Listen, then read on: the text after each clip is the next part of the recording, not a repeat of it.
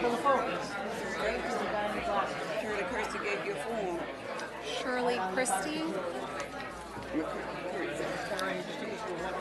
Yes. She wanted me to add my name to it. Oh, you can't do that, ma'am. You got to fill out your own. Oh, okay. Are you gonna speak under just public comment?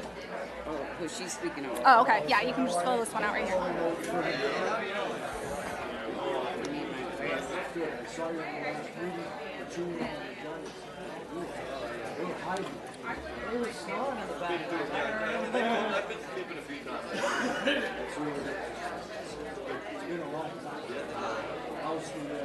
That you don't have to fill out. Your address right here.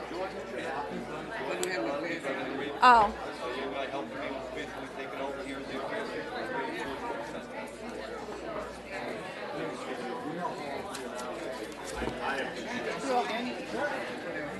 Let me see.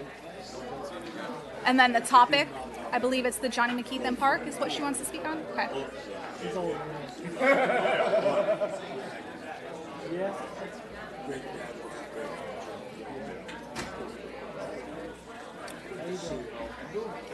And then today's date, 5/21. Thank you, ma'am. Thank you. Yes, thanks.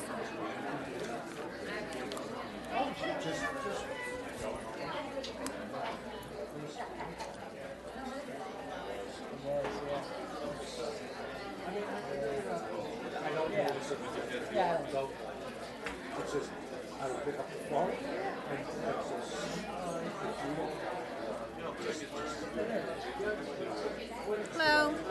Good. Do you want to speak on a particular item on the agenda? Yes. Okay, it's this one right here.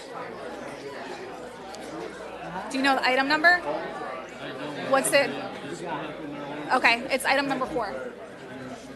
Mm-hmm.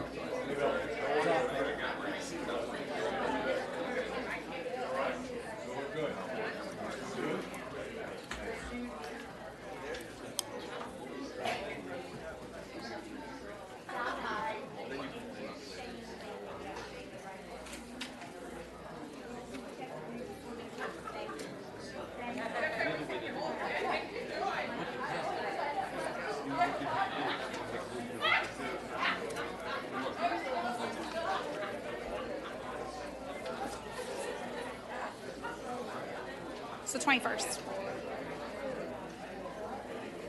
Thank you.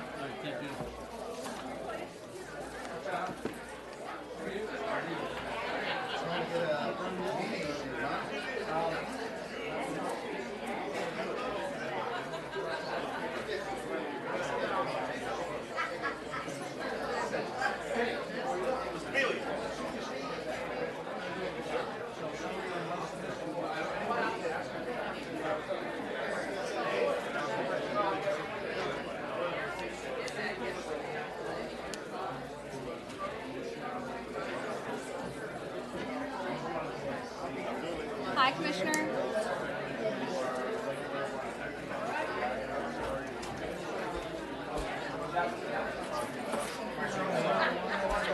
Is there an item? Yes, it's item number 4. Okay. I don't know. Yes.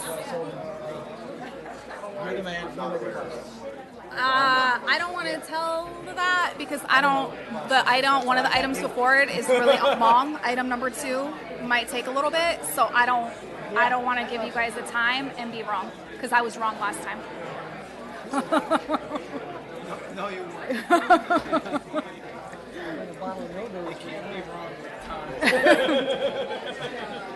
Oh, mine is? Okay. Yeah.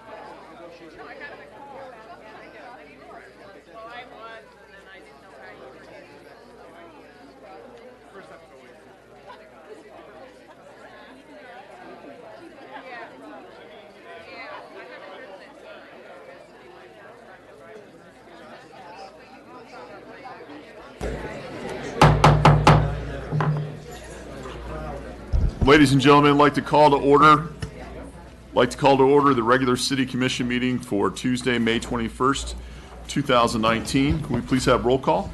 Commissioner Hudak. Here. Commissioner Parnes. Here. Commissioner Preston. Here. Vice Mayor Drosky. Here. Mayor Gans. Here. Would everyone please stand for a moment of silence and our Pledge of Allegiance?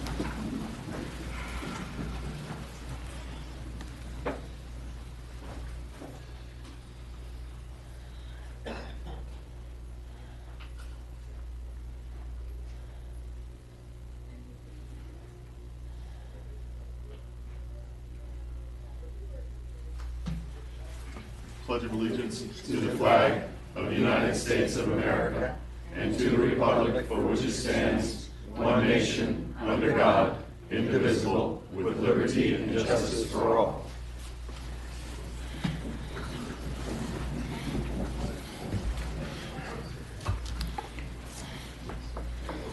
If we could have acknowledgement of the city board meeting minutes for code compliance, September 11th, 2018, non-uniform retirement committee meeting minutes for November 13th, 2018, and February 11th, 2019. The Marine Advisory Board meeting minutes for May 17th, 2018. Cultural Committee meeting minutes for March 11th, 2019. Education Advisory Board meeting minutes for February 6th, 2019, and March 6th, 2019. Community Appearance Board meeting minutes for January 9th, February 13th, February 27th, March 27th, and April 10th of 2019, and our Planning and Zoning Meeting Board minutes for April 4th, 2019. So moved. Second. Motion is second. All in favor say aye. Aye. Those opposed? Passes unanimously. Our approval of our City Commission meeting agenda. And if it's possible, I'd like to see that we move up item number 15 and item number 11 to right after our presentations. No objection. Second. We have a motion, Commissioner Hudak, second by Commissioner Parnas. All in favor say aye. Aye. Those opposed? Okay. Our first presentation is to honor National Safe Boating Week. According to the U.S. Coast Guard, nearly 70% of fatalities are preventable and caused by drowning. Life jackets are the lifeblood of safe boating. During National Safe Boating Week, we seek to raise awareness to improve safety and reduce accidents in our nation's waters. The Coast Guard offers these tips to reduce risk. Don't drink alcohol. Take a safety course, get a free vessel safety check, and know about carbon monoxide. The extra effort that goes into taking these kinds of precautions will help create fun-filled adventures for you and your family. And the City of Deerfield Beach is calling upon all of its citizens to be boat smart, boat safe, wear a life jacket, and practice safe boating habits year-round. Now, therefore, I, Bill Gans, Mayor, do hereby support the goals of the North American Safe Boating Campaign and proclaim May 18th through the 24th, 2019 as National Safe Boating Week and the start of the year-round effort to promote safe boating. We have Flotilla Commander Bruce Freed, Vice Flotilla Commander Jack Doyle, and our past Division Captain and National Safe Boating Week Chair Gwen Lays here tonight to accept this. Thank you.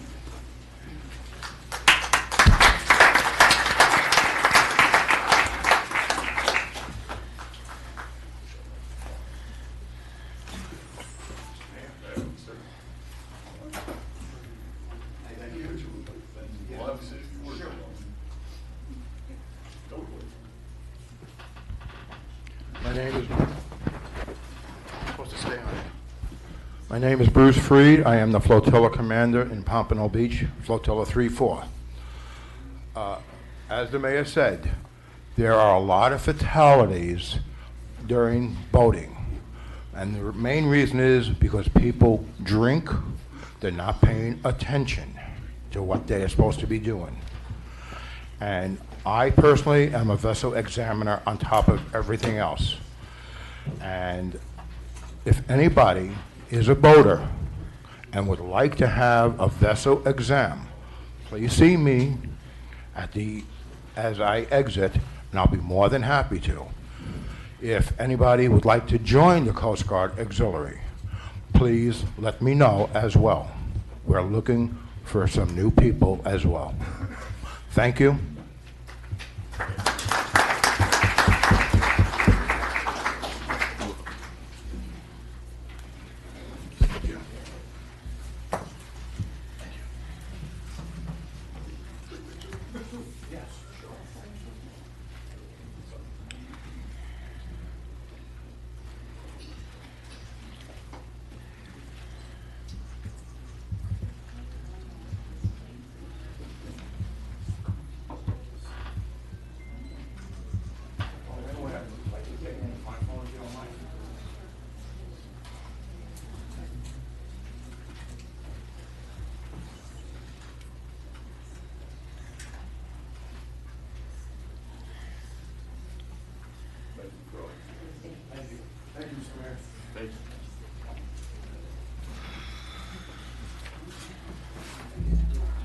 We have item number 15 that we're going to move up first.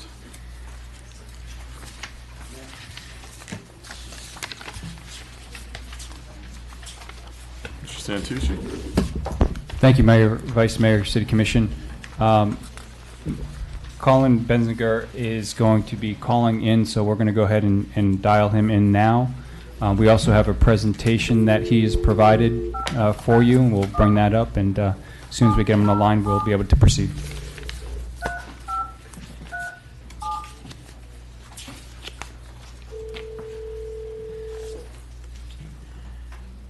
Public knows what this is about. Colin Benziger. Oh, Colin, can you hear us?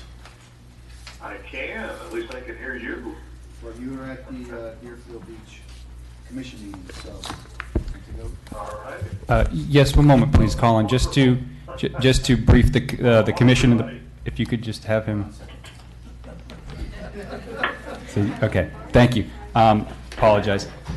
Just a reminder that this item was brought before you on the last City Commission meeting, where the City Commission made the determination to move forward with an agreement with Colin Benzinger and Associates for the recruitment process of the city manager. So we have him on the line to talk to you in more detail about the recruitment process, and obviously looking for a motion to enter into that agreement should you choose to do so. Okay, and I will, Colin, if you can hear me, I'm going to turn it over to you now. Okay, so I'm sorry, you turning it over to me? I couldn't quite hear. Yes. Okay, all right. Well, if anybody's having trouble hearing me, please let me know. My understanding is that you'd like to know a little bit about the process and have me discuss it with you. The first thing I would say is that, by way of introduction, I've been doing this, I guess I'm in my 22nd year now. Started in Florida, started from scratch, and it took a little while to build the business. But since about 2004, we've done about 70% of the city and county manager searches in the state of Florida. And it's, just based on our reputation. People seem to like our work. I don't want to seem too,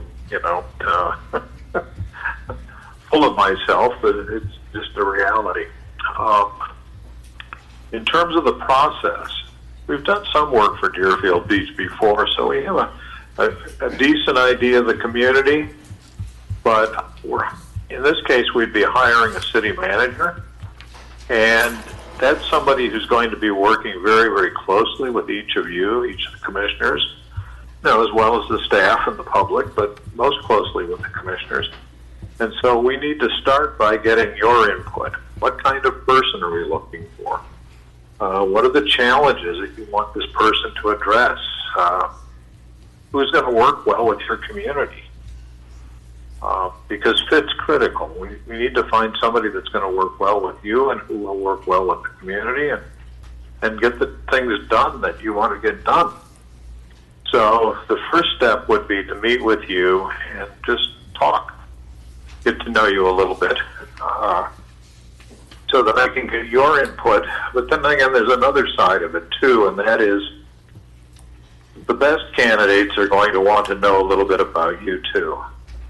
So it's important for me to get to know you so that when I talk to the candidates, I can talk about, who you are, how you feel, and your interests, and how you work together, and all that good stuff.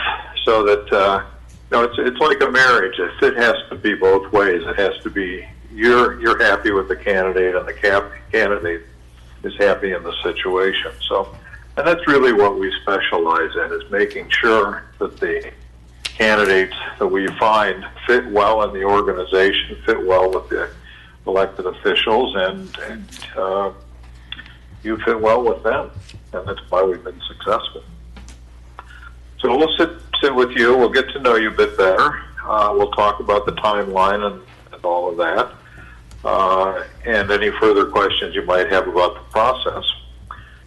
We'll finalize a brochure, put that information together, let you take a look at it, make any changes you think are necessary, and then we'll go out and scour the country to find the right person for your job. Find the right person, the person that's going to fit. And then once we've done that, it normally takes about 3 weeks, and we use 3 processes, 3 to 4 weeks. We use email. We have a great email list. It's got about almost 14,000 people on it. We think we've got pretty much every city manager in the country of any size on that list. So that's a good way to get the information out. We use the trade press, the ICMA newsletter and such, because if we are missing somebody, they'll probably read the ICMA newsletter. Now, we think our email is a little superior, quite frankly, because the email comes right to their desk and they'll see it. The ICMA newsletter, they may be busy that day and not read it. We will also do outreach. Once we know what we're looking for, we'll try and identify candidates from similar communities with similar issues that have the right background, the right aptitude, the right personality, and encourage them to apply. Once that's happened, that takes, as I said, 3 to 4 weeks. I think on the schedule I gave you, it's about 4 weeks. And then the next step is to screen those candidates. People can look great on paper, but they may or may not be able to really do the job. So we'll screen those candidates. Basically, I'll go through all the applications. I'll pick out the ones that look the best, and then I'll call each of them. Now, some of them I'll know already, because I've been doing this for 20 years. But some of them will be new. And I will ask them somewhere between 10 and 15 questions, just basically to gauge their management style, see if they really seem to be who they say they are in the resume, see if they can handle the issues that Deerfield Beach has. And assuming they pass that test, so to speak, then I will turn them over to my staff. And what we ask each candidate to do is to write a little introduction. It's about 15 questions again. It's not meant to be lengthy. It's just to be an adjunct with to their cover letter and their resume. And then we'll also ask them for about 20 references. It's their current council members or elected officials, some prior council members, or commission members, the city attorney, the external auditor. We want to make sure they know how to manage the money and to do so legally. We'll talk to some community activists. We'll talk to some of the staff, people that have worked for them. If we can, we'll talk to some newspaper reporters. We will, see who else is in there. That's, the Human Resources Director. All told, it is about 20 people. We know we're not going to reach everybody. People will be on vacation. Some just won't call us back. But our idea is to tell them who we want to talk to rather than, getting references from their 5 best friends.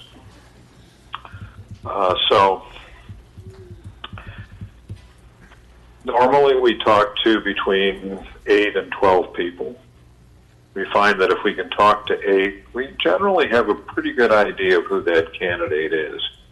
And if there's something we need to know about that candidate, somebody will let us know. we search the internet and do newspaper archive searches. Well, you know, what we find is that the newspapers, the internet's great, but the particular item we're looking for or we might need to know about, if you do a Google search, it might be on page 836, and we'll never get there.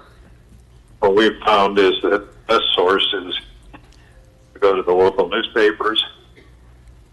You know, something like the Sun Sentinel is great, or even better, if there's a little weekly newspaper, they'll do pretty good coverage usually, and we'll take all the articles that talk about the candidate in a good way, in a bad way, and then we'll take articles that show what kind of issues the individuals dealt with. And then we'll also run background checks. We're going to do criminal records at the state, county, and federal level. We're going to do civil records checks at the county and federal level. We're going to do credit and bankruptcy. We're going to take a look at driving record. Sometimes we find people that have lead foot. It's kind of interesting in a way. And they're a little concerning sometimes when you see a city manager that's been ticketed a few times at over 100 miles an hour. Let's see. So when I'm all done, all of this is going to come together on my desk. It'll be their resume, their cover letter, their introduction that I mentioned. It'll be the criminal, all the background checks, the criminal, civil, all that, the references, and then the newspaper articles. And of course, we realize that not all newspapers are fair, and so we take that into account. But all that information comes together on my desk. I'll review it, and then I'll pick the ones that I think are really the best fit. And typically, it's 8 to 10 candidates. Could be as few as 6. It just kind of depends. I mean, Deerfield Beach is a good-sized city in terms of most of the cities in the country. There's only about a little over 400 cities that have a population over 50,000. So it's not like everybody's going to be qualified for this job. At least 400 cities with the city manager form of government. I think it's probably 450 to 500 at this point. Let's see. So we will send that material to you. It comes electronically. We'll give you a week to go through it, and I'll be talking to you during that week. If you have any questions, any concerns, you can just ask me. And then after about a week, we'll have a public meeting, and we'll talk about the candidates. We'll decide who we want to interview, who do you think's the best fit. I can get you in the ballpark. I can find 8 or 10 really strong candidates. But when you go through the material, you'll see things that I'll miss because you know Deerfield Beach a whole lot better than I do. And so you'll pick the 5 that you like, say, roughly 5. And about 2 weeks later, we'll bring the candidates in, do a tour, do a public reception so the public gets a chance to meet them. We'll do one-on-one interviews with each of you, kind of a round-robin thing. And then we'll have a full commission interview where each of the candidates will come before you one at a time.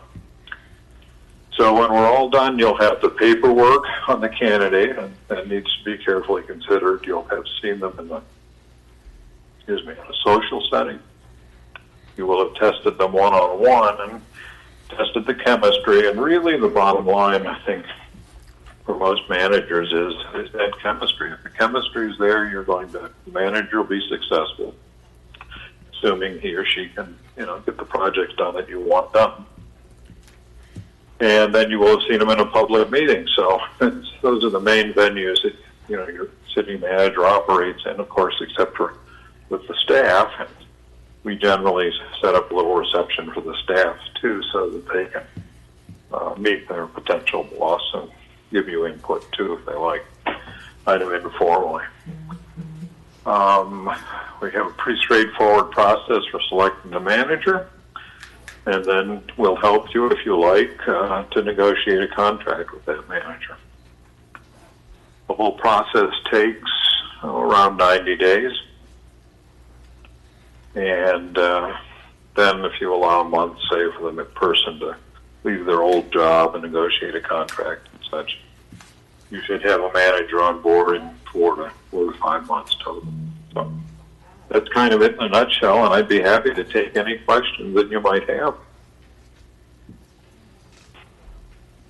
Commission, do you have any questions? I do. Commissioner Preston?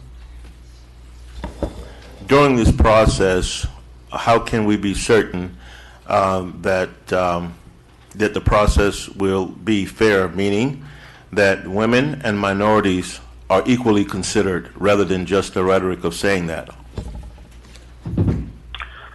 Well, we go out of our own we don't. Well, what we found is that minorities and women, what they really need is just the opportunity. They're not looking for a special privilege or anything, and we focus on making sure that they know they'll have that opportunity. And what I would say is that typically about 40% of our finalists are either minorities or women or both.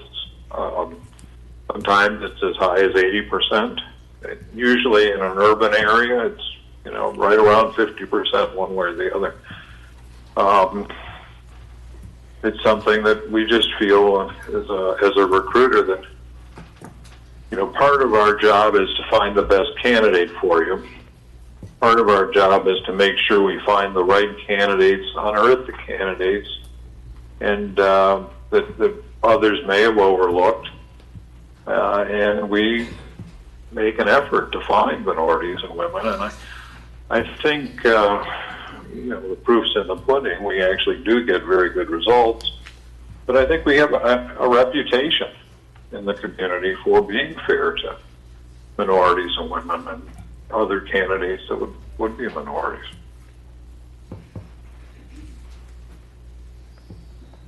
Is that enough? Anyone else? No. Okay, thank you very much. Okay.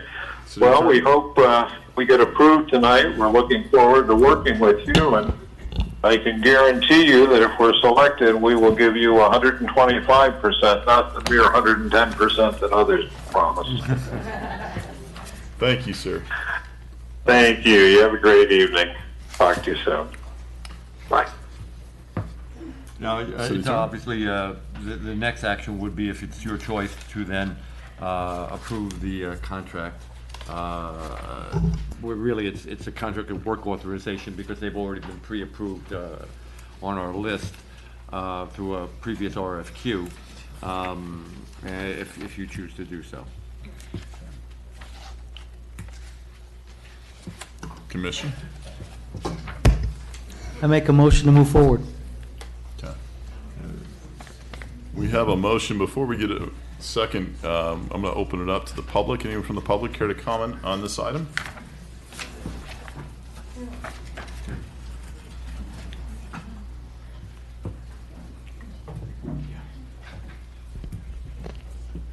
Name and address for the record, please. Gwendolyn Clark Reed, 1430 Southwest 6th Way, Deerfield Beach. What is the cost of this? We'll get that question answered for you. Thank you.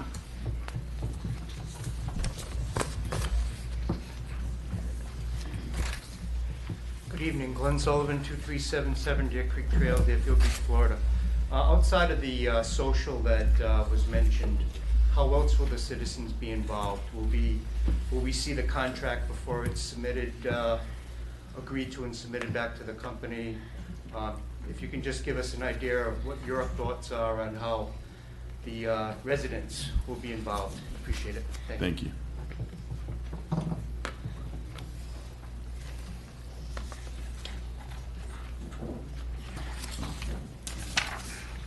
Joe Hines, 559 Northwest 47th Terrace. I had a couple questions. One of them was curious because the on the backup, 155-page backup you all provided to citizens, there was a contract signed with Burgess Hanson on 8/20/117, and I just wondered with the same contractor with, and I just wondered what was that for, and was somebody hired for that position at that time?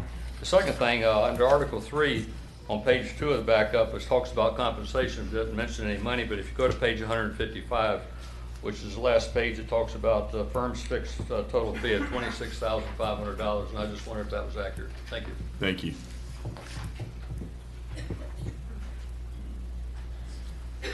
Anyone else in the public? We'll close it to the public. Yes, please. The two issues, the compensation is $26,500. The contract that is enclosed is I believe, the continuing contract for the contract that's in the backup appears to me to be, the city undertook an RFQ to get competitive proposals for executive recruitment services. This was done in 2016. 3 firms were retained, I believe. I believe 3 firms were retained. One of the 3 is Mr. Benziger. The purpose for doing the RFQ is to get a list of firms that we could go to without having to do another RFP, so we wouldn't have to go through a 2 or 3 month process right now. So the RFQ was just a request for qualifications for each candidate, and the city chose 3 firms. One of them was Mr. Benziger's firm, based upon having the qualifications to do executive recruitment services. So that process has already occurred. So now it's a matter of choosing one of the 3 on our list. We have a list, so we don't have to go out and extend the process for a new RFQ. What is being recommended is Mr. Benziger firm. They have done, as you can see, a lot of searches, and that's obviously a commission decision, but that's how we have gotten to this point. The RFQ was RFQ 2016-17/28. That's what you see in the back. I would imagine any contract that we're going to discuss, bring forward would be discussed publicly at that time for the public to have that. Well, what we were hoping for is that you recommend the contract, and it's $26,500. It's going. We're talking about the contract for the city manager. Oh, wow. Oh, yes. I'm sorry. And that's not going to be for $26,500. Okay. We can only hope. Commissioner Parnas? We have an interim city manager. If we so decide down the road, just because we hired this firm and interviewed their candidates, that we have the best candidate sitting here, is it our option to retain him as the manager? Yes. Thank you. Commissioner Hudak? I would actually recommend that Mr. Santucci be part of the interview process along with other candidates. Okay. Thank you. Commissioner Preston? Do we know that Mr. Santucci wants to be a part of that process? Great point. It might be a long 90 days. You never know. Okay. Is that it? We have a motion from Commissioner Hudak. We have a second.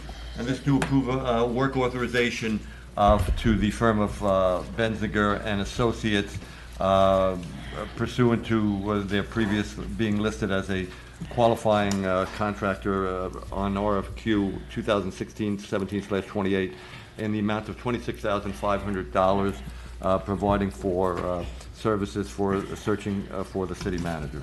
And we have a second by Vice Mayor Drosky. We have roll call, please. Commissioner Hudak? Yes. Commissioner Parnas? Yes. Commissioner Preston? Yes. Vice Mayor Drosky? Yes. Mayor Gantz? Yes. We have our next item, which is item number 11, report from Reuben Turnbull and Associates. City Manager? Yes, thank you, Mayor. With the closing of the Florida legislative session, I thought it'd be a good idea to bring in our state lobbyist firm to come in and provide the City Commission and the public with a recap of the events that occurred and some of the legislation that was passed, particularly as it may apply to the city or things that we may have had our eyes on up there in Tallahassee. So without further ado.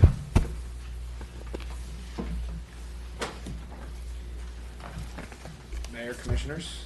Thanks for inviting us here tonight. My name is Matt Sacco from Rubin Turnbull and Associates. I also want to thank you all for having the faith in us to represent the city and your interests in Tallahassee, so we appreciate that. I'm joined by my colleague Amy Bichelia. She's sitting back here, and I'll give a brief presentation and be happy to answer any questions that you might have after.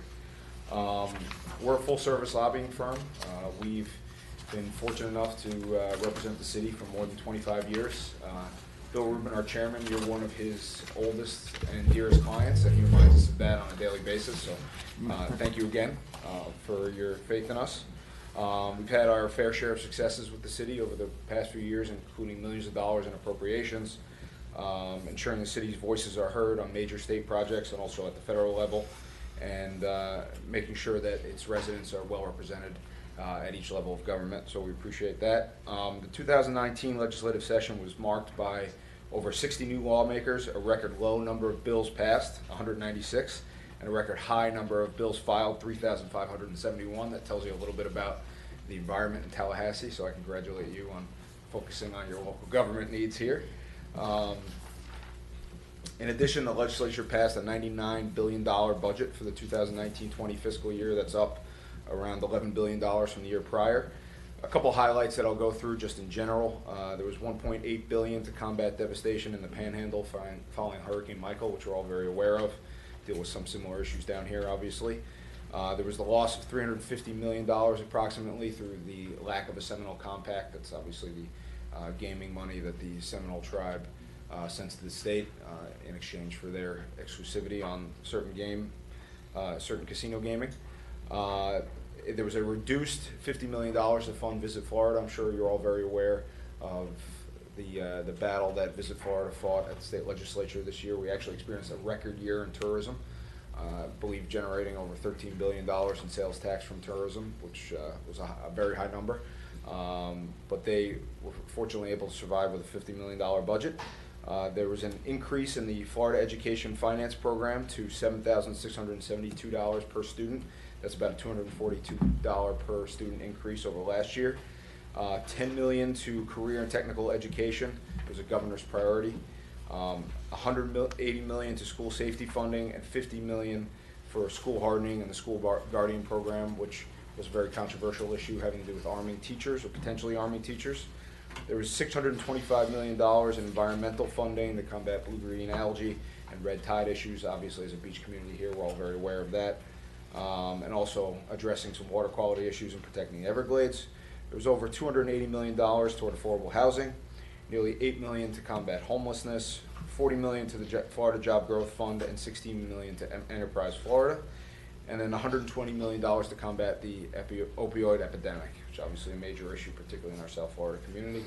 Those are just some of the highlights. I can obviously delve into more details if you'd like me to. Legislatively, a number of key bills passed.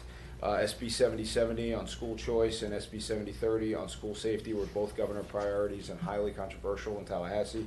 Another controversial issue, SB 168 on sanctuary cities. A number of health care issues were championed by Speaker Jose Oliva, including allowing the importation of FDA-approved foreign pharmaceuticals. That was also a governor priority. The use of smokable marijuana and reform to certificate of need for new hospitals and services. We passed some comprehensive criminal justice reform, including raising the felony theft minimum from $350 to $750, bolstering some inmate reentry services and making it easier for convicted felons to acquire occupational driver's licenses. And of course, another contentious issue, the implementation of Amendment 4, which is the felon voter restoration rights. Contended by most Democrats that there was no need for implementation of Amendment 4, contended by Republicans that there was a need for implementation. So that was also a contentious issue. The legislature also passed a texting while driving ban and a tax cut package that included funds from future voter referendums being shared among public schools and charter schools, and a reduction in the business lease tax. On behalf of the city of Deerfield Beach, our group championed a number of your budget and policy issues. On the budget side, we're pleased to report that the city received 3 key line items out of the 5 requested. We received $195K in funding for the Deerfield Beach Daycare Center that was fully funded, $200K for the Deerfield Beach Memorial Park that was also fully funded, and $425K for your beach lot projects, which was came a little bit under the $500K that was originally requested. We had two other items that were not funded, and these will be part of the budget that finds its way to the governor's desk very soon, and we're continuing to lobby the governor's office to make sure that those are signed into law. On the policy front, we were able to help significantly neuter the CRA bill, HB 9, by Representative Lamarca, so it did not have nearly the negative impacts on the local CRAs in the city that we thought it would when it was originally filed. I know you were interested in SB 82 vegetable gardens, which passed, as did HB 127 related to permit fees. And fortunately, the governor vetoed the straw ban bill, so it's not something that we'll need to deal with this year. That said, Reuben Turnbull will continue to leverage its strong relationships with leadership in the legislature, the governor's office, the cabinet, and also federally to ensure that the city of Deerfield has a voice on all key issues.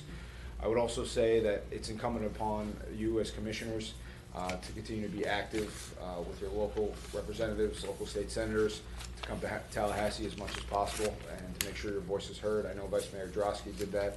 I know you all have in the past, and I'll continue to urge you to do that in the future. We look forward to hosting you and look forward to continuing to spread the message for the city throughout Tallahassee and with key decision makers. And to that, I'm happy to answer any questions, and Amy's here to answer any questions as well. Thank you. Can you tell me what were the two items that we did not get funding for? Yeah, one was a higher DFB program, which I think was $100K, and then the second one was a acquisition of specific lots that I think the ask was about $1 million. Okay. I will just say to that that one of the governor's priorities since he took office was selling off government properties at a very high rate. So I would consider it a success that we got the $425K in the budget for the beach lots, and we'll continue to champion the needs of the city in acquiring other properties as we move forward. Excellent. I think obviously the city has a good message in terms of your differentiator from some other governments that are looking to acquire property, and we'll continue to spread that message. Thank you. I do want to thank your firm also, because I know you were very successful in fighting the puppy mill ordinance preemption that was being attempted by certain ones in Tallahassee, so thank you. And we actually have a managing partner, Heather Turnbull, who would literally burn the Capitol down if anybody tried to mess with puppies, so we're happy to work on that issue. Outstanding. Thank you. Commission, any questions? Vice Mayor Drosky. No, I just want to thank Matt in particular and his whole group, Amy and his folks in Tallahassee. They do a great job for us. It's a lot of hard work, and they run around that Capitol like fiends up there. So for us to scratch and get every penny that we can, it's well earned. I would just ask, we'll set our priorities, for the upcoming session, which begins in January. So I know it's a quick turnaround. The bills are going to be filed soon. I would just ask, the Florida Forever program was allotted $50 million.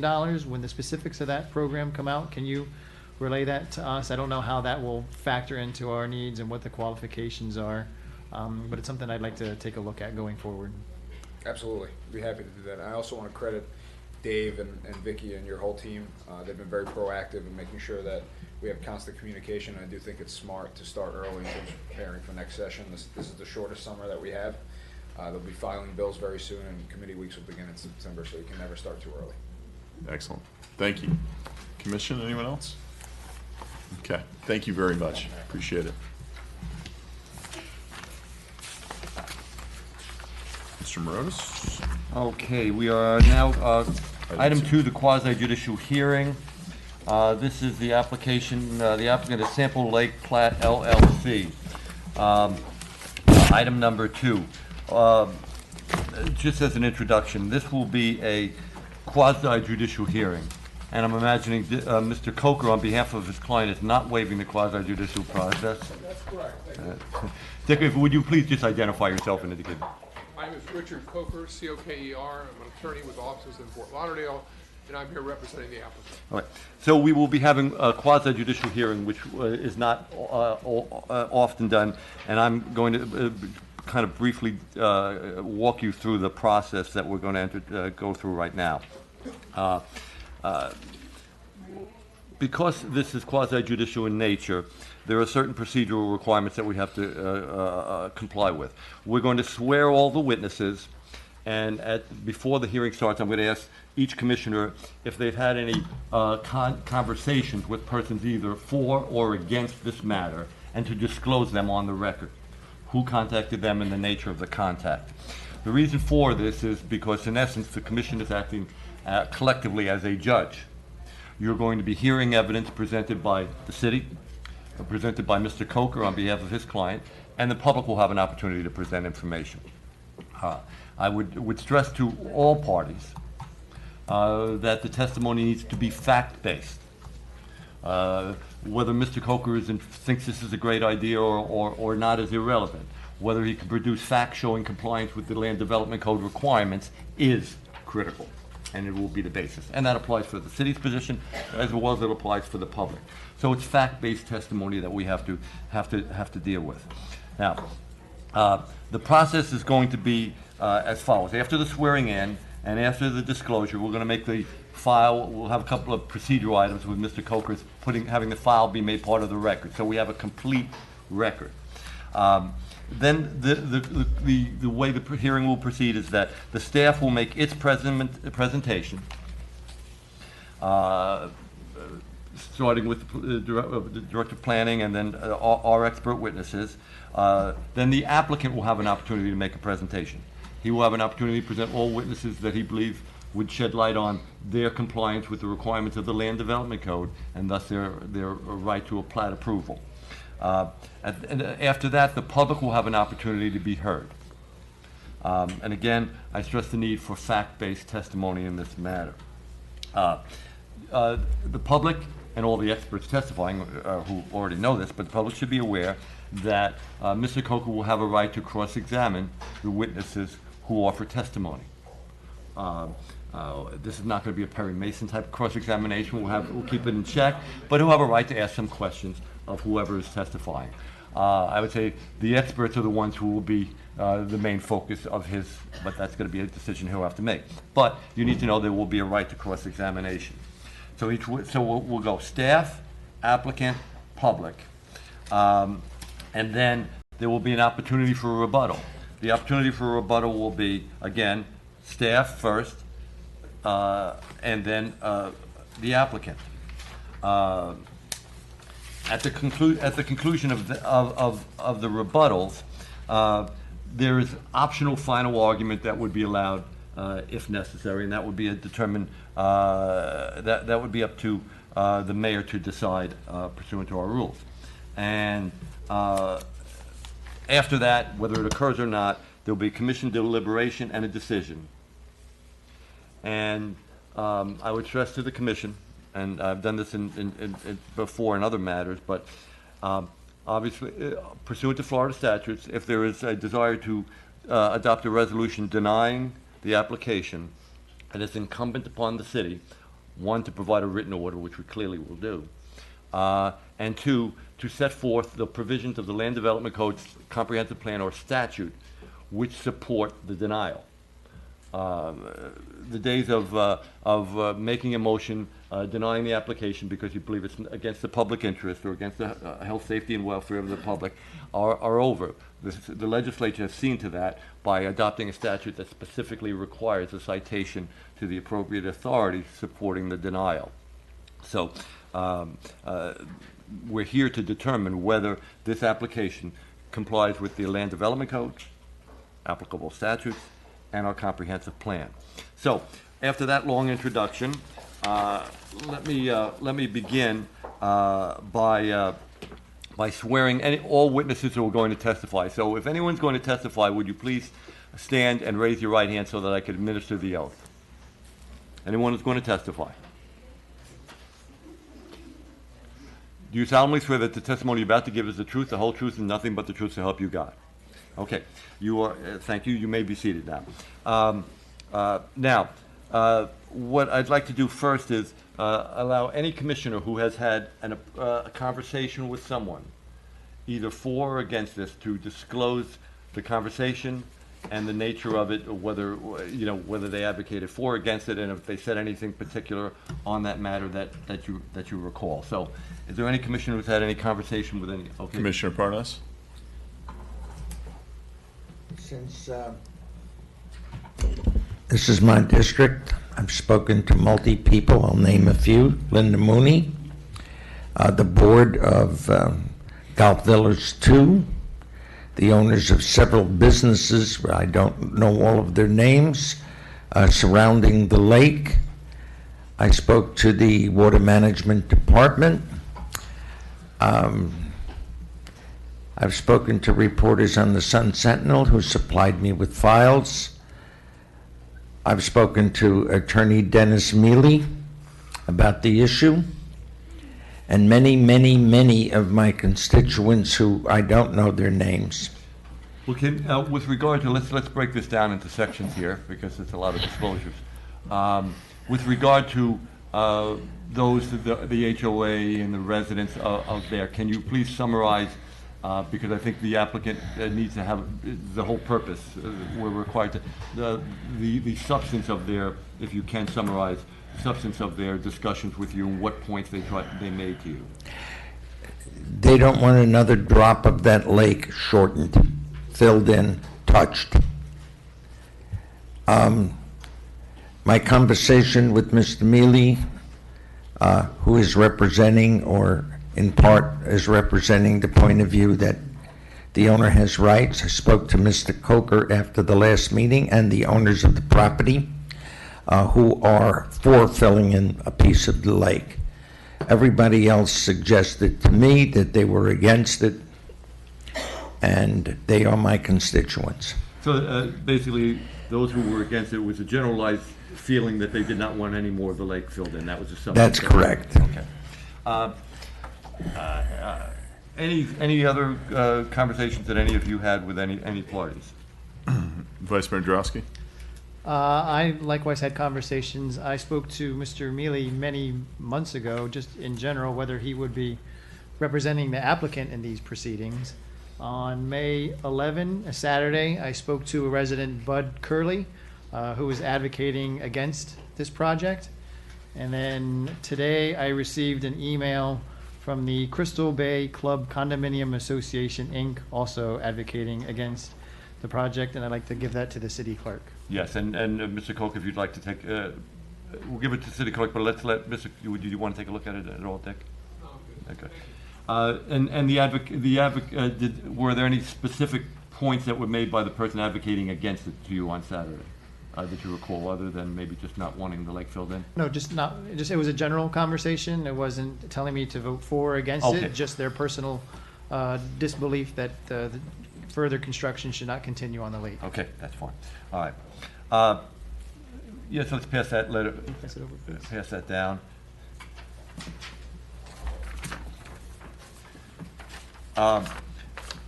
Now, at this point, Mr. Koch, if you would step forward, I just want to take. I believe the city clerk has relied on. Does she need to say something first? City clerk? Yes, thank you. Pursuant to City of Deerfield Beach Code of Ethics Ordinance 2009-006, campaign contributions were made by the applicant's representative and are included in the agenda backup. Mr. Coker, you've seen the file that is on the record as part of the backup, I believe. And what we would like to do is make that file, all staff memos, part of the record at this hearing. Is there anything that you particularly would like to add to that, or make sure that's marked? If I may, I have, and I've been passing this around to the staff for the last week, and I'd like to hand out the exhibits and what I'm going to rely on. Are you going to then present them one by one at your? Well, I can do that. No, it's up to you. It's up. No, I'm not asking you. Yeah. But I submitted them. These are all the exhibits except the PowerPoint presentations were submitted along with the application, and were part of the application for the last many months. They just didn't make it into the staff backup for whatever reason, the commission backup.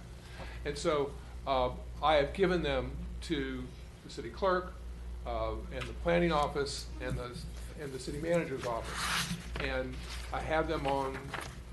I guess they're on the city files. No, and I'd like to give you an exhibit list with all those things. That's fine. Give it to the clerk. Yes. If I can give it to each one of the commissioners.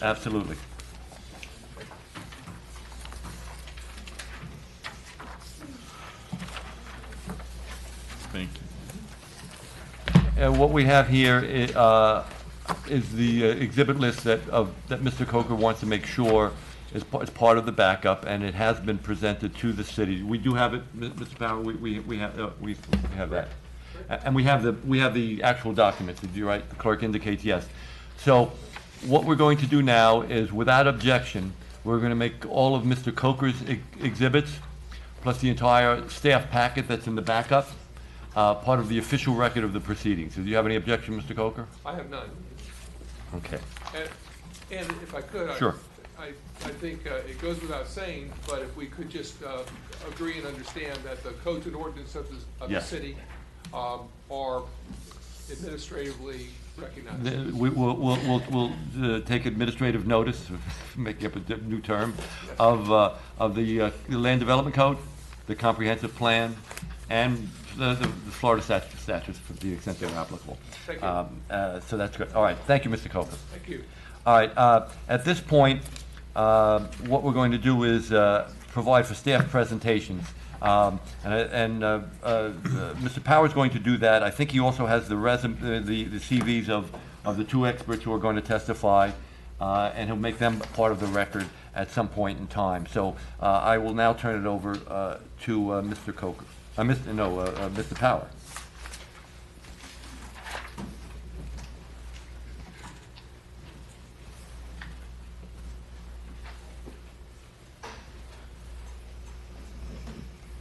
Good evening. Eric Power, Director of Plan Development Services. Sample Lake Property LLC is seeking approval to plat 28.857 acres of existing berm and water body. There are two current zoning categories on the property. A portion is Zone S2 and a portion is Zone B2. Please note that both these designations are county zoning designations, and in addition, the property has two land use categories. One is commercial and the other is recreation commercial. Again, these are both Broward County designations. Attached to item 2 of your agenda this evening, as Mr. Mrose indicated, is the item titled Sample Lake Plat LLC. The item is 498 pages and includes the face sheet, resolutions, public hearing notices, public hearing notice maps, development review committee summaries, reports, plat applications, disclosure affidavits, proposed plat, the applicant's traffic impact studies, and the applicant's letter of submittal in response to staff, and a memo from Weiss Sirota regarding the plat and berm. Of concern to staff are the outstanding comments provided in the attachment, of which are comments related to the environmental services and the city's traffic consultant. Representatives are here tonight to further discuss their comments. Resumes of each person, including myself, are also being provided to you tonight for the record. As these comments are directly related to the requirements of a plat application, staff has been unable to approve the comments per the applicant's request for the following reasons. Article 1, Definitions and Terms of the Land Development Code, provides the following two sections. Section 98-9 is compliance with the comprehensive plan required for approval. No permit or approval for development of land, site plan, plat, or building permit shall be approved which does not comply with the goals, objectives, and policies of the Deerfield Beach Comprehensive Plan. Also, Section 98-10, site plan or plat to be compatible. No site plan or plat shall be approved absent to a finding by the City Commission that the site plan is compatible as that term is defined herein. In addition, please note that Section 98-17 of the Land Development Code, titled Development Permit Requirements, states, the City of Deerfield Beach shall approve no plat, site plan, or building permit until it has made the following determinations. Of these determinations, please note the same section 13 states platting. The platting requirement as set forth in the same city's adopted comprehensive plan and Broward County land use plan have been met. Of these determinations, please note the same section 14, which states the development permit is consistent in all aspects and satisfies the requirements of the Deerfield Beach Comprehensive Plan. Of these determinations, please note the same section 15D, which states the proposed development shall include improvements or modifications either on-site or within the public right-of-way to mitigate adverse impacts such as traffic, noise, odors, shadow, scale, visual nuisance, or other similar adverse effects to the adjacent neighborhoods. These improvements or modifications may include, but shall not be limited to, the placement or orientation of buildings and entranceways, parking areas, buffer yards, alterations of building mass, and the additional landscaping. Where commercial uses are directly adjacent to residential uses, measures shall be employed to restrict the ability of patrons of the commercial uses to disturb or intrude upon residential areas from the lot parcel upon which the commercial use is located. Such measures shall be made as part of any approval. A specific note to this 98-17-15D is the applicant has outstanding comments from staff relating to traffic and adverse effects to adjacent neighborhoods. These comments are further expressed in specific sections of the City Comprehensive Plan, which is stated as follows. For the future land use element, 2.6.2, concurrency management.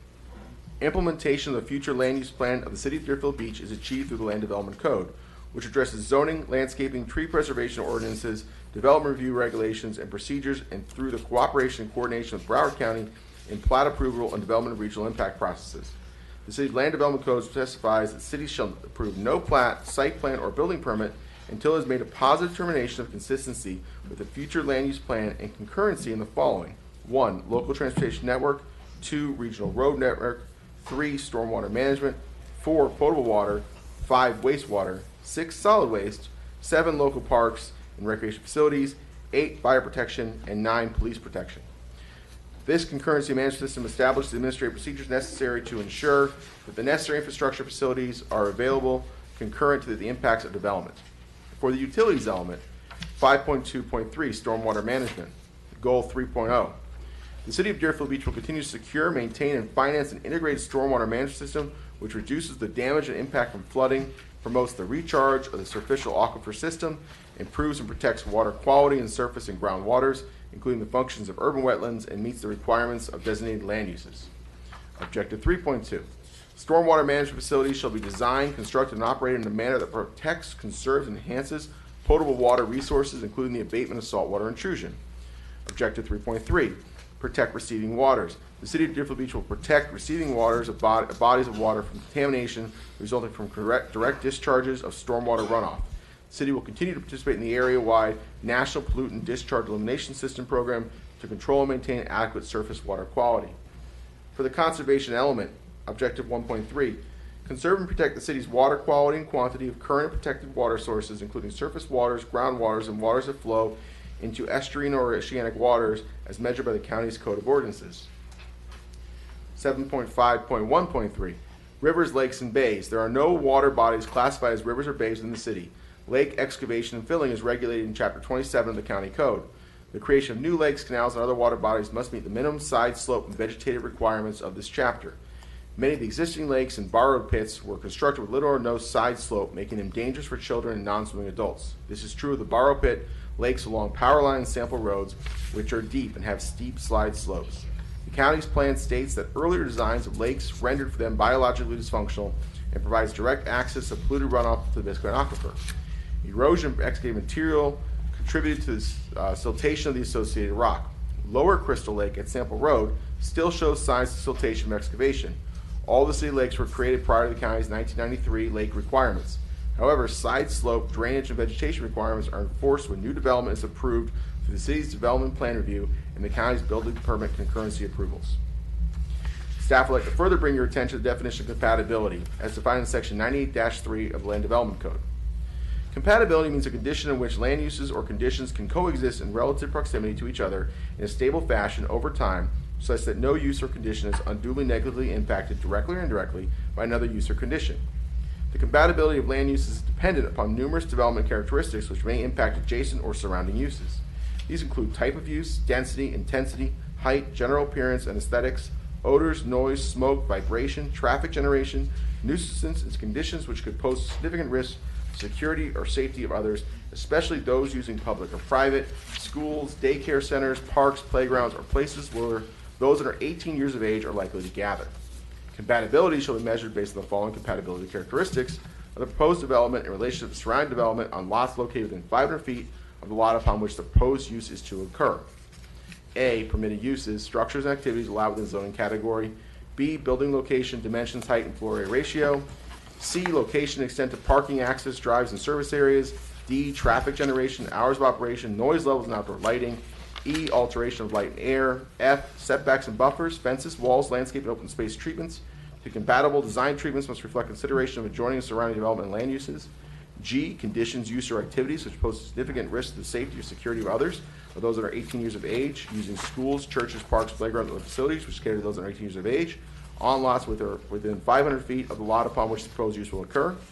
H, outside activities associated with the proposed use which could interfere with the peace and or tranquility of residents or pose significant risk to the safety or security of children in public or private schools, daycare facilities, churches, parks, playgrounds, and other places that cater to children under the age of 18, or places or regularly provide facilities for such children to gather located on lots within 500 feet of the lot upon which the proposed use will occur.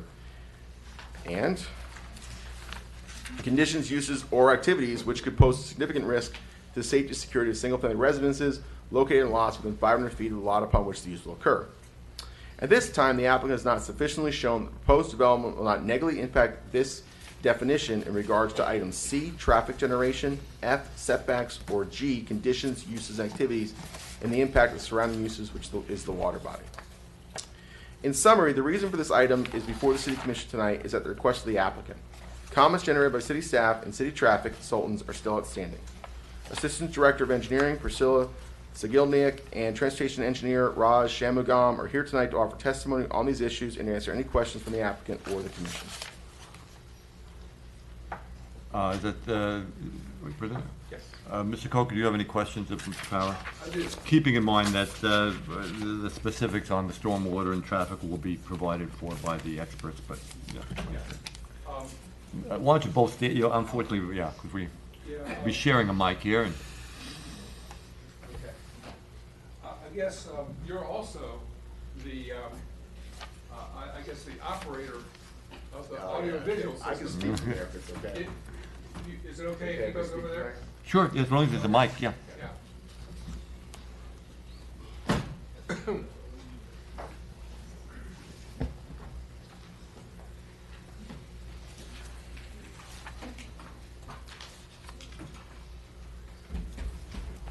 Could I ask you to bring up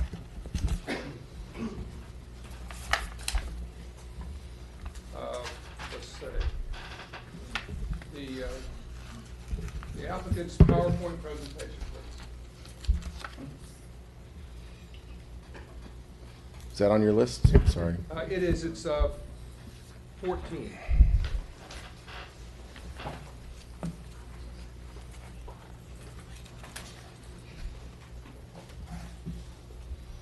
Updated file. This is the one? I'm sorry. I think this is the one. It's 14. Yeah.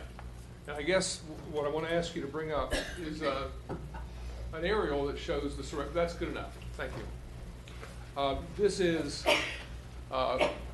in Exhibit 14, Sample Lake property aerial. Now let's just go around and talk about compatibility, since that was an issue that you raised. If you could just zoom it just a little bit more. Yeah, that's about right, okay? So in the exhibit, which is called Sample Lake Property Aerial, the Sample Lake plat is outlined in red, correct? Yes. Okay. Directly, and north is up. North is up. Directly west of the Sample Lake property plat is a development, I know it is, the Rowan replat. I think you've had applications shown as the 1801 building, is that correct? Yes, it's a commercial use. It's a commercial use? Okay. In fact, you just had a site plan amendment approved for that, correct? Yes. For what? For a Chase Bank. For a Chase Bank, and then there's an office building? An office building, yes. Correct? Okay. And directly to the west of, and your cursor is there now, west of the Rowan replat or the 1801 building is a governmental services building? What is that? I believe that's a tile store, and then the next one over is. Okay, so the large white building there is a tile store, which is a commercial use? Commercial use. Okay. It's along Sample Road. Mm-hmm. And then to the west of that is what? It's an office building. It's an office, is it a governmental services building? I believe so. Okay, all right. And then right to the north, if I could walk over here and just point, please. Your shoulder doesn't go up that far. North of here is this facility right here. Yes. That is a Geo, used to be a Whack-and Hut facility. It used to be a security facility. Yeah, now, yes. Yes, and it is now. Mm-hmm. Okay.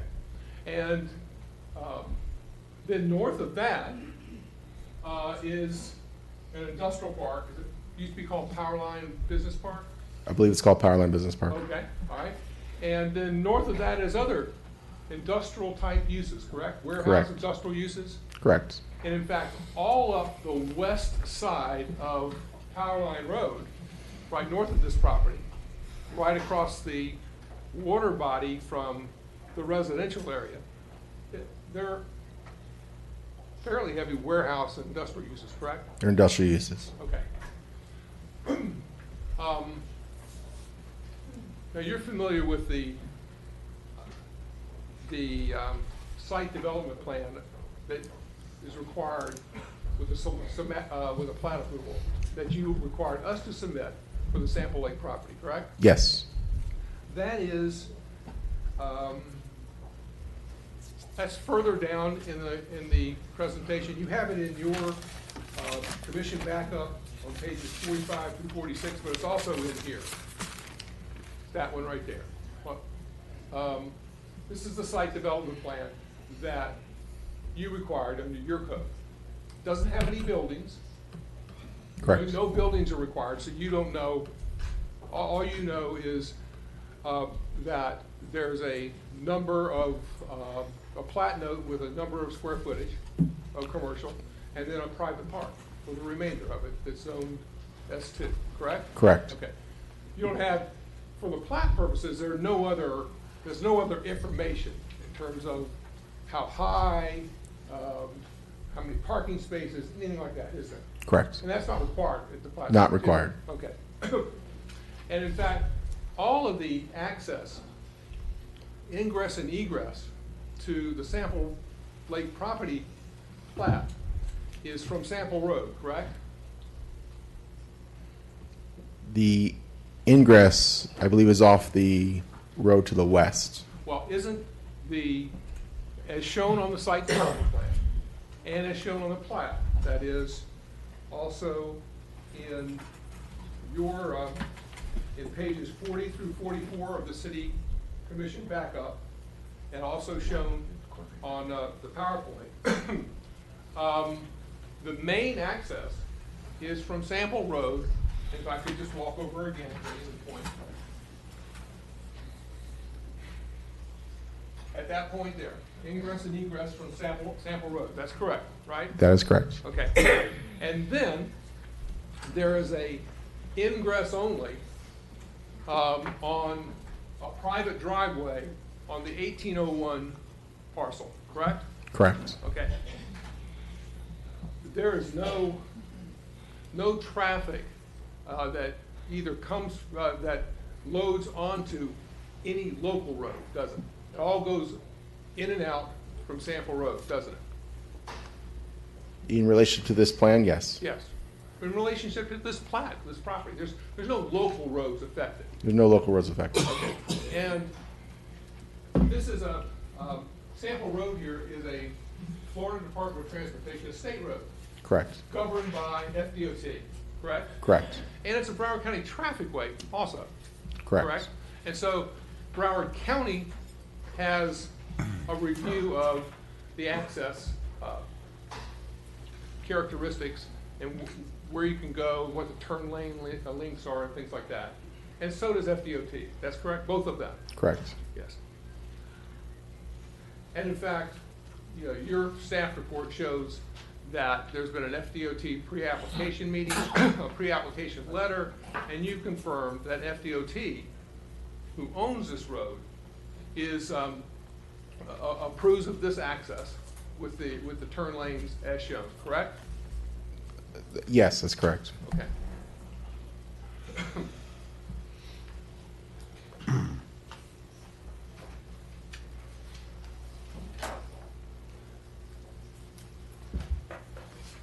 Excuse me. So we're here for a plat approval. So let's just go up the chain a little bit. Let's talk about when you're developing property. I mean, the property has to be properly land used, right? Correct. So that's kind of the top of the tier. So you're not going to get any approval unless the land use is consistent. If you want a commercial use, it's got to be a commercial land use designation, correct? Correct. Then the second step is that the property has to be properly zoned. So the uses have to be consistent with the uses proposed on the plat or whatever, have to be consistent with the zoning code, correct? Correct. And you've determined in your staff report, in the DRC report, that the proposed uses on the plat are consistent with the land use plan and with the city zoning code, which you, as you pointed out, there's the old county zone, correct? It's the county code, correct? Right, okay. So these uses are consistent with the zoning. Yes. But when you have a zoning approval, it doesn't give you a right to fill any portion of a lake that happens to be on the property, does it? No. And when you have a land use plan approval, it doesn't give you any right to go out and dig or build anything right away, does it? No. There's a development process that you have to follow, correct? Correct. Okay. I mean, the next level down is the plat. The plat is required in order to develop property that has a principal building on it. Isn't that the rule basically in Broward County? For the plat, For plat, right. it shows the development of the uses that are approved. Well, that's the plat note, but the plat itself is required under the county's land use, development code prior to the development of any parcel that has a principal building. Isn't that? the Yes, rule? principal, yes, Okay, that's correct. Okay, all right. But when you get a plat approved, it doesn't give you a right to build any particular building or turn one shovel of dirt, does it? No. Okay. With a plat approval, you can't go out and do anything, any piece of land development, anything whatsoever to that property, can you, without other approvals? Correct. Okay. The next step is a site plan approval. Okay. Usually that occurs sometime after the plat or concurrently with the plat or something like that. And, excuse me, is that the site plan, when the developer has to show exactly what is going to go on the property in terms of where the buildings are, how you meet the zoning requirements in terms of parking, setbacks, landscaping, height, elevations, materials, all of those things. Isn't that true? Yes. Okay. You don't know that at the plat stage, do you? Not typically. No, okay.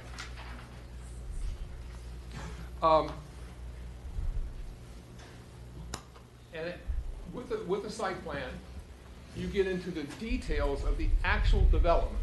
You're able to know where the parking lots are, what the grade of the parking lots are, how you're going to landscape the area and show whatever buffers or things like that. All those things are shown on the site plan, correct? Yes. But even after you get a site plan approval, you're not entitled to go, in this case, you're not entitled, even with a site plan approval, you're not entitled to put a shovel of dirt into that water body, are you? Correct. Okay. There are different levels of development after site plan approval that get into the real nitty gritty. Don't you need a paving drainage? And grading, yeah, trying to think of the third one. Paving, drainage, and grading plan approved that shows exactly the slopes, where the water's going, what the outfall is, and things of that nature?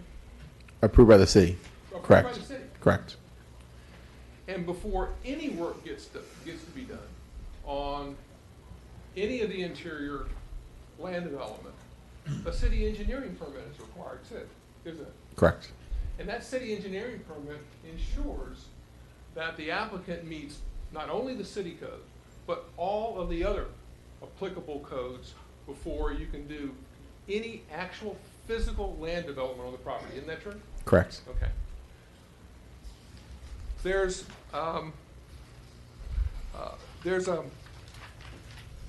are a lot of other permits that are required, and you mentioned those in your staff report. And they're required prior to the issuance of a permit, typically, aren't they? Correct. And that's like Broward County has at least, and we're going to have some of our people talk about these licenses, but Broward County has 2 licenses that I know of that you have to apply for and go through the process, and you have to meet all the Broward County standards for, is what's called a borrow pit reclamation license when you're filling in a lake. You're familiar with that, aren't you? I would actually have to ask if, yeah. Solid So it's waste. just solid waste license. Yes. Priscilla Right. says it's solid waste And license. Ms. Brenda Clark, our environmental expert, will be speaking briefly about that. And so they have to meet all of the requirements of the county code in terms of quality and quantity of water and quality and quantity of fill in order to get the permit or get the license and fill in the water body. That's correct, isn't it? That's correct. But they defer to the city. Well, we'll have Priscilla come up and. One at a time. Yeah, and just because I heard that. And in addition, the city engineering permit may put additional requirements that are particular to the city on top of the Broward County requirements. It'll all be in the city's engineering permit before you can do any land development, correct? That's correct. There's also a surface water management license you have to get through Broward County, which is usually a companion license, and Mr. Jablon will talk about that. But that's required before you can do any development. That's correct. Okay. The Army Corps of Engineers may require a permit or a license also. They may. Yeah, and that'd be required before the city issues any permit. You would want to see that. Yes, any federal license. Yes. And then ultimately, the city's building department will review specific and detailed plans for any buildings and structures that are on the property, correct? Correct. Okay. So we've got this sequence of events or sequence of approvals that are required before Mr. and Mrs. Polly, who own this place, can do anything, develop anything. Got to have the correct land use, zoning. You get a plat approval. Plat is a ministerial function. Usually it just goes right through. And then you get into the more detailed development, because we know that you can't do any land development whatsoever with just a plat approval. You need at least a site plan approval, and then even with that, you need the other licenses and the city permits, county and probably federal permits before you can turn a shovel on that property. That's correct. That is correct.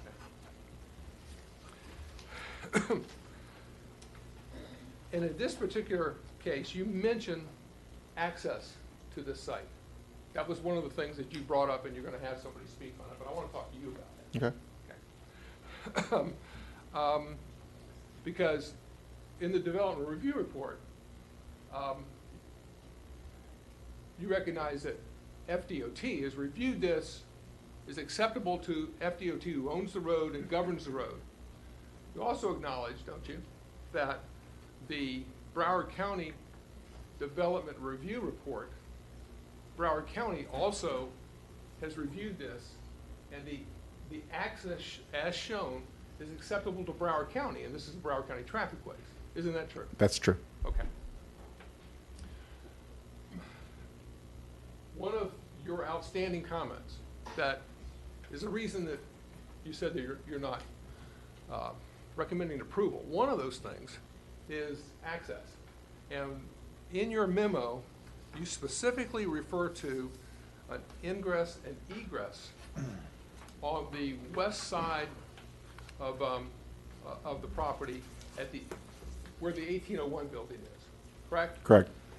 Your staff report says that you think that an ingress and egress is better, and so you're not recommending approval because we should have an ingress and egress rather than just an ingress.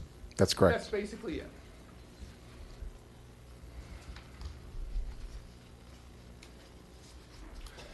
If I could ask you, please, and I know your traffic engineer is going to come up here, but you and I have had conversation about this, so I want the city commission to hear this.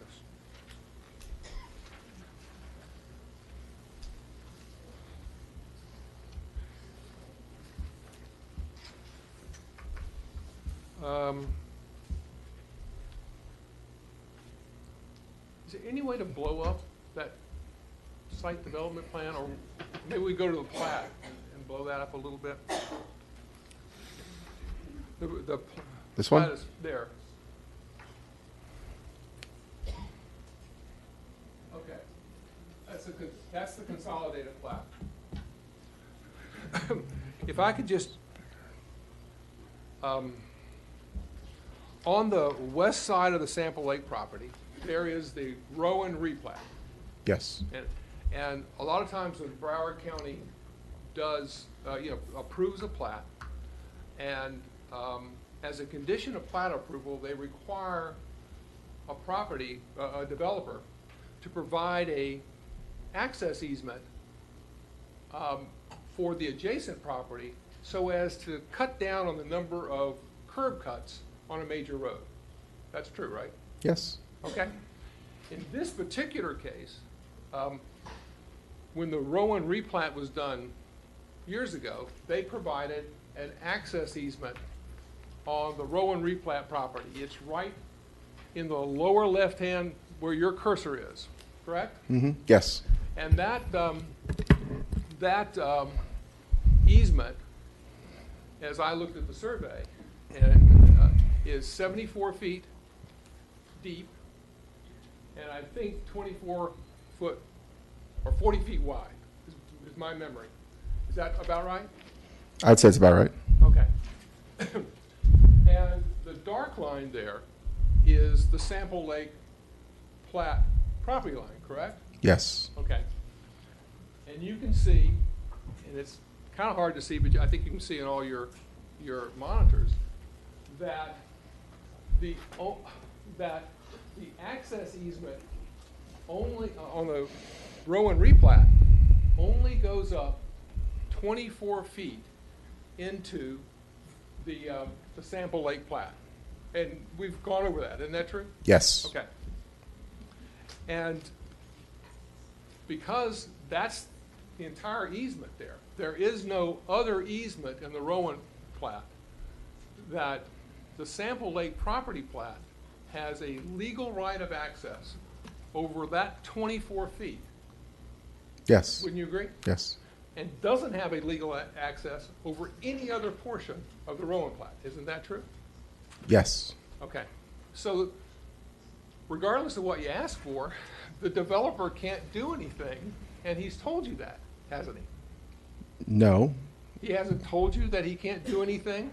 At the time of plat, it's the applicant's discretion to create a non-Baker access line.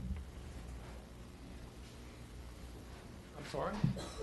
You call me, I don't know what you just said. Can you- So, I mean, I think one of the things you're saying, Mr. Coker, is you're saying that the easement doesn't get you that far.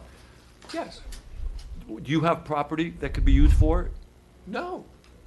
What do you mean you don't have property? No. You have a whole No, plat there. No, there's no, we can't get there. Well, I tell you what. Can you take the easement to get to your property? Can you move, could you do that? What we talked about and what our engineers have shown and sat down with the city is that because of the 24 feet, we can only get an ingress in, and we can't get an egress out. And even if we could, there is a median right down the middle of that driveway, and we'd be cutting through the median on the Rowan plat, which we're happy to do, but we physically can't get an ingress and egress out. But that's Physically. not the location we're asking you to put it at. Okay. Remember you and I emailed back and forth a while ago in January. I'm going to ask you to take a look at this and see if, I'm going to ask you to take a look at this and see if you don't identify this email exchange between you and me regarding this particular issue. Ladies and gentlemen, if you please, I know this process is tedious, but if you can keep the chatter to a minimum. Yes, I recall this. Okay. may I submit this Sure. as number 16? Present it to the And I'll clerk, yeah. copy it everybody.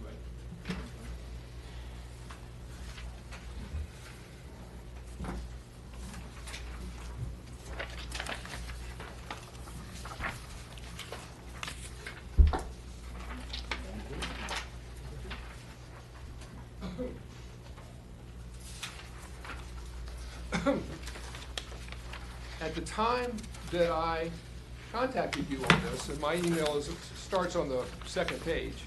At the time I contacted you on this, we were in January of this year.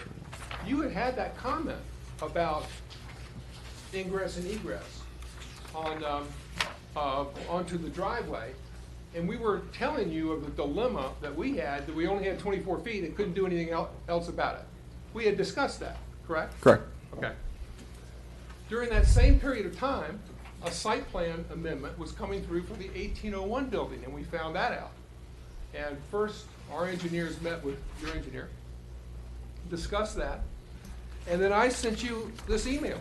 I said, well, look, you know you want that access. You just are approving a site plan with the 1801 building, and you didn't take us into consideration at all. You could have handled all this by just requiring something in the site plan amendment to 1801 to give us a little bit better access so we could put an ingress and egress exactly where you wanted. And you responded back, you are correct, that it was not a comment on the 1801 Med Center site plan. I said, the reason for this is that the Polly's property is currently vacant, undeveloped, and does not have development approval. Please note that section 9819(1)(e) allows for the city to ensure that the 1801 Med Center complies with the Poly Properties development needs upon final approval. Thanks. And you cite 9819 site plan requirements. It says the city may determine that any development abutting a traffic way or local street may require the granting of ingress and egress in order to provide for joint access for adjacent properties. And you recall sending me that email? Yes, that's correct. Okay.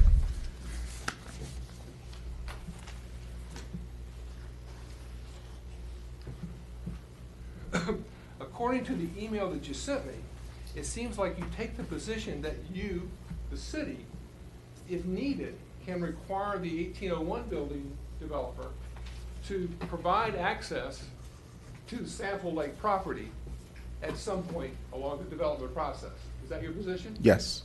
Okay. And is that something that you would intend to do? Yes, for the property, yes. And if you're intending to do that, would you, where would you impose that? If you didn't want to, for whatever your reason, you didn't do it at the plat stage and said that you would provide us with this access. But what would you do? You would plan to do that at the site plan stage? No, you're doing it at the plat stage. This is the intention that for your plat, to create additional ingress and egress. And the intention of the email is to say that if for any reason there was a concern or a problem with the adjacent property owner regarding ingress and egress for your property, that the city code supports the creation of the ingress and egress. So, okay, this is news to us. So you're saying that you as the city staff are prepared to exercise your ability under section 89.19 at the plat stage, so we can show an opening at where the staff wants it, and you will work with or require the 1801 owner to provide us with access over their driveway. Are you saying that? The code states that you can do that. No, it doesn't. It says you can do that. No, yeah, right. The code states the city would allow that. Okay. I'll just tell you that that was not made clear to us. We wouldn't be arguing about an ingress only.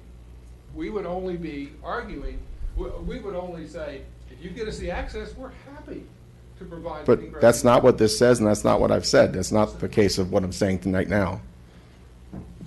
So tell me what you're saying. Because I'll tell you, I'm It is- confused. it is I'm not- confused, and our engineers were confused when they met with you.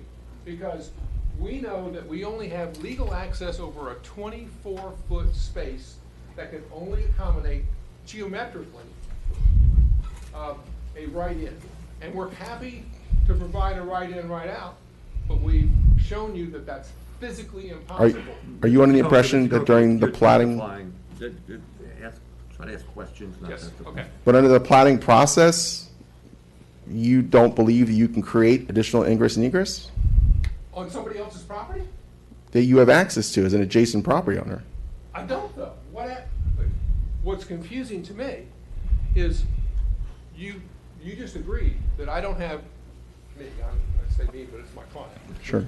Doesn't have legal access anywhere on the Rowan replat except, if I could point, through this 40 by 74 access easement. Anything outside of that, we don't have any right to do, any right. What I understood your email to say, and you can just correct me if I'm wrong, is that the city has the ability then to require Rowan, the 1801 building, to provide that access to us. And we're happy to use their driveway if we have some legal access. And the only reason, isn't it, haven't we told you, the only reason we're not doing it, because we don't have any ability. What would you have us to do? Well, I don't know if I can comment on your ability question, but the intention of this section of code and the intention of my email, the 1801 Med Center that we're referring to when their site plan process was a site plan, not a plat, and their actual site plan was not related to this adjacent property line. Because you are undeveloped property, and as you stated, the location of buildings and things of that nature are not on your plat, and we do not know the location of them at this time. But upon a future time of when those come into order, you have the ability to create additional ingress and egress. And I cited a code section to tell you that in the future, upon when this occurs, the Land Development Code would support your ability to create that access. So in the future, when there's actual buildings shown on a site plan, the Land Development Code would support Sample Lake property providing for some access onto the 1801 property driveway. You just said. And what process would you, as the applicant, go to create an additional ingress and egress? It would have to be shown on the plat. No, there's no. If I could ask you this, there's no non-vehicular access line, which is a county creation, on a local road here above Sample Road, is there? There's not one now, no. And there's not generally one on a local road, it's only on a county major road, correct? Correct. Okay, so at the site plan level is where you would, as you said, where you design the buildings, design the access, you know where everything is, and that's when you determine where that access point should be. Isn't that the appropriate time to exercise whatever rights we have and you have of getting access onto the 1801 driveway? Isn't that the appropriate time when we know where it is? I think what we're saying at this time now is the appropriate time to What create would it. you have us do is what is confusing here, and I want you to explain to the city commission, because we don't have legal access now. I believe that the best way to explain that would be with the traffic consultant, his presentation. Is he an attorney also, and he can talk to about legal access? Mr. Coker, he said our traffic engineer is going to provide it. You can deal with him as you wish. Okay.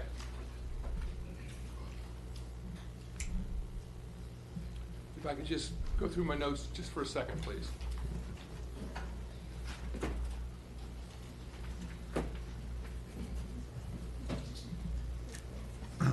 And Mayor, to your point that you made to the residents, I'd just like to say, I know this is a tedious process, but this is the only shot that Mr. and Mrs. Polly have at this, because everything going forward is Well, based he upon wasn't the using record. it as a pejorative, he was indicating that it's very detailed and maybe not exciting for everyone.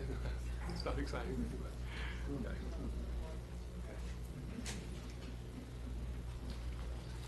Nothing further from Mr. Power. Thank you. Mr. Power, who would be our next, do you want Our to do? Assistant Director of Engineering was next on the line, if that's acceptable. Sure. Please step forward, state your name, and if you have a CV to provide for the record. Yeah, I've made copies available to the clerk. Okay, has Mr. Coker seen the CV? And is that part of the record? I just want to make sure it's. No, I don't believe so. Can we make it part of the record? Yes, we'll make this part of the record. Would you state your name, please? Yes, sir. Priscilla Sigalnik. I'm the Assistant Director for Engineering and Operations for Environmental Services. Okay, well, I'll just refer to you as Priscilla. if you Yes, don't sir. mind. Priscilla, we're going to make Priscilla's resume a part of the record, and therefore qualify her as an expert in the field in which she testifies. I'm going to shift gears a little bit because mostly I'm going to speak to the stormwater element. I defer to Raj on the traffic and transportation Yes. components, okay? Just very briefly, our role in environmental services is to review plats and site plans to be in accordance with state, federal, local rules and regulations and ensure their consistency with the Land Development Code to satisfy the requirements of the Deerfield Beach Comprehensive Plan. The known applicable state, federal, and local agencies that are stakeholders in this include the Broward County Environmental Protection and Growth Management Division, Broward County Water Control District 2, and FDOT. Of the applicable licenses for stormwater, which we've briefly touched on, these include solid waste, surface water, and the environmental resource license. So the environmental resource license is really a wetland permitting license. The surface water license is to ensure that there's flood protection measures in place, and the solid waste license allows for the infill of the wetland. So predominantly, the staff comments reflect two major concerns. The first concern being water quality. It is stated in the conservation element 7.5.13, which Eric already recited, that these early designs of lakes rendered them biologically dysfunctional and provided direct access of polluted runoff to the Biscayne Aquifer. Now, the county code was enacted in 1993, so this lake development occurred prior to that 1993. Crystal Lake at Sample Road shows signs of siltation from excavation and these mining activities that occurred on the lake that initially created the lake. Our utilities element 5.2.3 deals with stormwater management, and again, Eric touched on these before, but our goals and objectives include to reduce the damage and impact from flooding, promote the recharge of superficial aquifer systems, improve and protect water quality, protect, conserve, and enhance potable water resources, protect receiving bodies of water from contamination resulting from direct discharges of stormwater runoff. And as you all are aware, the NPDES permit is our the guiding permit as far as stormwater runoff from surface runoff from streets, which is a big concern of the city right now. So if Eric can go to the next slide, I want to show some photographs. And one of the large concerns with water quality, Sample Road in the early 2000s was widened. And in this time you'll see that the water body in question, which in the plat I believe is called Lake F, that's the small water body. Lake F was always part of the larger water body, Crystal Lake. And in 1998, you can actually see the active mining operations. You can see the sand dredging operation that was in place in that photograph. So in 1998, that Lake F was part of the larger lake body, and it was all hydraulically connected. By 2000, when the Sample Road improvements occurred, that lake was hydraulically separated from the larger body of water. And at that time, FDOT had a culvert, it still does today, it has a culvert that's 36 inches, and it outfalls to Lake F. It's hydraulically not connected to Lake R, so everything that's draining from that culvert from Sample Road is draining to Lake F today. It's not draining to the larger water body. So the concern for water quality is They've received a permit from FDOT to extend that pipe from Lake F into the larger water body, the Lake R, which is the body of water that the residents all front. So we will have that discharge coming directly off of Sample Lake, now redirected to that larger water body. We've asked them to prepare environmental impact statements to indicate what the affected impact of these improvements would be to the adjacent properties. And that is a very large concern for us, and we want to know, for the benefit of the residents, what the impact of this improvement or their improvement of their property would be. Just, first of all, if we could, without objection, we're going to make the PowerPoint part of the record. No objection. So, just to clarify, based upon what you've just indicated, you're finding that this situation would you found to be a violation of the 2.6.2 of the Florida of the land use plan, a future land use element, 5.2.3 of the utilities element, 3.2 of the utilities element, 1.3 of the conservation element, and 7.5.1.3 of the conservation element? Correct. Is that correct? Okay. Just wanted to. So the second concern, and I think this kind of lends itself to the argument that we were just discussing over property rights as far as access rights. But this, the second principal concern is on encroachment. To the north, the berm on this property exists to the north. And per Chapter 27 of Broward County Code, there is a requirement that the applicant make those slopes 4-to-1 in order to ensure the safety of the slope.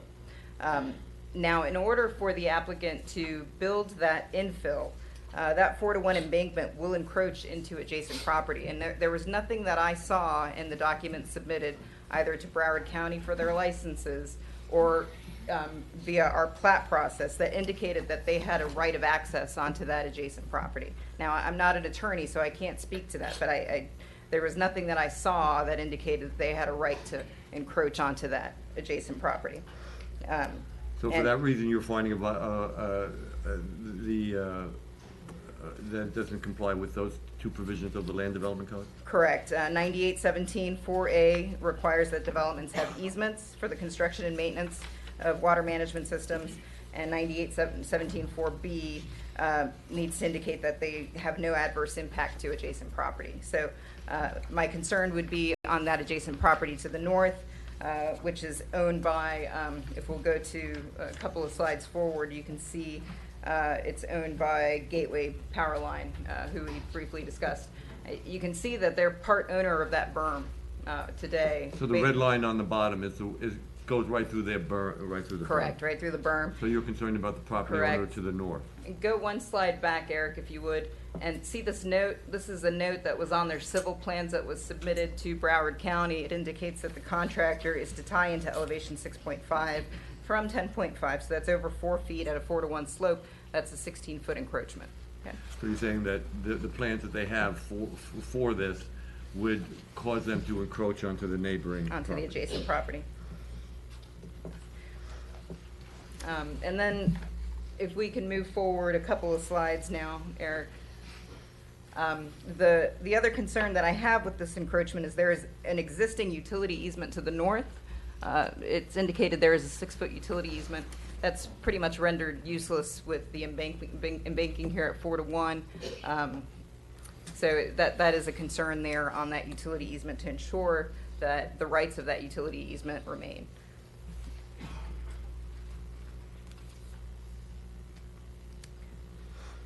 So frankly, in my engineering judgment, I don't think the applicant has submitted a plat that is consistent with the city's land development code or our comprehensive plan.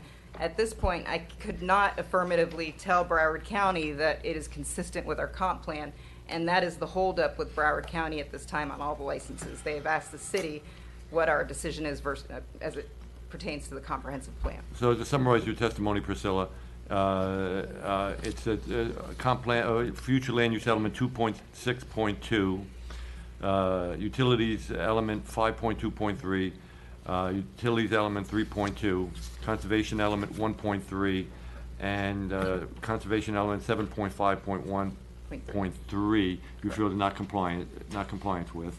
based upon the drainage from Sample Road. Correct. The concern there is the turbidity, the sedimentation, the water quality, which have all been indicated in the comp plan as a pre-existing condition. And then with regard to the encroachment, the ability to do the 4-to-1 slope that they are indicating on their plans, that would be Land Development Code, Section 98-17, Sub 4, Sub A, and 98-17, Sub 4, Sub B. Yes. That's your testimony. Okay, thank you. I think Mr. Coker is probably going to want to ask you a few questions. Just a guess. You'll have to share the mic. Yeah. Andy, that was excellent testimony. You did a great job with this. No. Go ahead and take that out. Okay. First of all, let's, excuse me. And what's your full name again? Priscilla Segelman. We're calling her Priscilla. Okay, thank you. I appreciate that. First of all, let's go backwards to the last thing that you said. You said about the plan that you looked at. Did not adequately show to you how you were dealing with the adjacent property, correct? The plan that you're talking about is not a plat plan, is it?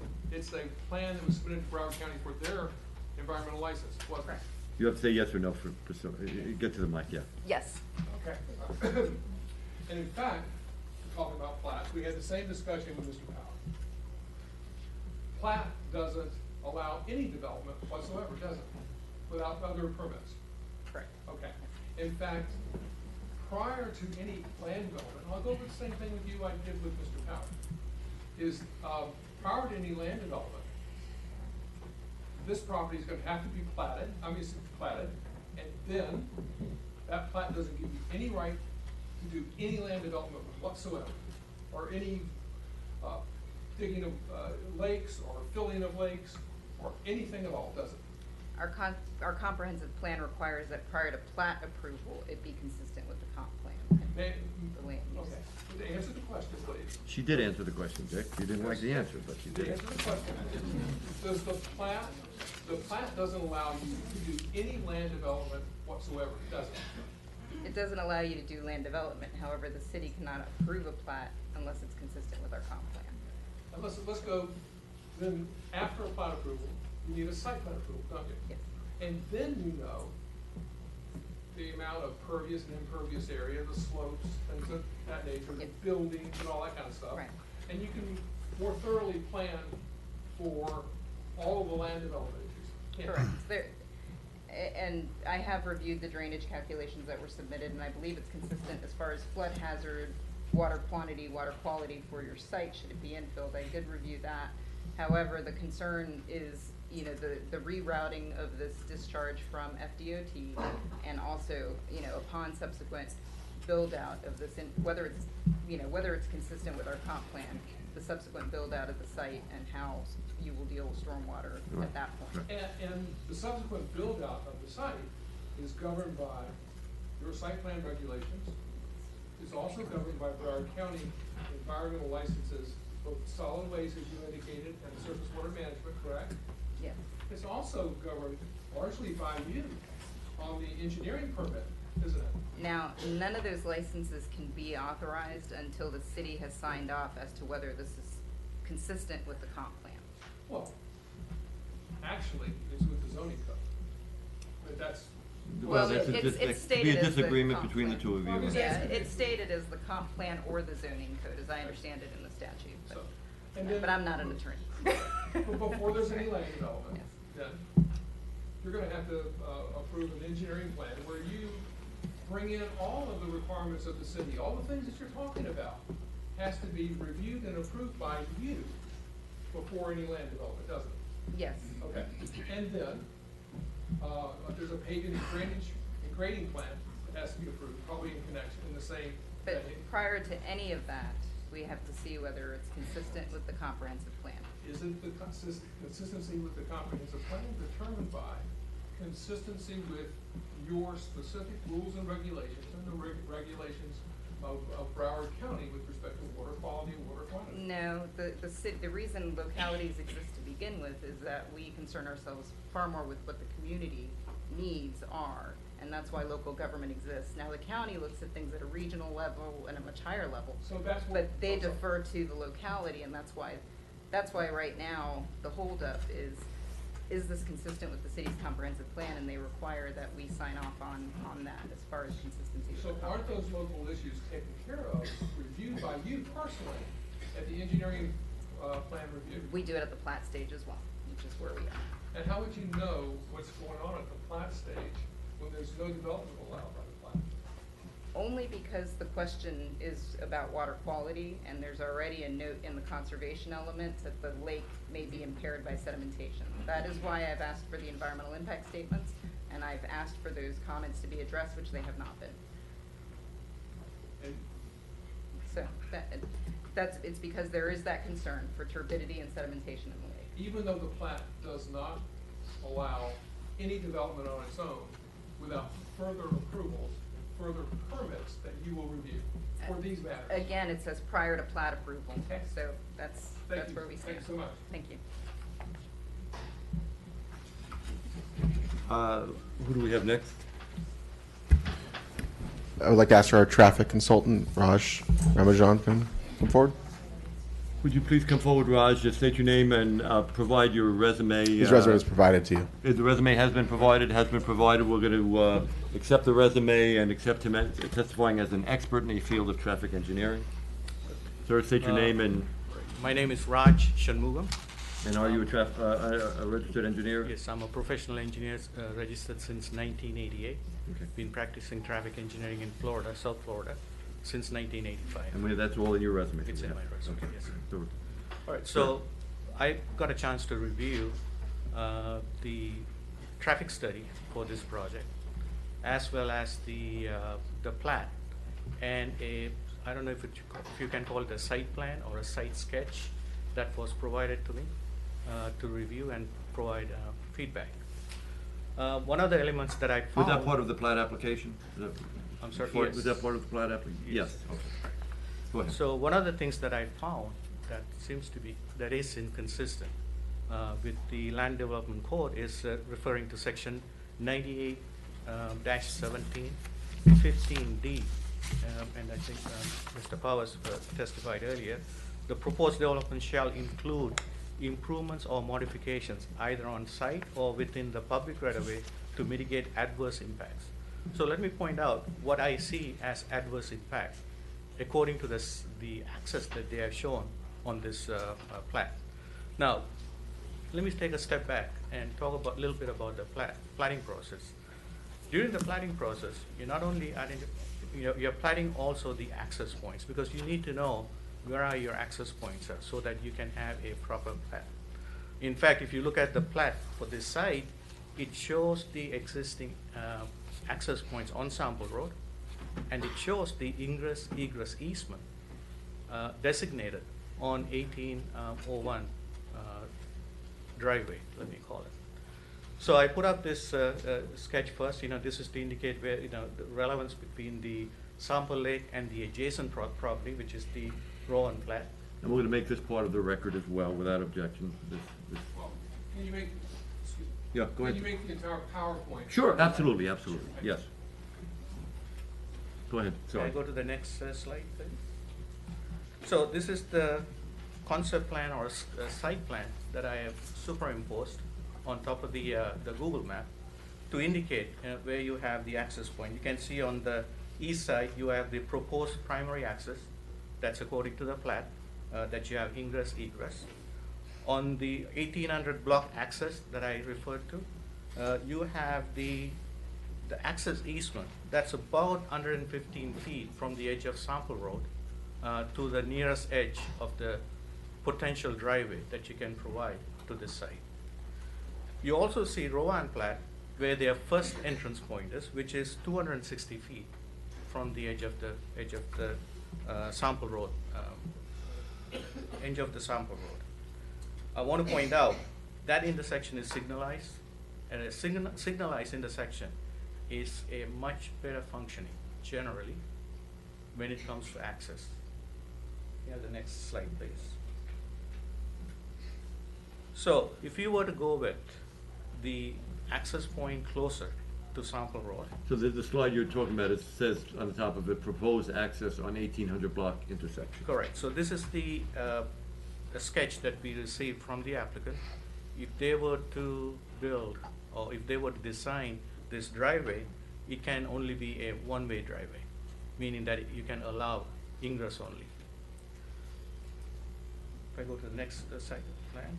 And that says recommended access. This is the recommended access. We are proposing that the access should be directly at the point where Rowan Plat as its first point of contact. Now, let me point out, what is the benefit of having an access point away from a major street?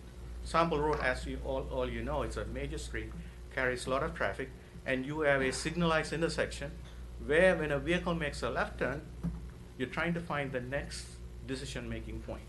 If you have a decision-making point closer, the time it takes for you to make that decision is less, as opposed to if you have a further decision-making point.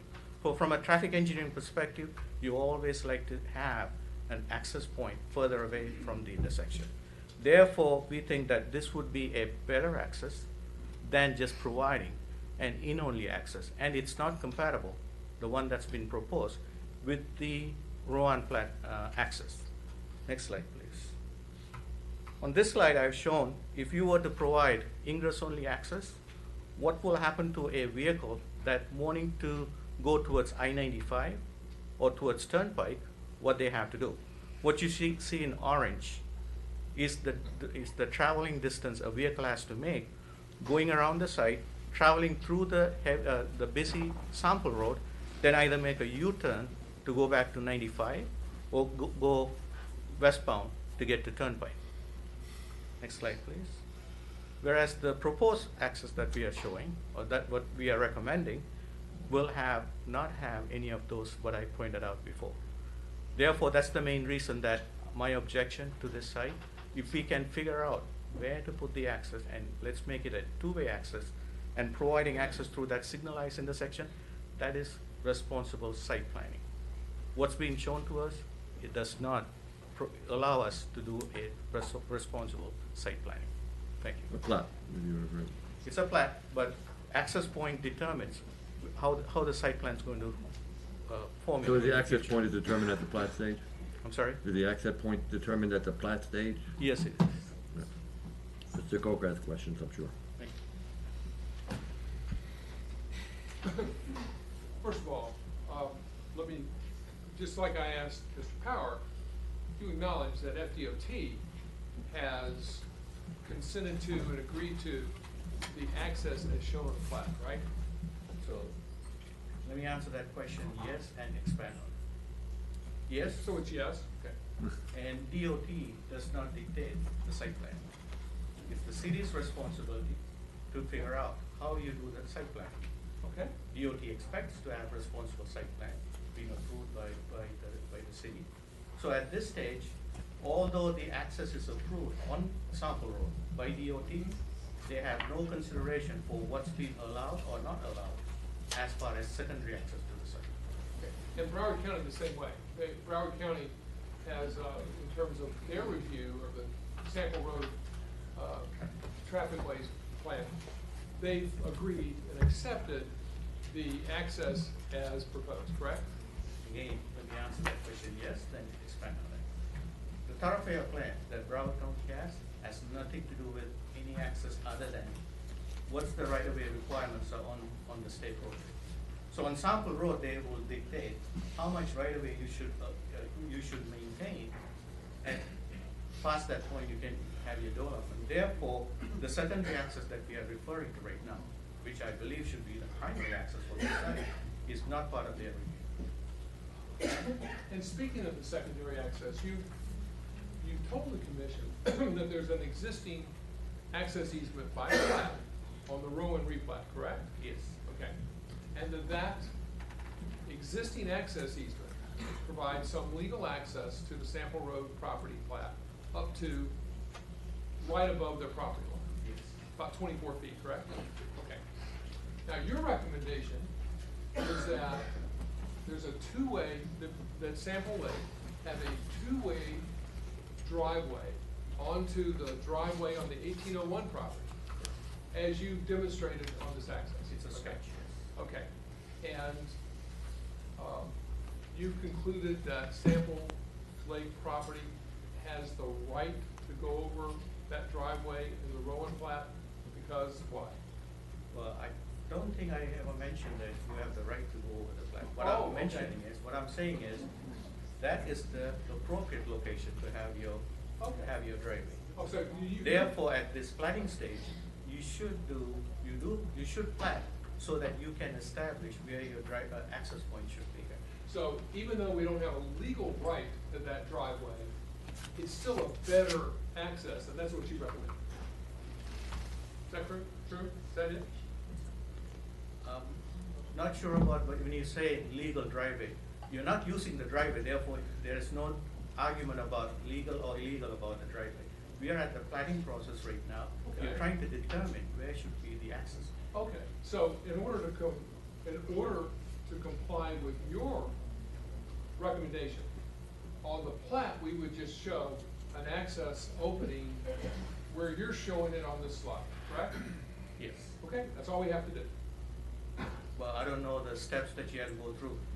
If you ask me what you should do, you should go to the county and replat yourself. So that you Replat would our have, side? yes, so that you would have an access opening at the location that we are recommending. Okay, so it's your position that the county would allow us to replat our property to get access onto somebody else's property? I cannot speak for the county. I can only recommend you go and request the county to replat. No further questions, thank you. Thank you. I believe that concludes the city's witnesses, Eric? Yes, it does. Your turn, Mr. Coker. Thank you. Just give me a second to Sure. get situated, please. Do you want me to bring up the other presentation? Yes, thank you. Yeah, I guess the first one I'd ask you to bring up is Exhibit 1, which is the warranty deed, please.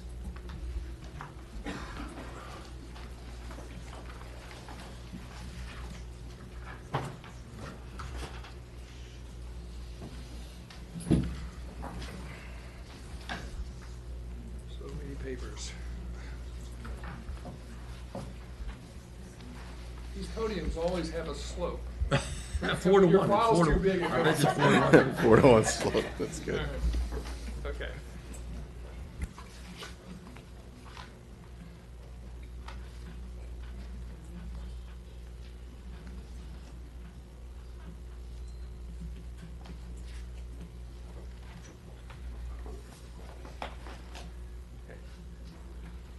We've already gone through that. And I think Mr. Power has, again, Richard Coker for the applicant. What I'm going to do is I'm going to give basically an opening argument and go over some exhibits and general discussions. And then I have 3 witnesses. I have Ms. Suzanne Danielson, our traffic engineer, Brenda Clark, our environmental engineer, and Howard Jablon, the project engineer and our civil engineer. And then after that, I'll make some concluding remarks and we'll go from there.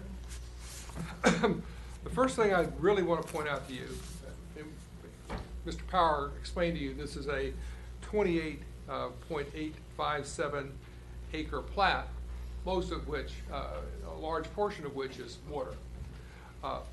But I want to point out to you, Exhibit 1 is the warranty deed to Sample Lake property when they purchased this property in 2016.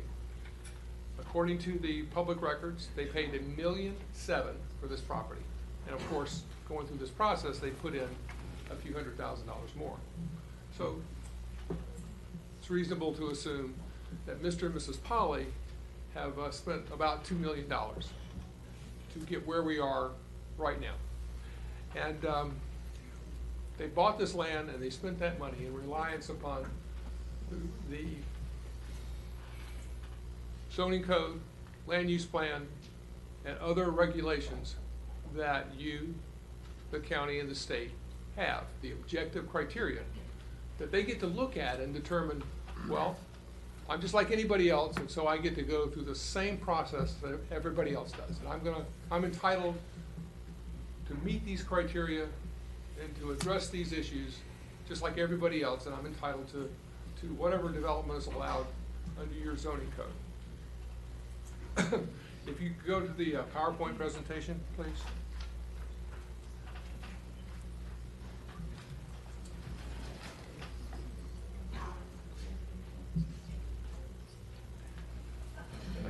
Yes, please, second one. This is just to show the plat. This is the same one that Mr. Power had in his presentation. Just shows the entire plat that includes the water area. On the plat application, and in every presentation we've ever made to anybody who would ever listen, the only proposed development ultimately down the road, because we know a plat doesn't allow any development, it doesn't permit any specific development,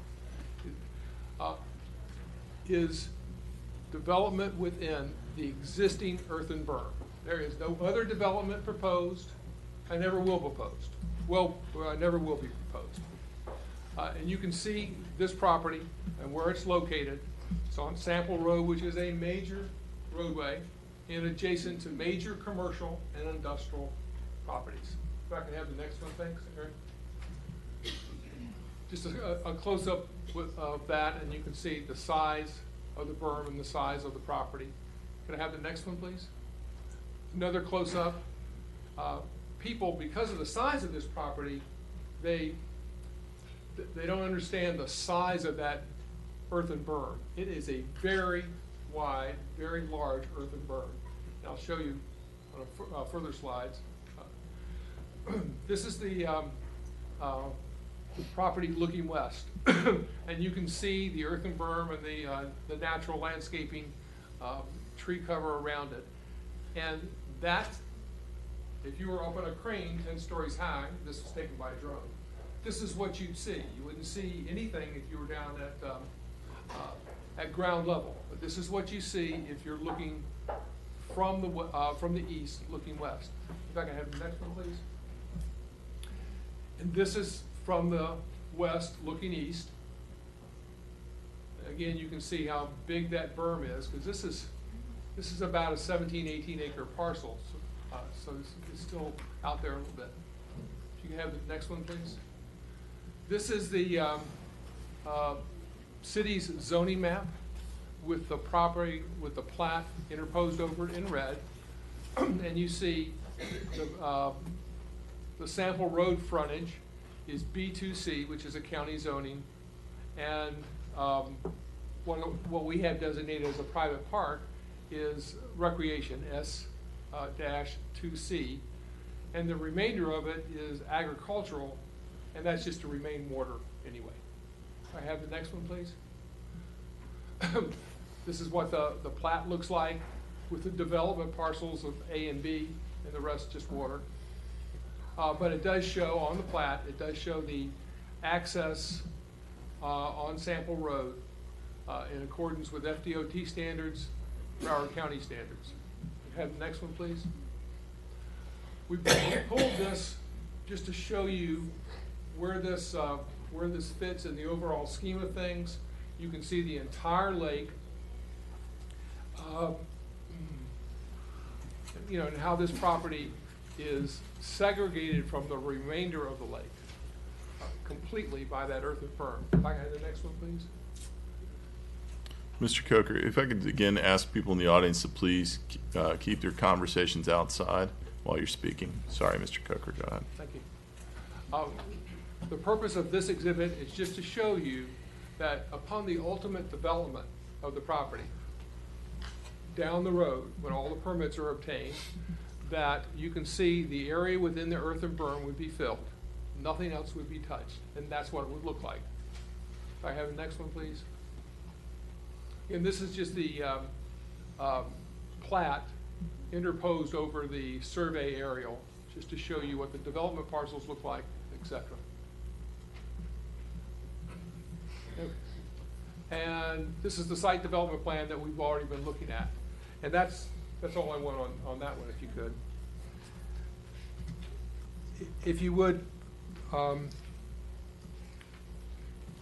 Eric, I'd appreciate you going to the next one, Exhibit 16.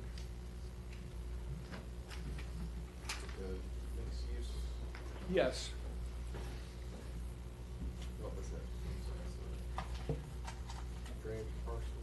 Yeah. But yes. If you go to the aerial, please. The whole purpose of this is to show you just a couple of examples of how that lake is used historically, what it's used for now. That property, and this is from the Broward County property appraisers, is owned by Wackenhut or Geo Group, and there is and our expert engineer will mention this. That's the drainage area for the Wackenhut security facility. It's owned by Wackenhut, and it's now the Geo Group, but that's what that lake is for. That's not owned by anybody other than Wackenhut. And it's been developed, and it discharges, their drainage discharges pursuant to permits. They meet all the requirements, pursuant to permits, discharges into that area. If you could do the next one, please. This is the Powerline Business Park drainage parcel. I can see the aerial, please. And this is their drainage area. They have a permit to drain all of their, and this is an industrial property, all of their drainage drains into the lake, and they own that part, and they get the drainage rights to that part. And if you go through and look at the property lines of all the development circling that lake, the residential, all of them have permits where they drain, they have overflow drainage that goes into that lake. That's what that lake has been historically used for all the development that's around it.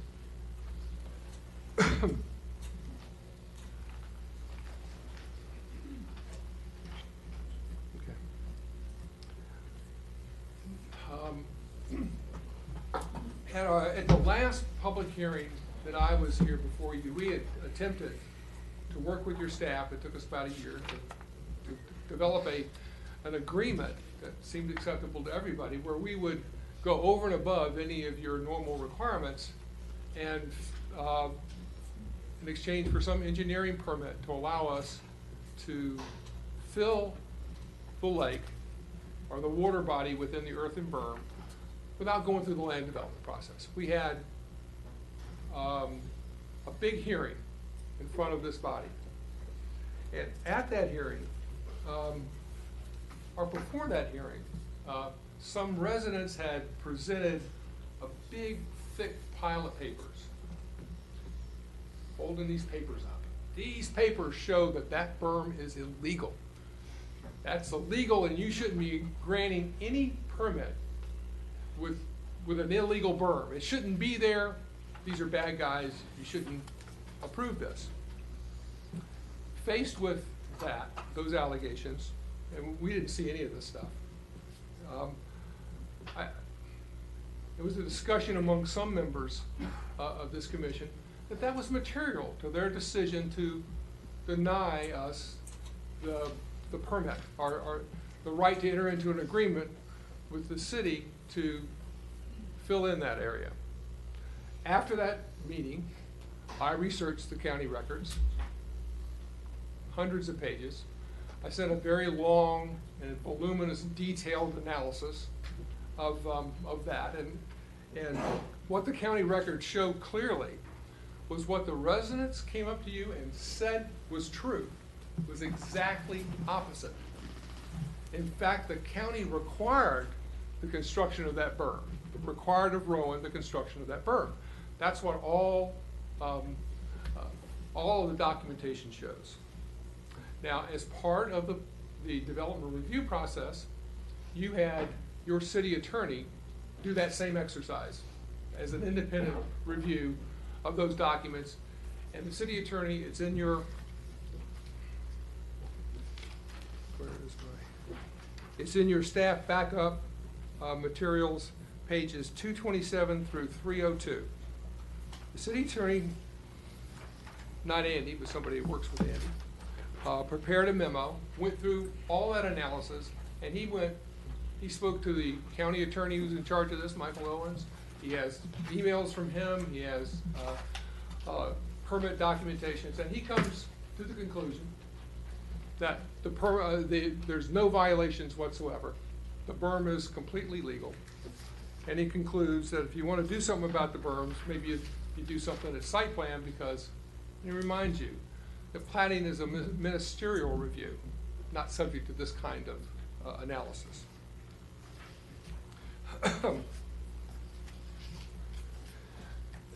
That was really an unfair circumstance to Mr. and Mrs. Polly, who spent a lot of time and money to get before you, only to be blindsided by things that were just not true at all. And I hope that as people speak, maybe you ask them to actually say things that are true. And you evaluate those things that are true and make a decision accordingly. I think the city has issued a DRC comments, and in the staff report, they indicate that there were several issues that weren't addressed adequately. Well, let's talk about the things that were addressed adequately. The development review report, the last development review report, which is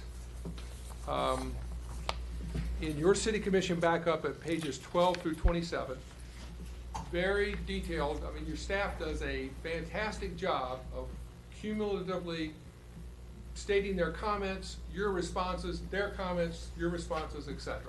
And that's what you have here. You have a cumulative response here. And the planning department,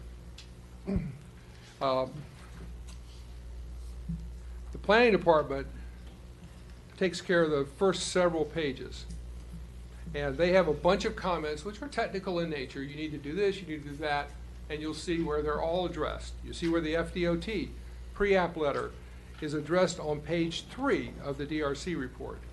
That confirmation by FDOT of the turn lane links, etc.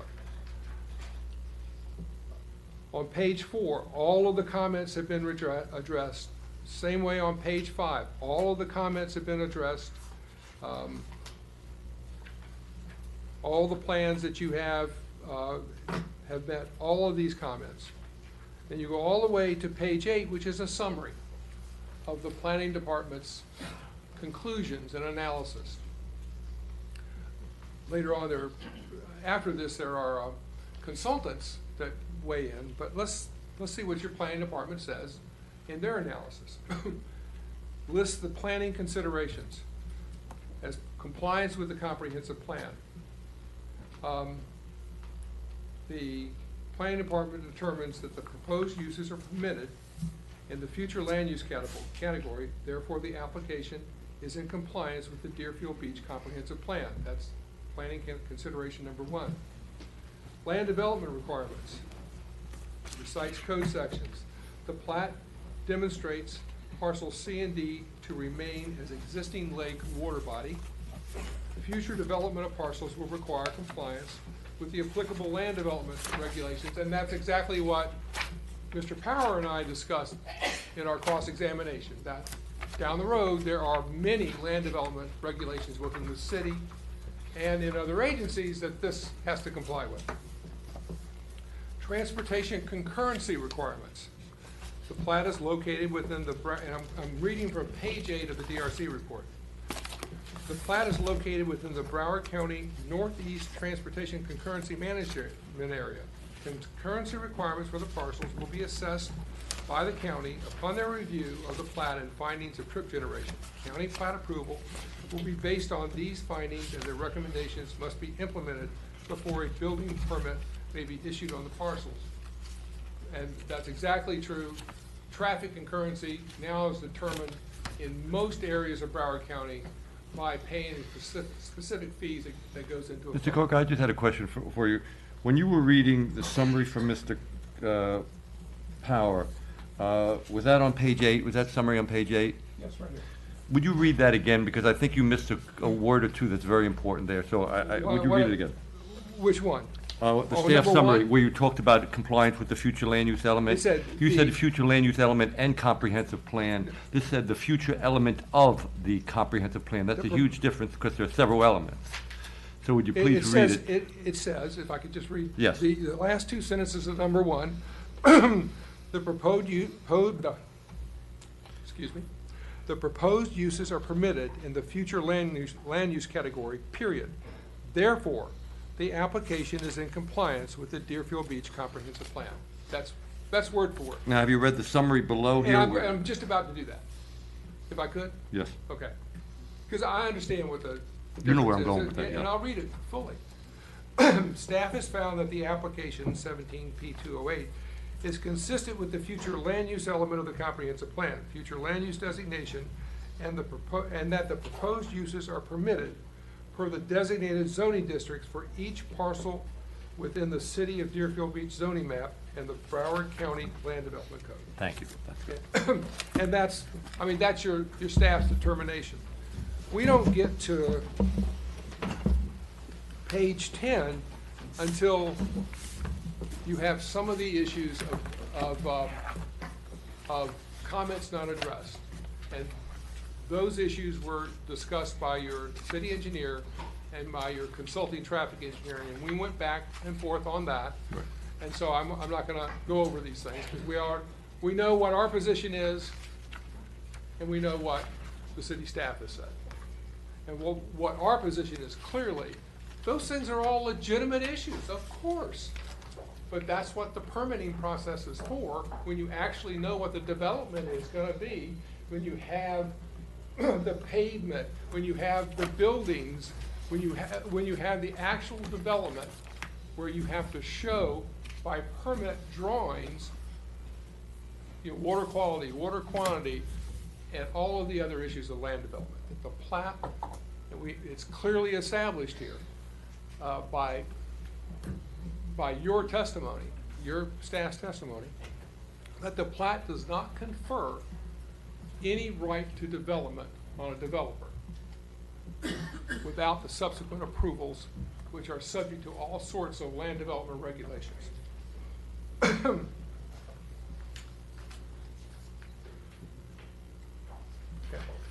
Now I'm gonna call Suzanne, excuse me, our traffic engineer, Suzanne Danielson.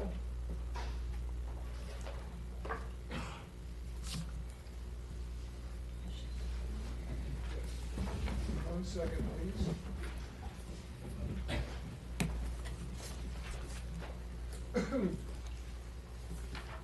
Suzanne, you gave me your resume. Yes. Is this it? Yes, it is. Let me give this to the For the record, we'll qualify her as an expert. Thank you. Jack, you used, if I could, Ms. Anderson, you used to work for FDOT Yes, I did. and then Keaton Stars, Yes. Tinter and Associates. Yes. Kinley Horn. That's it. Enough for myself. Okay, very good.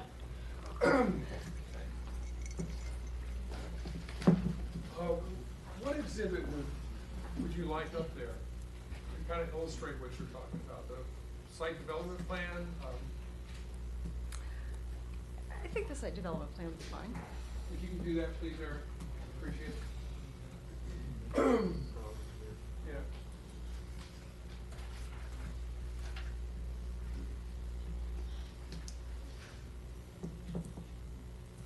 And while Mr. Power is pulling that up,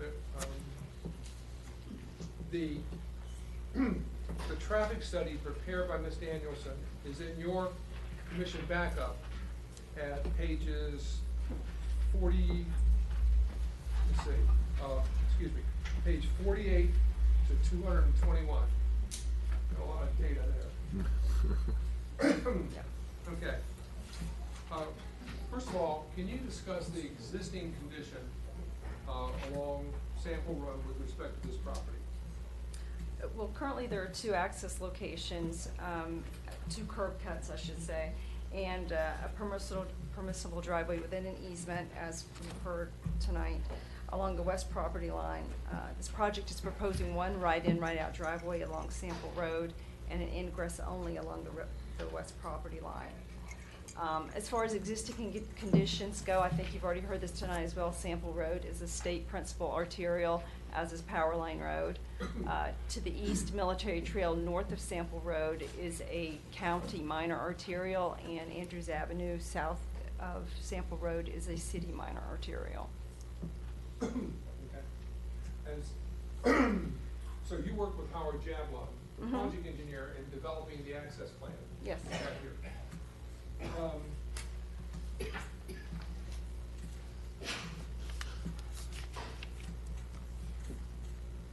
Can you also describe the intersections that you looked at in order to prepare your traffic study?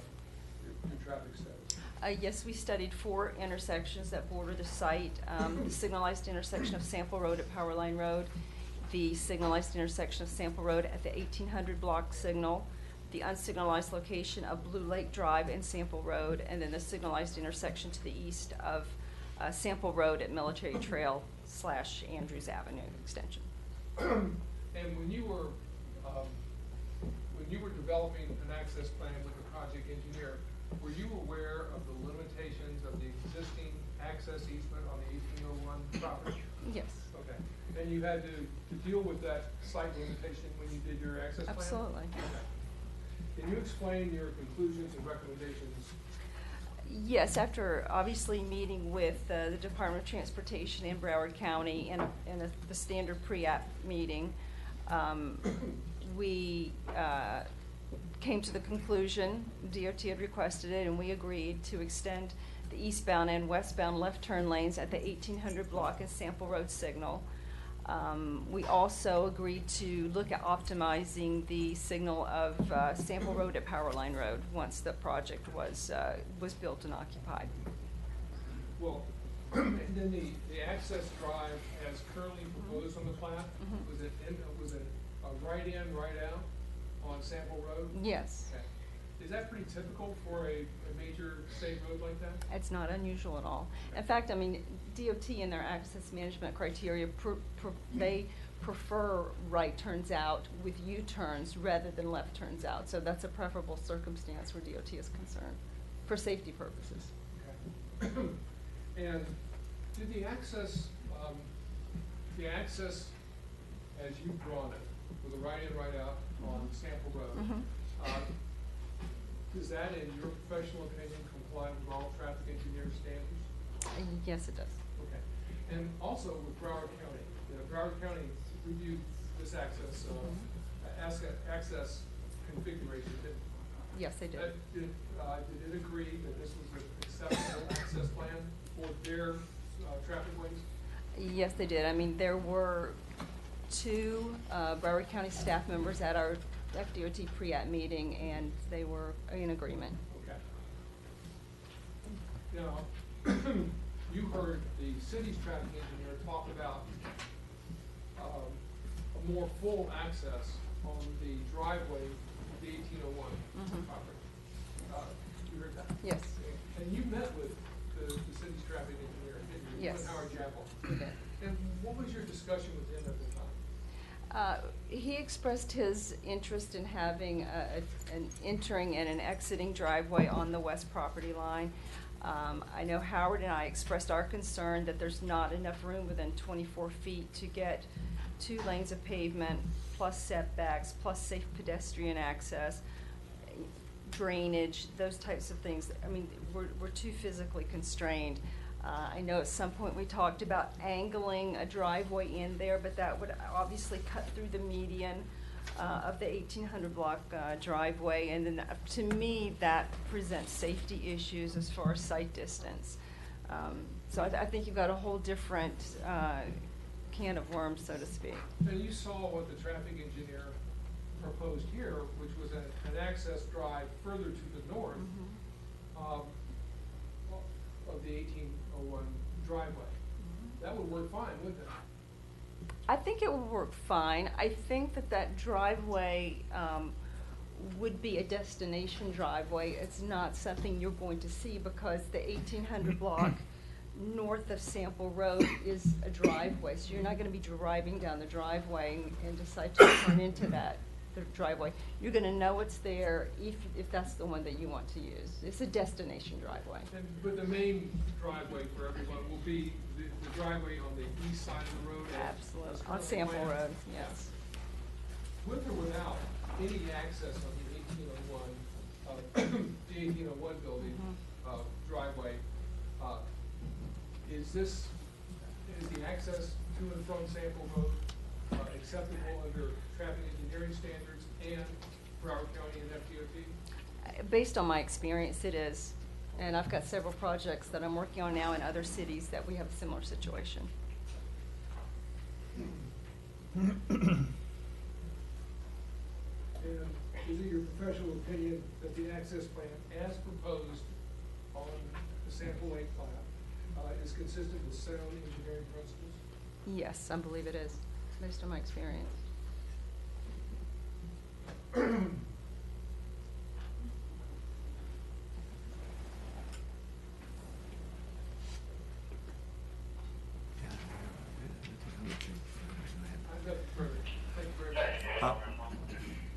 Okay, the commission could, the commission has an opportunity to ask any questions that you want to. I have a question. Why, with this access point, why are you insisting on it, rather than what's been suggested by city staff, why can't you go further into your own property to give exactly what they're suggesting? Go further into our... In other words, you have all this empty space there now, and you're insisting on making this big long turn to cause people to do a U-turn. Why can't you just go further into your own property to create the same access point that we're suggesting? On the west property line? Yes. The easement's not large enough. The existing cross-access easement isn't large enough to have 2 lanes. But you can go into your own property and use that, right? I don't think that that's what the city's traffic engineer indicated, but you asked the question. We'll bring him back up there.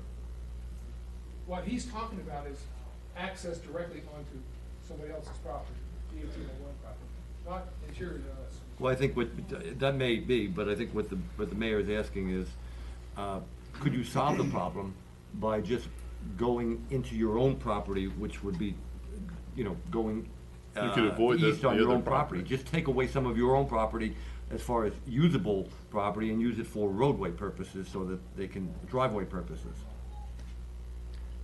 That's what he's asking, I believe. I think interior isn't the problem. I think the pinch point is the easement, the easement connection between the Rowan plat and the subject property. Okay. Just so I can understand. Are you talking about doing something over here? Into your own property? Yeah. Yes. If I could just ask Ms. Danielson that question? I think what the mayor is asking, is there some way to take off 30 feet or something, or some driveway on the west end of the Sample Lake Well, plat? that's what it is. The Sample Lake plat, to make a driveway, Accessing Sample Road? well, accessing eventually the, Well, yeah, I think what he's saying, you're going from Sample Road, you're making a right-hand turn Right. north onto a roadway. You're no longer on Sample Road, you're on an access, drive, a right. driveway, yeah, for all practical purposes.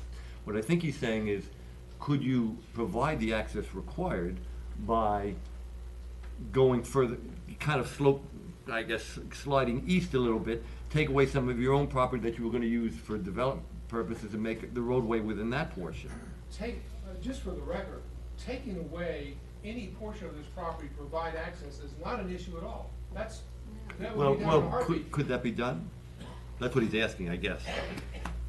Trying to. You would, well, with that scenario, you would still end up going over, to get over to the driveway of 1801 in order to get down to Sample Road. You still Okay. don't have that right. Okay. Exactly. No. Yeah, if we had the right, as, just for the record, if the city has that right under their land development code to require access, we're happy to do that. But Okay. we haven't seen where we can. Thank you. Thank you, Mr. Davis. Thank you. Brenda, please.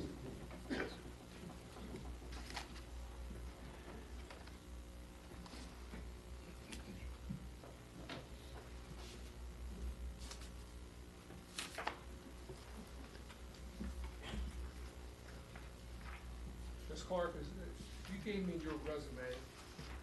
Right Yes. here. And you're an engineer with 25, a professional engineer in the state, licensed in the state of Florida with 25 years of experience in the solid waste industry. Yes. Correct? May I offer this? Yes. Brenda Clark will proffer her as an expert in the field which she's going to testify. If I could, just give me 1 second, please.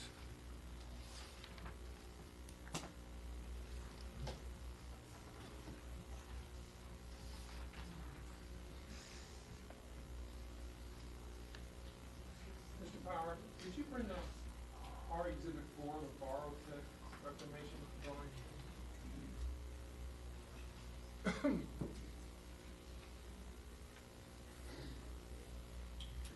Yeah. You tell me, is that a good page? Yeah, that's fine. Okay. It's the third page of the borrow pit reclamation. This is Exhibit 4. First of all, Ms. Clark, if you could just tell us what your role is in the permitting of this project. So I was responsible for developing the solid waste permit application that allowed for filling of the lake, as well as controlling the material that goes into the lake and how it gets into there, and then after the filling, how it's monitored. Tell us what that entails in terms of the requirements of Broward County to ensure environmental quality. So, as you can see on the plan that's up there, that shows the existing area to be filled. It also shows elevations of the existing area to be filled, so we define the quantity of material that will go into that lake as filling. After that's established, we determine or provide the county with a plan of how that filling will occur and what material will be used to do the filling, and how we'll go about controlling that material quality. So we tell them that we'll have spotters that will be provided at the site prior to accessing the property. They will ask questions of what the material is and what it consists of. It is then tipped onto a floor that's also described in the operations plan, and that material is observed by a spotter who's trained, and the requirements for training are described by DEP. So they have to be a qualified, trained person to make the determination that the material can go into the lake, and then the lake is filled with that material. After the filling is complete, or while it's as it's done, you have to do groundwater monitoring. That's also described in the operation plan and in a separate groundwater monitoring plan. Then that plan is prepared in accordance with DEP requirements. And then the third part of the plan, sorry.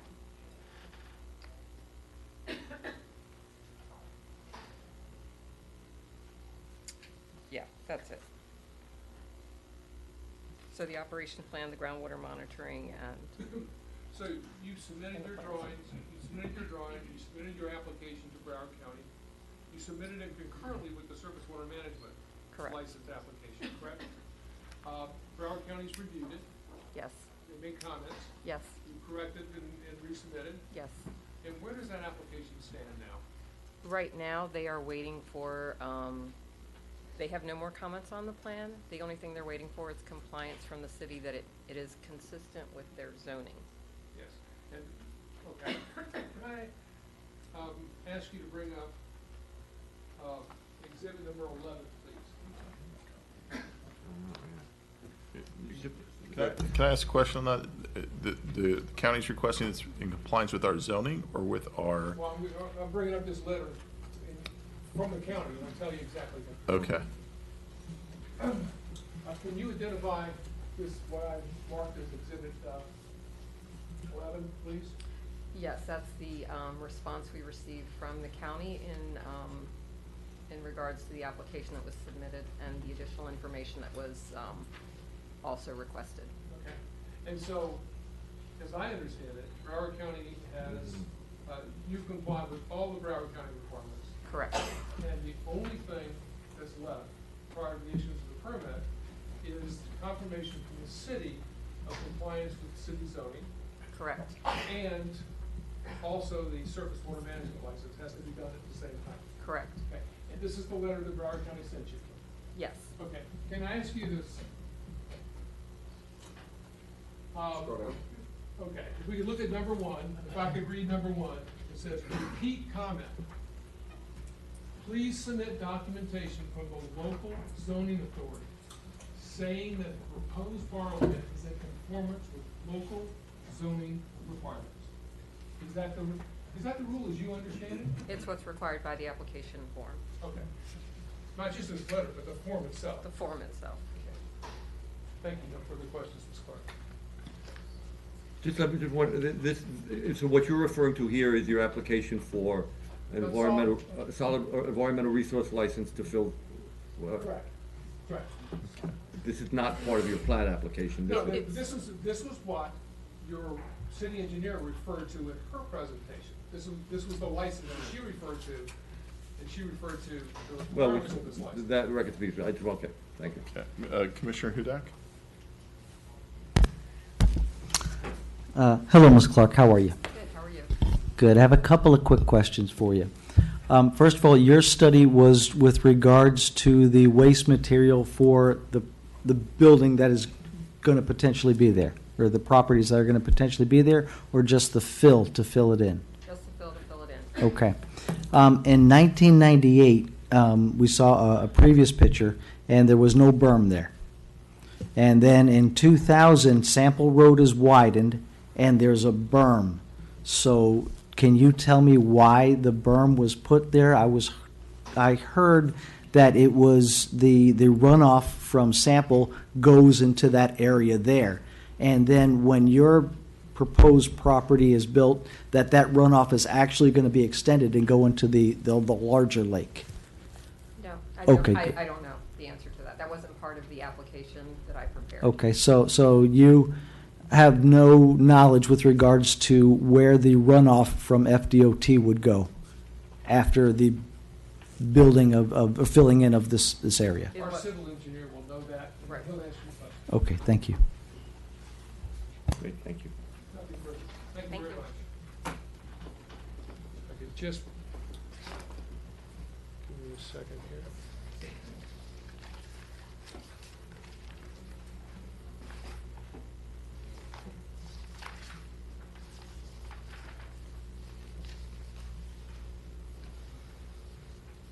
I'm going to have Howard Jablon come up. He's the project engineer.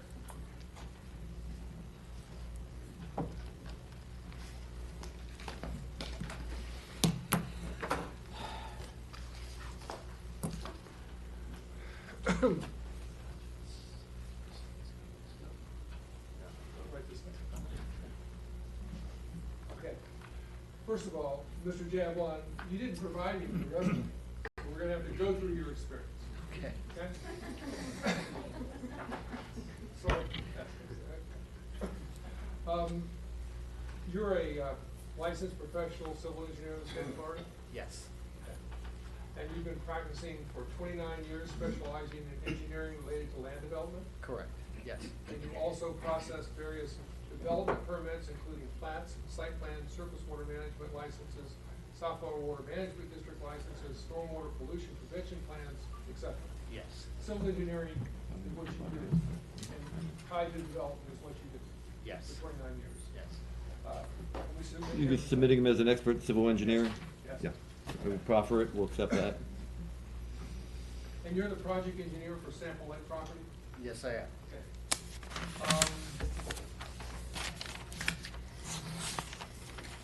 And were you the engineer that submitted the surface water management license application to Broward County? Yes. Okay. And what does a surface water management license do? Well, basically, the license allows for property owners and developers to develop properties in compliance with county and state stormwater requirements. And later on down the road, after you comply with all the Broward County licenses, you also have to comply with the city requirements for an engineering firm, doesn't it? Yes. Yeah. And that's standard. Absolutely. And those requirements are usually applied with site plan level, prior to permit. It could be at the site plan level, and then they may require like preliminary calculations or even some detail at the site plan level, but then for final engineering is when you submit the final detailed calculations. And they review, the city engineer reviews your engineering plans for compliance with all the city requirements and Yes. county requirements. Yes. Okay. And what does Broward County require in connection with the surface water management license application? Well, in addition to certain documents like warranty deeds and stuff like that, they do require detailed stormwater construction plans, stormwater calculations confirming that the proposed work is in compliance with the county and state stormwater criteria.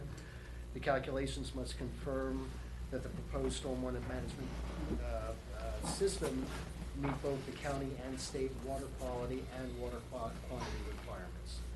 And does Broward County require you to submit, in addition to drawings, reports analyzing these criteria? Yes. Okay. Can I ask you, Mr. Howard, please bring up my exhibit 6?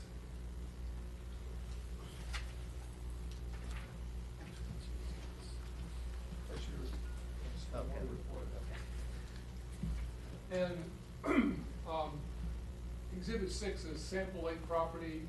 It's the surface management report for Sample Lake property. Surface water management. Thank you. And can you tell us, you're the author of that report? Yes. And what does this report address?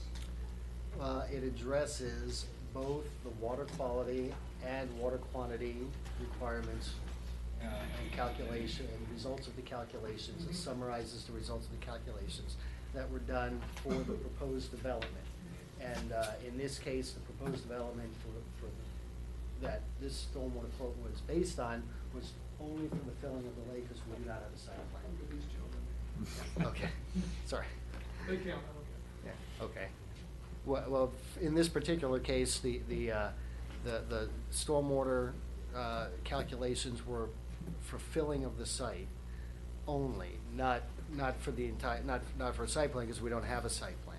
But in order to obtain a permit, we still had to show some work that had to be done. So we said, okay, once we fill the site, we want to make sure that everything is retained on site. And we're not discharging anything off-site until such time as we have a site plan.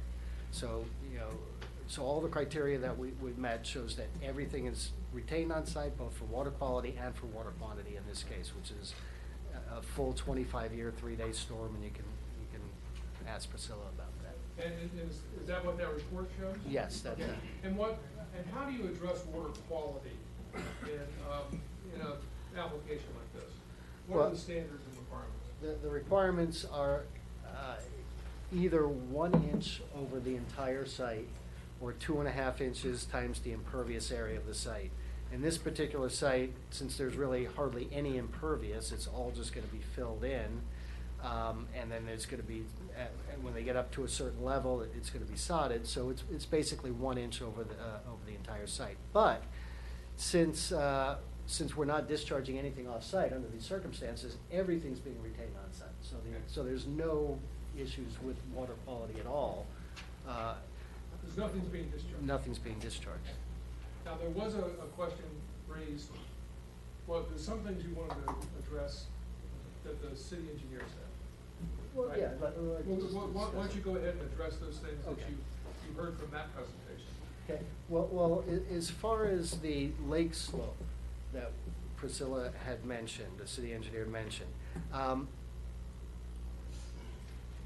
when we first started this project, and Dick Coker mentioned that there was an agreement that was being worked out between the developer and the city. I had met on maybe 2 or 3 occasions with, at the time, city engineer Charlie DeBrusco. And we basically worked out the cross-section that was provided to the city. Those sections were, the plans were submitted to the city as part of the RAI resubmissions, and this plan was submitted to the city back in June of last year, of 2018, so almost a year ago. The one the plan showed. The plan showed exactly what they show now, which is exactly what Charlie and I had kind Which of is- worked, which is worked, fine. worked out, which shows that there's a slope that kind of goes off, that what we do is we go down into, we go down to 2 foot below the, believe it's 2 foot below the control elevation, hit a point and pull back at a safety slope of 4 to 1, which is what's required by the South Florida Water Management Are you District. talking about the slopes on the outside of the berm? Yes, Okay. slopes on the outside of the berm. Because you were doing that at the city's request to make the berm conforming to current regulations. Yes. You don't need to do that for your project, do you? You're doing it at the city's request. I'm doing it at the city's request. And so, but I don't have any objection to pulling that further in so that there is no encroachment onto the, beyond the So that property. can And be it's, accomplished. and it's just a few feet that we're talking about. So that can be accomplished, and I don't see any reason why that should be a hang-up. Like I said, this was worked out with Charlie. These plans were submitted in June. The first time I saw this comment was when I received it today. And I looked at it and it's like, well, I mean, if I had known about this 6 months ago, I would have just, addressed it at that point, worked it out. And So like I it's- said, it's only a few feet that. So it's easy to take care of pushing it back and doing a slope back. Yes. Well, yeah, we just take the whole thing and shift it back so that it doesn't, there's no encroachment, no possible encroachment offsite. And we could even come a few feet into our property. There's not gonna be any problem with that. So I don't have any objection to what the comment was, and we can address it. It's just that, we had worked it out one way, and I can fix it. If I had known about it before, I would have fixed it before. And then the other one regarding the FDOT, again, that's the first time that I've seen that comment, and it's a different set of plans, a different set of, a different permit, but it was all submitted last June. And again, today was the first time that I saw the comment written. Now, the date on it does say 1/27/19. Which comment was that, sir? That was the one related to the outfall pipe being rerouted out to the east and beyond. You're talking about the FDOT? The FDOT, Right, okay. yes. Now, ultimately, when this property gets ultimately filled, won't that FDOT pipe have to be rerouted? Yes. Okay, and it will discharge into the portion of the plat which is owned by Sample Lake property, which Yes. is currently water, right? Yes. In fact, like every other property around there, the development of the site, ultimately, after it meets all water quality and retention standards, outfalls into the Yeah. lake that's part of their property, correct? Yes, that is correct. And there are additional outfalls from Sample Road already that discharge into those areas. Directly, so further to the Directly, east- so further to the east, east. there's discharge. And So, there, just so everybody understands, there are existing outfalls, FDOT outfalls, that drain portions of Sample Lake into that, Sample Road, into that lake further to the east. yes. Okay. And that's a normal occurrence, that's how you drain roads. Yes, and that's what the FDOT said, that their permit covers discharging into that lake. Also,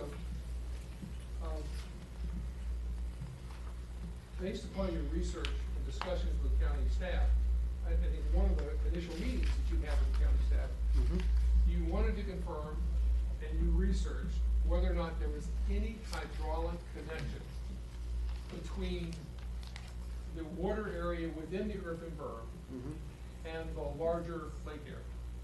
Did you do that investigation? Yes. And what was your conclusion? And what was the county staff's conclusion? That there is no hydraulic connection from that Lake F, as I think it was called, but that portion of the lake within the berm to. You're about 3 hours late. Shut that. The 3 minutes are up, Dick, yeah. That there's no hydraulic connection between the two lakes. And That- what is, I'm sorry, what does a hydraulic connection mean?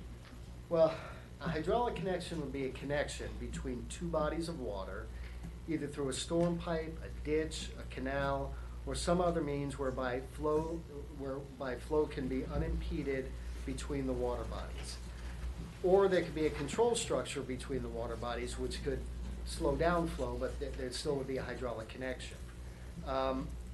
In this particular case, there's no control structure, no open ditch, no pipes, anything. There's just no connection whatsoever between one side, one lake and the other. You, along with Suzanne Danielson, worked on the access plan to the plat, right? Yes. Okay. And in connection with that, you met with the city's traffic engineering consultant, the gentleman who spoke here, Yes. about his comment about an ingress and egress access on the west side of the plat at the 1801 driveway, correct? Correct. Can you explain what happened at your meeting and what your discussion was about? Okay, well, let me also point out that Tina Jew was at the meeting as well. So it was Tina and Raj and Suzanne and I. And I think it was covered. And Tina's with the planning. Tina's, yeah, one of the principal planners with the city of Dearborn. So we all met together. And I think it's been covered, but basically what Raj was requesting was a two-way drive to be located from the Sample Lake plat into the Rowan plat. What we've pointed out what's been pointed out here and what I pointed out at that meeting was that there's only a 24-foot access easement between the property line of the Sample Lake plat, the south property line, 24-foot north to the north line of the access easement that's located on the Rowan plat. So because there's only 24 feet, you're limited in what you can, what type of access you can provide in there. At the meeting, we discussed various items. I even drew some angled driveways to try to fit it in, but every way that we could, there was no way to be able to get any kind of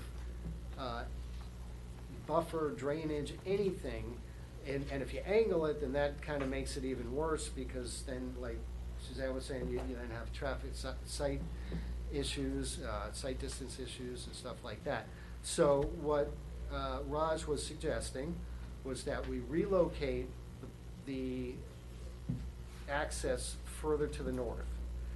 What I pointed out is that we don't have the legal right, we being the developer, don't have the legal right to access from Sample Lake property into the Rowan plat.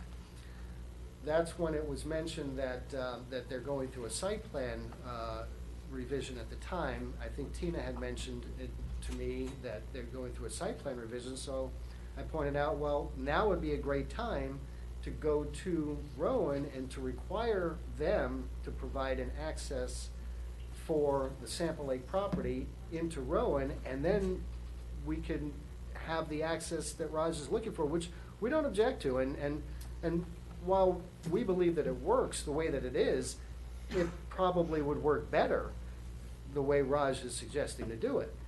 But Tina and Raj said that the city had no ability to require Rowan to provide access to us, that we would have to do it by either replatting our property or maybe replatting Rowan's property somehow for us to provide access for them to provide access. Now, they have a whole row of parking that runs along their east property line, which means the Rowan's plat's east property.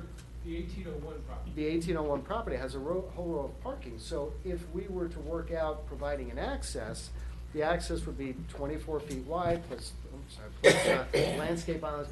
They're going to lose 4 or 5 parking spaces and at that point their site plan might not even work anymore. We don't know that, but if the city requires them to do it, then they'll work something out. They'll figure it out. I've had it done before many times where we've been asked to do things that we didn't necessarily like to do, but we did it because that's what we had to do. But basically we were told that would have to be incumbent upon the developer to obtain the legal access from the Rowan plat, from the 1801 property. the mayor mentioned some way of setting aside more property or a wider entrance on the Sample Lake property to somehow provide better access onto the driveway. Going north or inside, is there any way we can increase the size of the driveway or? Which driveway are we talking We're about? talking about any way to get down the Sample Road through the 1801 driveway by using any portion of the Sample Road plat, Sample Lake plat. Well, first, as you know, the Sample Lake doesn't own the property between Sample Road and the south property line. Right there. That's owned by someone else. That's owned by someone else, so we don't have access there. That takes the first, I think, 50 feet of the easement. From that point, you have 24 more feet, which we have legal right to go in and out of there, but we don't have the physical ability to provide a two-way driveway there. Can I just ask you, if I could just, I think what is discussed is using any part of this into our platted property to somehow create a wider access drive that would make it down. As long as the Rowan plat 1801 provides us a legal access, then yes, we No, can do that. Maybe I'm misunderstanding. He's pointing to the using, let me get that. He's pointing, what Mr. Coker's doing is pointing to using a strip along the western border of your property. After you get past the 50 feet and the 20 feet, can you kind of slope the driveway onto your own property to provide that? You keep saying that you don't have the 1801 property, but can you then say, okay, we'll do it on our own property? Is there a way that you can engineer that? I do not believe there's a way that you can. That's sufficient for me. That's sufficient for me. Yeah.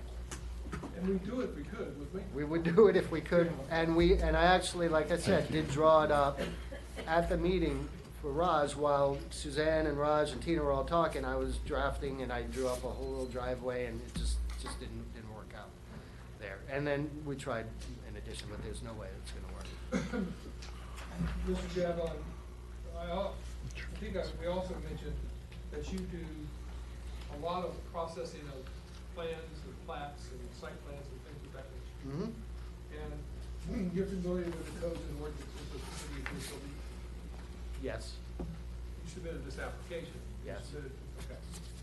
And in your professional opinion, does the Sample Lake plat as presented here today comply with the city's zoning ordinances for plat approval? Yes. By zoning ordinance, you're referring to land development code? Yes. Yep. Thank you. Commissioner Parnas and then Commissioner Hudak, you have questions?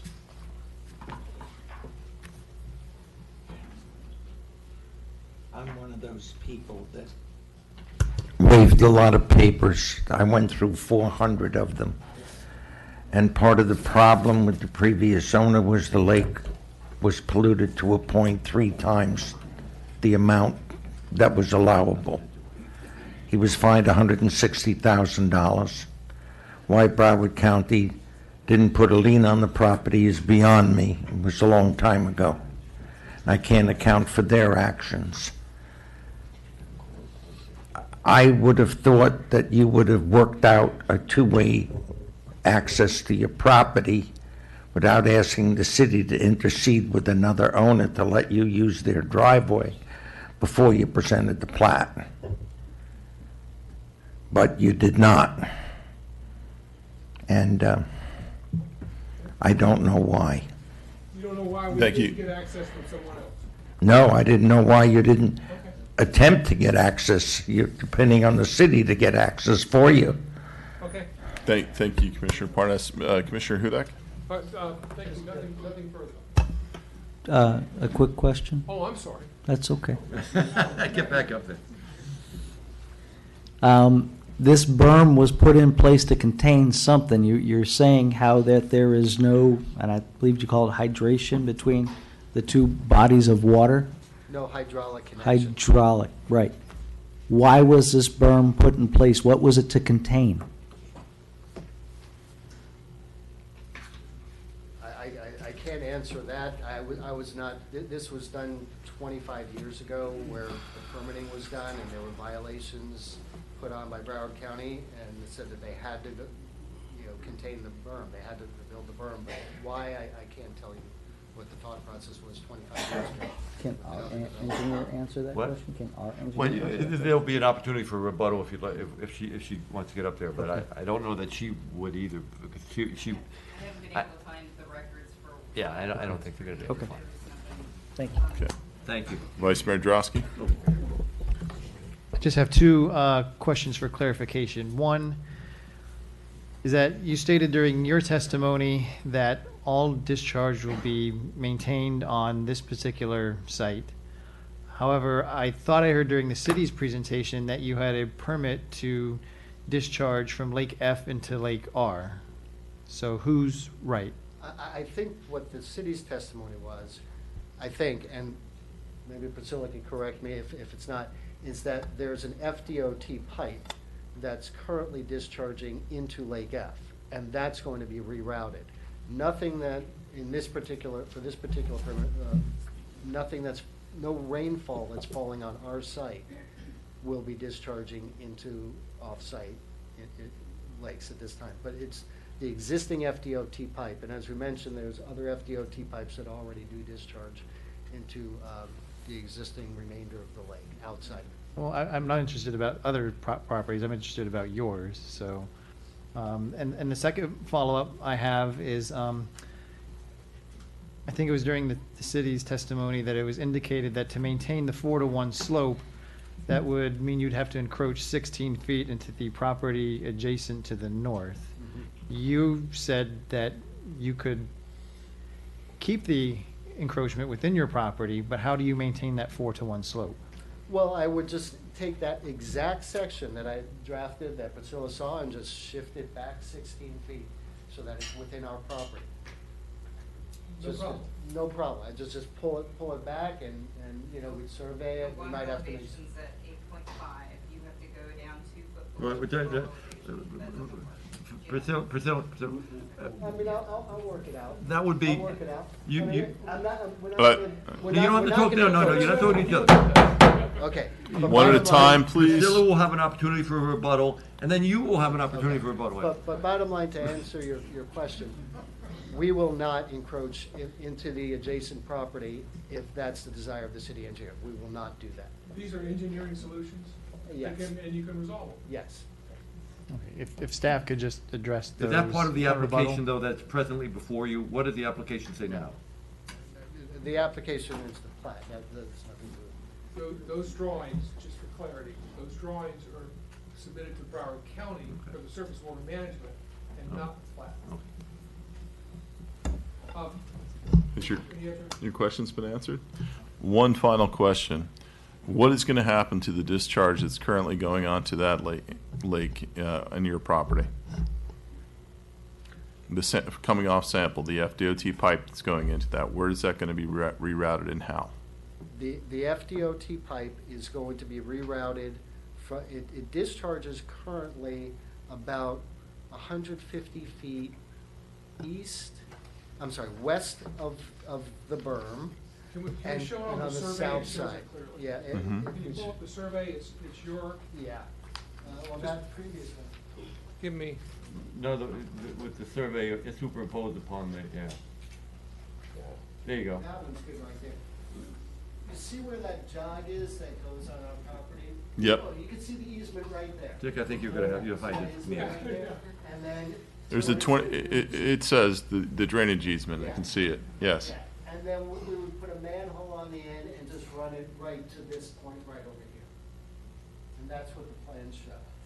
It would have to come out onto somebody else's property, No, come out on our property. on your property, and just flow right into the rest of the lake. Well, into the lake that we own. Well, the door portion, but he's saying Yeah, after right. it gets in there, it's Just- all, it's an whole lake. Just like everybody else along that lake discharges their drainage into their portion of that. And you're just going to add to that pile? Okay, Just like you've permitted everybody else to. okay, thank you. Go ahead, doesn't matter, grab one. All right, okay.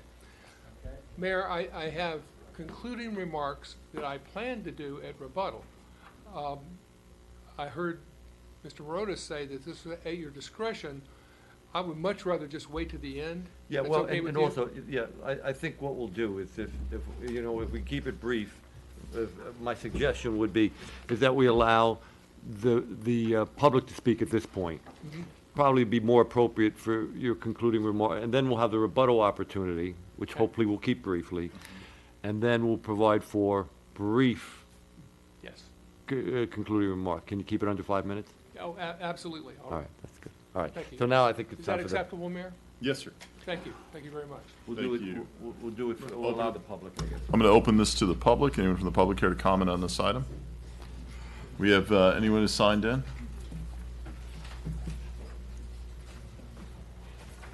Thank you. First up, we have, I believe it's Catherine Barker.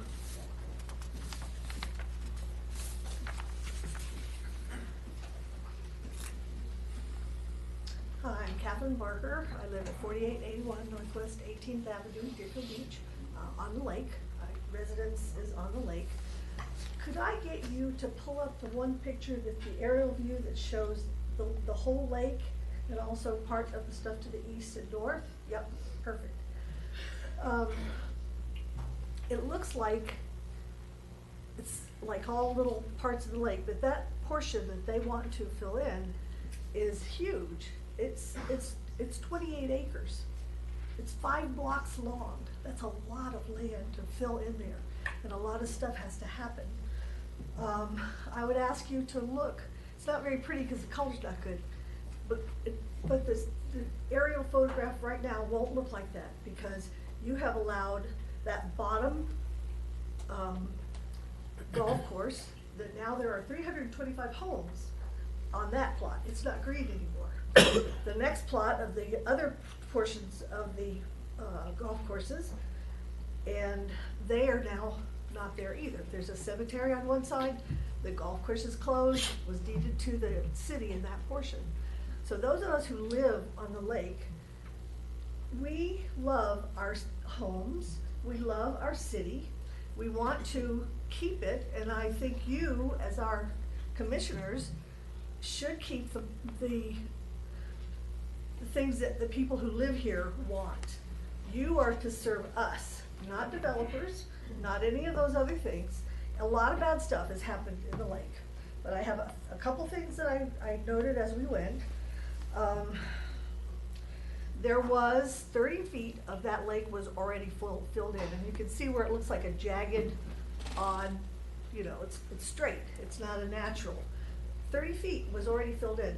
Linda Mooney worked for 15 years to keep the lake a lake, and she has presented millions and millions of words and documents and talked to people to get that lake and to keep it as a lake. The traffic load in our area that runs from Green Road all the way around, curves around, goes across past the lake and runs into Military Trail. The traffic has already increased by half again as much. We have had construction traffic that has affected us very, very badly.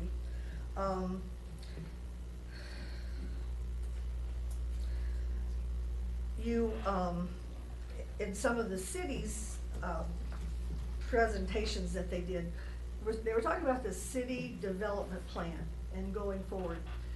And that's what you're gonna be deciding, because we're gonna go forward. Now, are you gonna be the commission that lets us fill in more of the lake? Would you like an additional minute, ma'am? I would, yeah. Okay. Are you gonna be the commission that lets more of the lake go? You know, if you look, all of that, industrial stuff on the left side, which is the west side of the lake, there's enough industrial stuff there already. Why do we need to put more? Why do we need more? Just because we can? I don't understand that. I would like for you to consider, I have children and I have grandchildren. You probably have children, some of you may have grandchildren. We are preparing the future for them by what we do in our cities. And I love it here. I'm a native Floridian. I was born here. I grew up here. My parents were born here. They have lived here their whole lives. So South Florida is very important to me, and we've seen so much of it just crunched away and built upon. I do want to bring the lady from Environmental Services, her last paragraph that she wrote said that. I'm sorry, ma'am. this Time is up. Ma'am? Adversely affects. Catherine, thank you so much. Appreciate it. Linda Mooney?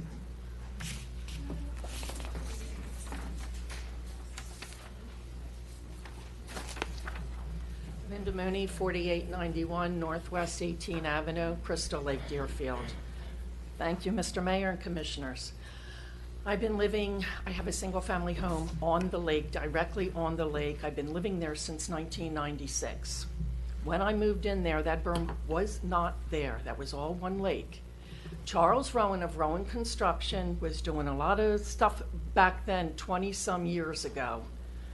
I think he's passed on since then. This may be his relatives, I don't know. But he built that berm to run his trucks over. He was going to fill that in. And it's my understanding that it was the state that threw him out, not the county. He was paying off people way back 25-some years ago to be able to do what he was doing until a lot of people started digging things up. I ask you to deny this from the plat. I mean, this is supposed to be a plat tonight. They're already discussing driveways and buildings, and they're already 10 steps ahead, these people. I was on the planning council here for Deerfield for 13 years, so I kind of have an understanding of what's going on here. All I can say is I really hope you deny this from the beginning. Mr. Coker, all he discussed was what's to the west of industrial. Yes, to the west. He didn't discuss what's on the east. It's a single-family community of townhomes, villas, San Brianna. Our homes, we have 325 homes and 75 in phase one. This is a residential community. All we have left is this lake. That's all we have left. We have no more golf courses. This is it. And I really plead with you to deny this application. Thank you. Thank you. Anyone else from the public?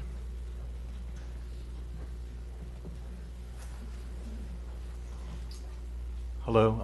I'm sorry I didn't sign in. But Your name and address for the record. My name is David Bamdis, and my business address is 3671 North Dixie Highway, Deerfield Beach.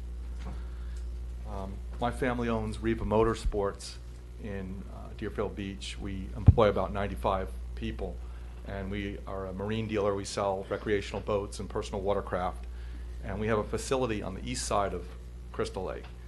We've been there for about 25. Our business has been around for 40 years, but this facility has been there for 25 years. And I'm one of two small businesses that are on the east side of the lake. Also, we have Dean with the ski school, who's right next to us.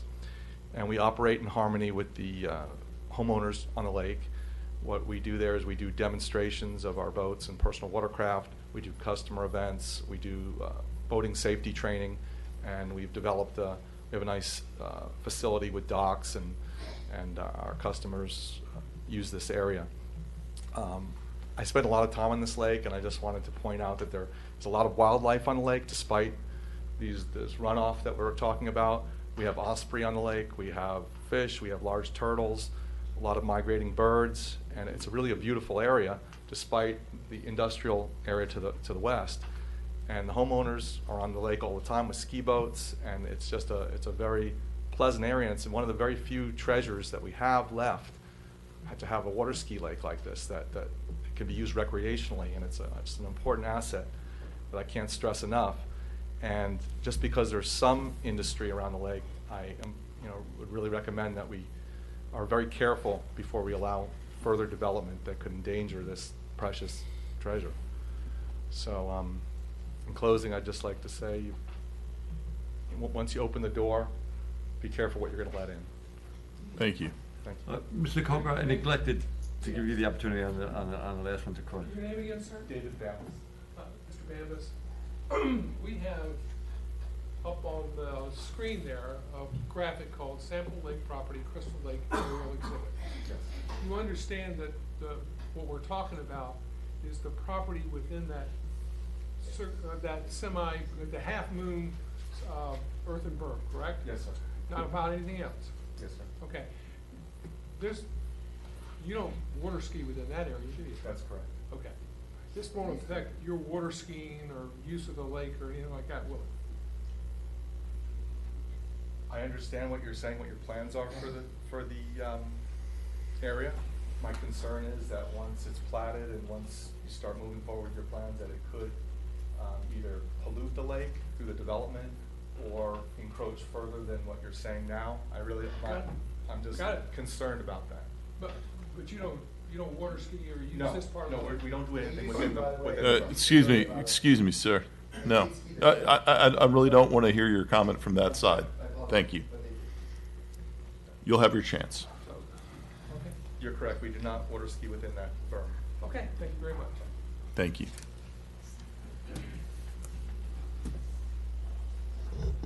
Hi, folks. Bud Curley, 4491 Crystal Lake Drive.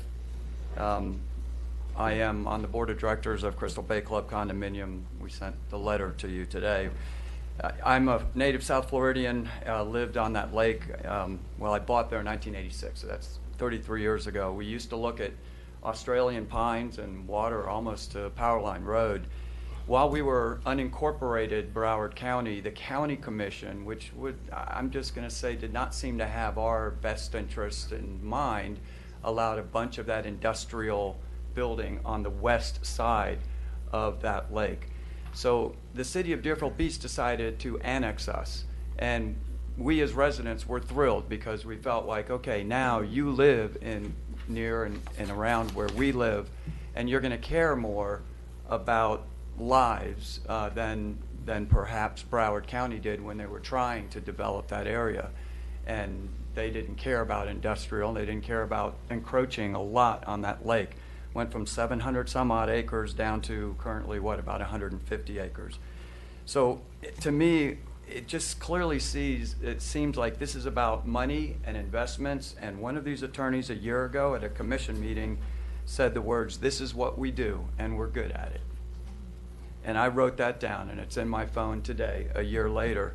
And when they talk about they can fix that berm with a slope, remember, it had to go out 16 feet. That means they're going to remove 16 feet of very mature trees on that berm. Regardless of the legality of the berm, the horrors that we as landowners and homeowners went through while Rowan just destroyed that lake for years, dead fish floating up on our shores, the smell of diesel fuel, just the rot of digging up that lake. So I think that all of that was permitted by the county, the city, you guys, and your predecessors did not permit that. Our other concern is they own to the right of that egg-shaped bermed in section, they own 2 more parcels of land. It doesn't stop here. We weren't born yesterday. They're going to drain all that extra water now that's going into a confined area. That dirty oil-based street water is now going to go into a lake where people swim. And then in a couple more years, when there's a strip shop or Walmart or something else there, they're going to say, well, now we have these other 2 plots. It's just very logical, given exactly what they said last year, that this is not going to end with just filling in what they say is this enclosed berm. I have a boat on that lake. I can tell you that I routinely see people fishing in that enclosed berm. It is a recreational area for the people that live there. Can I have one more minute? Yes, sir. There's a berm there that there's been a lot of controversy over the legality of it. I do have 2 letters from South Florida Water Management District, one that is a notice of violation, one that's a cease and desist order for Rowan for doing construction without a permit. Was it that berm? Was it something else? Was he an angel over here, but a devil over here? We have lived through the horrors of that family's construction for 2.5 decades. Well, 30-something years, 3 decades. And we all implore you. A lot of us had to leave because I have neighbors working at 6 a.m., so you might probably notice folks leaving, and they would have wanted to come up and talk. I'm sorry they couldn't. But thank you. Please vote no for this. Thank you, sir. Yeah, Ms. Coker? No. You know, that's okay. Now I'm very interested in what you have to say. Name and address for the record. Name and address for the record first. Dean Lavelle, I am a business owner at 3721 Northwest 9th Avenue on the far side of the lake. And I used to ski there before that berm was there, by the way. I've been skiing since 1994 on the lake, 95, with other pro athletes there. So I'm a business owner, I'm a concerned boater. I spend all my days on that water. I'm a 6-time world champion. I've been to 51 countries around the world. This lake is one of the most beautiful lakes around the world. I mean, for its clarity, the fish, the wildlife, everything about it, the water is just very beautiful. It's the most beautiful it's ever looked for the past 16 years I've been here full time, because I've been going since 94. So the water used to be called Lake Yuhu whenever they were doing all the three dredging and all that kind of stuff. So I got to endure all that and got to see it back in the days. So on this lake we have professional athletes. Half a dozen have come from this area that I train. We do kids camps, kid parties. So we have kids on there daily, out there playing, getting off their computers, getting off their iPads, all their playthings that they're going on the internet. They come play with us. So these people that are having a lot of fun. And then there's been 7 different languages spoken that one day, because I have people from all around the world come to that lake because how beautiful it is, that people want to train with us because how fun we are and how great it is. So to change this is definitely going to make a big impact on our lives. All the people that own houses and the apartments and all these things, it's going to change them. So everything you do is definitely going to change, and anything you do is going to change people's lives. It's going to affect them. So, think about it very wisely, and please take that in consideration. And have a bunch of notes, but anyways, where does the water go? That's there. It's nice to think that it can be contained. I'm not very sure of that. And when the water rains, in 1 week, I saw the water go up almost 5 feet. And I saw that berm that you say is a big berm be a very little berm. We had one of the hurricanes, we had 2 within a very small period of time. That water, that berm that seemed so big, was almost not a berm anymore. So there's things to be also considered about that. And then the last thing, permeable, non-permeable.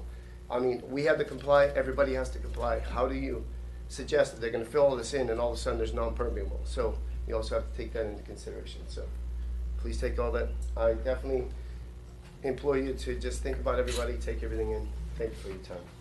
Thank you, sir. Mr. Coker? Nothing. Thank you.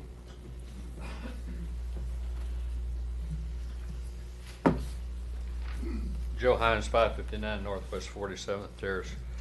Commissioner Hudak brought up something a little while ago. I wanted to tell him what I knew about this place. I was on this land back in 1950 when it was land, and I worked on it when Hudai Duval Wright ran the crushing plant that didn't build this lake, but it did do Crystal Lake, or Quiet Waters, and the lake Independence Bay. That strip, that north strip of this property, when you look at the property line there, that line runs straight across there. That was a property line that separated Deerfield Rock from Sample Rock. That was explained to me in about 1965. When those people were digging that, they left that little strip right there so one guy knew who owned one side, one on the other. Now, about 1967, you could take your boat and you could ski around that whole little strip that was out in the middle there. And that lake on the west side of this little pond now, whatever what you want to call it, went probably another 100 yards or 200 yards west toward Power Line Road. This lake doesn't look anything like it used to look like. But what I was wondering was the curvature off the north property line where it curves down to Sample Road. That was filled sometime maybe in 2000 or something like that. And I just wonder if that was permitted, if there was a legal, if you had to get a permit, if there was any requirements you had to meet, or if it was somebody just dumped it in there and filled it and then enclosed it, because when they did that, the property on the west side started encroaching over there too and enclosed the whole thing. Thank you. Thank you. Mr. Coker? Good questions. Anyone else from the public? All right, now, at this point, we are at the rebuttal stage. It's an opportunity, the rebuttal will take place with the city first and the applicant second. Is there, do we have any rebuttal from testimony? Now, again, it's rebuttal, it's not new testimony, it's aimed at what was spoken by the applicant. And the same would go for the applicant. Priscilla? Yes, sir. Priscilla Segalnik, Assistant Director for Engineering and Operations. I just wanted to read from Broward County Code, Section 27200. Now, Broward County Code is what regulates lake excavation. Side slips. For purposes of public safety, water quality enhancement, and maintenance, all wet retention detention areas shall have side slopes no steeper than 4:1 between the control elevation out to a depth of 2 feet below the average dry season water table elevation. Now, what is important to note here is the control elevation for this body of water is 8.5. That's regulated by the Water Control District, Water Control District 2. And that is in order to maintain, properties from flooding. They have control structures in place that only allow us to discharge at a certain rate at 35 CFS because that's what the control structure can handle, to drain this pond down in these in flood events. So to understand this, this 4:1 is a requirement between the control elevation out to a depth of 2 feet below the average dry season water table. So that is what controls it. That 8.5 foot elevation, he's at 6.5 foot, and he has to go from 10.5 on his berm down to 6.5. Geometrically, he has to encroach onto private property to make that. You're saying 4:1 he cannot move that, he cannot just move it No, that what way? he was indicating that he could shift this whole cross-section In to your the professional south opinion, he does cannot? not work. He Cannot. has to meet a certain elevation and tie in topographically to an elevation.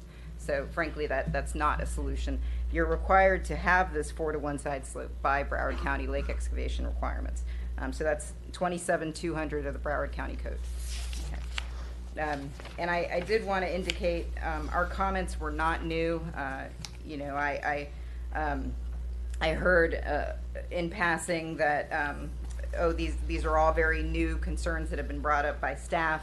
However, I have the staff report in front of me, and we have dates on each of our comments. My comments are significant. They date back to July, and in each of these comments, I address the concern that we have, and I reiterate it in new comments towards the end. New comments that were issued, I believe it was 1/17/2019. So new comments on 1/17/2019, I reiterated, from an engineering perspective, our main concern with reclamation of the Sample Lake site has to do with water quality and encroachment onto private property due to the angle of repose required for fill material. We want to ensure the fill does not encroach beyond the limits of property.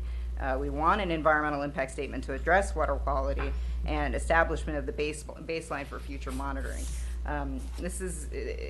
It's not a request that's out of the ordinary. We want to know what the baseline condition is. We want to know that it's not being adversely impacted. So we want to understand what the baseline is and have it monitored in the future for water quality.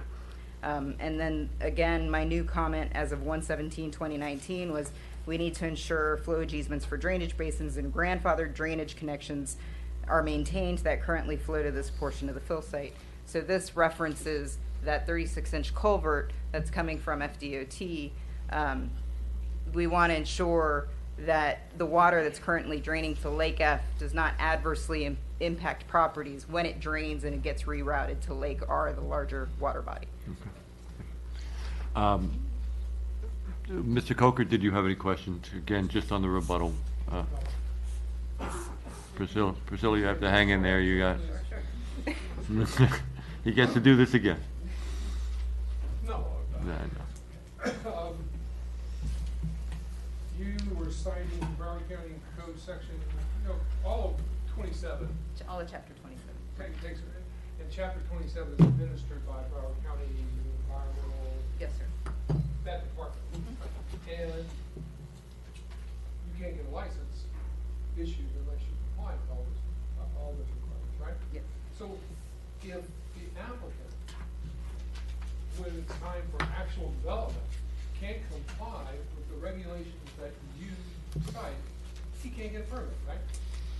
Well, the question here being the easements and the access, right, onto that private property in order to make that tie-in topographically. If he doesn't have it, he can't do it, correct? So he won't be able to do it. Correct, but Broward County apparently didn't see that on your plat. But you did. You would have caught it at the engineering permit stage.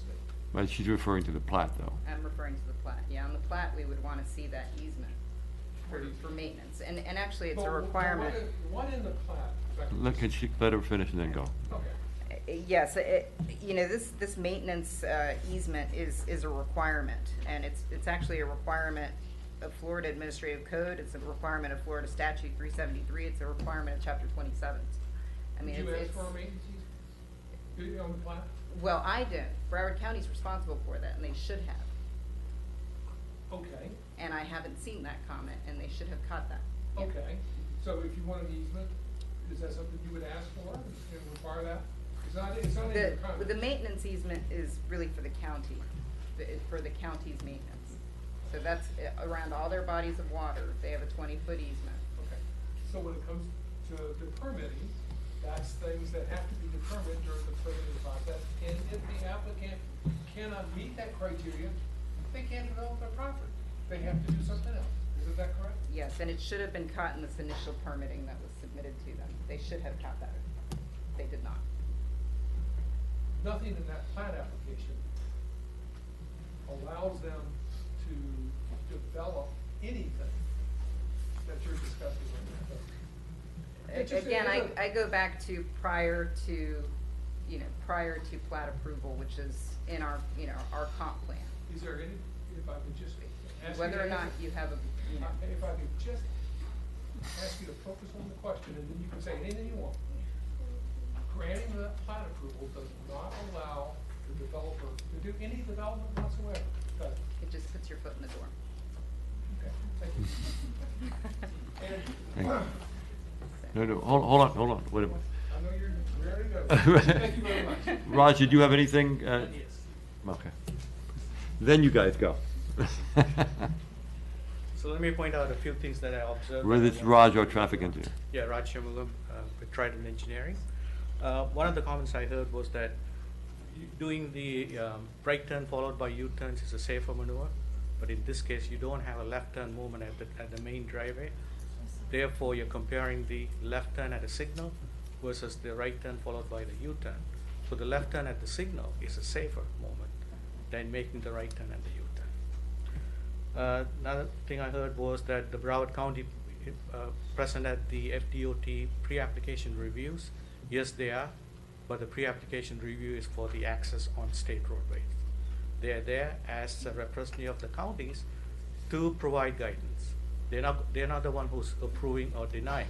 Besides, the access is only for the state roadway, not the secondary access. You're talking about, that has nothing to do with the driveway. Exactly, correct. Regarding the destination trips, the site, only attracting destination trips if the driveway is to be further north. Well, there's a 100-foot unplatted parcel in front of this site. What's opposite of destination? It's the passerby, like gas station, fast food restaurants. If you're going to have a 100-foot unplatted plat on the front, that's where you're going to have those uses going to be used, not on this side. Therefore, this is most likely to have destination trips.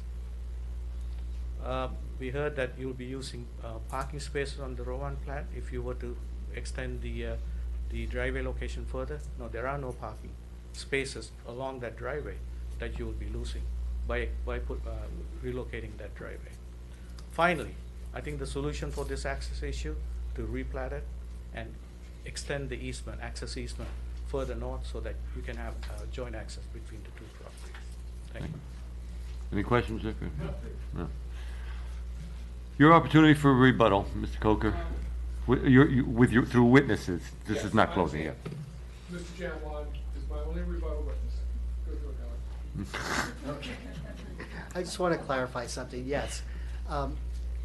I did say that on I did say that I did not receive the comments from the city engineer until today But I also said that they were on 1/17/19, they were prepared, but they never made it into the RAI, so I never saw them. Those two comments that we were talking about, one regarding the 4-to-1 slope and the other regarding the drainage easement. Now, the reason why I'm bringing it up is because as far as I'm a little confused now about the 4-to-1, the one with the 4-to-1 slope. What I was suggesting is we're not going to encroach onto anybody else's property any longer, if that's the position of the city engineer. So we would go to the property line, and if we would have to, we would cut it back into our property. We're just simply not gonna go into. You could also put a seawall there. We could do there's anything that we could do there. Now, There are engineering solutions. there are engineering solutions. And you'll but- figure it but out. we're not gonna, we're not going to encroach onto anybody else's property. If that's the position of the city engineer, that's what we're gonna do, yes. Okay. Thank you. Nothing further on the rebuttal. At this point in time, so there are no further rebuttal witnesses? Let's go. No further rebuttal. I just have concluding remarks. And this is your opportunity to make them.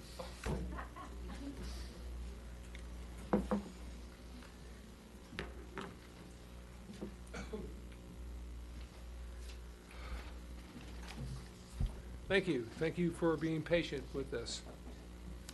The review of a plat by a city commission is ministerial function, and the city commission has no discretion to deny a plat. Once the clearly articulated objective criteria for plat approval are met. And that's the key here, clearly articulated objective criteria. The standards for plat approval, most of the case law relating to the approval of a plat and site plan is the same thing, really revolve around two foundation cases, Park of Commerce and Narco Realty. Park of Commerce dealt with the site plan, but it also cited plats, and cited the City of Lauderdale Lakes versus Corn and Broward County versus Narco Realty, which stood for the proposition that once all of the objective criteria, not made-up stuff, but objective criteria for plat approval were met, the governmental body had no discretion to deny the application. The court's holding in Narco Realty and Park of Commerce leave no doubt as to either the nature of the review, which is certiorari, applicable to a plat application, and the standard for that review. The administrative procedure for plat approval is quasi-judicial and conducted to factually determine, and I think Mr. Morotas explained this to you, if the proposed site plan submitted by the property owner conforms to the specific requirements set out in the administrative regulations governing direction of improvements on property.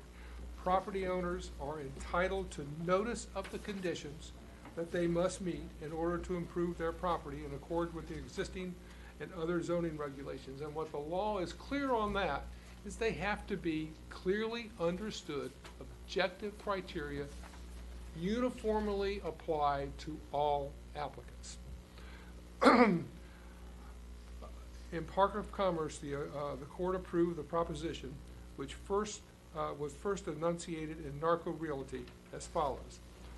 All persons similarly situated should be able to obtain plat approval upon meeting uniform standards, not standards that are just chosen and picked from here and there for different applicants, but uniform standards that we can all read and understand and invest our $2 million in and go forward.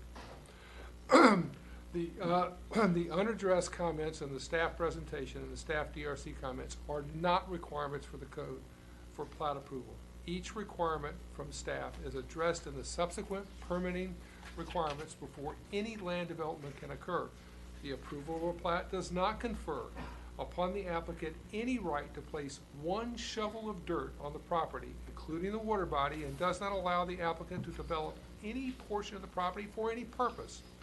The development approvals required for the applicant to develop the property for any purpose include, but not limited to, and your staff went through these: site plan approval, Broward County licenses for borrow pit reclamation and surface water management, Army Corps of Engineers, FDOT permits for access drive and relocation of outfall, city engineering permit and pavement and drainage permit, city building permits. These permits require compliance with all applicable city, state, county, and federal requirements. No development can occur without full compliance, and the city has the ultimate control to ensure compliance. Comments were made in the city staff report and here tonight that the additional information was needed to determine compliance with the comprehensive plan. This is a red herring that's completely unfair. The comprehensive plan is implemented through duly adopted land development regulations. That's what land development regulations are for. And it is compliance with the duly adopted land development regulations that demonstrate and ensure compliance with the comprehensive plan. That's what it's all about. Those are the requirements. Just saying it doesn't meet this goals and objective of a comprehensive plan is a complete misuse of the development process and the creation of objective criteria. Yule and Linda Polly have spent a great deal of time and money in reliance upon the regulations that you passed, that you adopted. They're entitled to be treated fairly and respected accordingly. We appreciate your consideration and we appreciate your attention to this very long and tedious presentation. Thank you. Thank you, Mr. Coker. I think thorough is more appropriate. Yeah, thorough. At this point, it is time for the commission deliberation and decision. I will point out to you that Mr. Coker's recitation of the law, I agree that your responsibility here is to make a judgment as to whether they meet this plat application meets the criteria of our land development code. I will also note that one of the criteria is compliance with the comprehensive plan. But you cannot consider feelings of people who just don't want to see more of the lake filled. Now that sounds harsh, but that's the way the law reads. You're subject to what our comprehensive, what our land development code provides. So your decision has to be guided solely by the four corners of our land development code based upon the evidence presented to you. And your decision must refer to the provisions of the land development code that are not satisfied. So that's the instruction I would have for you. Your decision is your decision, but that's the guidance. It's got to be within that framework. Now it's up, open for discussion and decision. Commissioner Parnas? I think we have pretty darn good staff. I think they've investigated this very carefully. And if I accept their judgment that the plat requirements have not been met, it doesn't comply with what we need or what they say we need to approve this plat. And until such time as they meet the standards of the city's compliance, I'm voting no. Commissioner Preston? Mr. Coker said that when the objective criteria has been met, the city cannot deny the plat approval. It's that key word. Has it been met? That's the challenge. Has at this level, because I didn't hear staff said that they could not move ahead with a plan or whatever. It was at this level, the plat level, that all of the information presented to them that was evaluated, it was their opinion that they did not meet those requirements. So we're still at that one level, at the plat level. At the plat level, certain things have to be done. The question becomes, were they done? Mr. Coker says yes. Staff says no. So obviously there's a problem. We have a problem. And so that's where I agree with Mr. Coker when he says that when the objective criteria has been met, the city cannot deny it. But the fact is that I'm not convinced that that objective criteria has been met.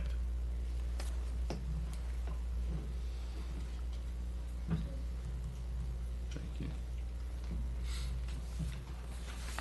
Any other commission comments?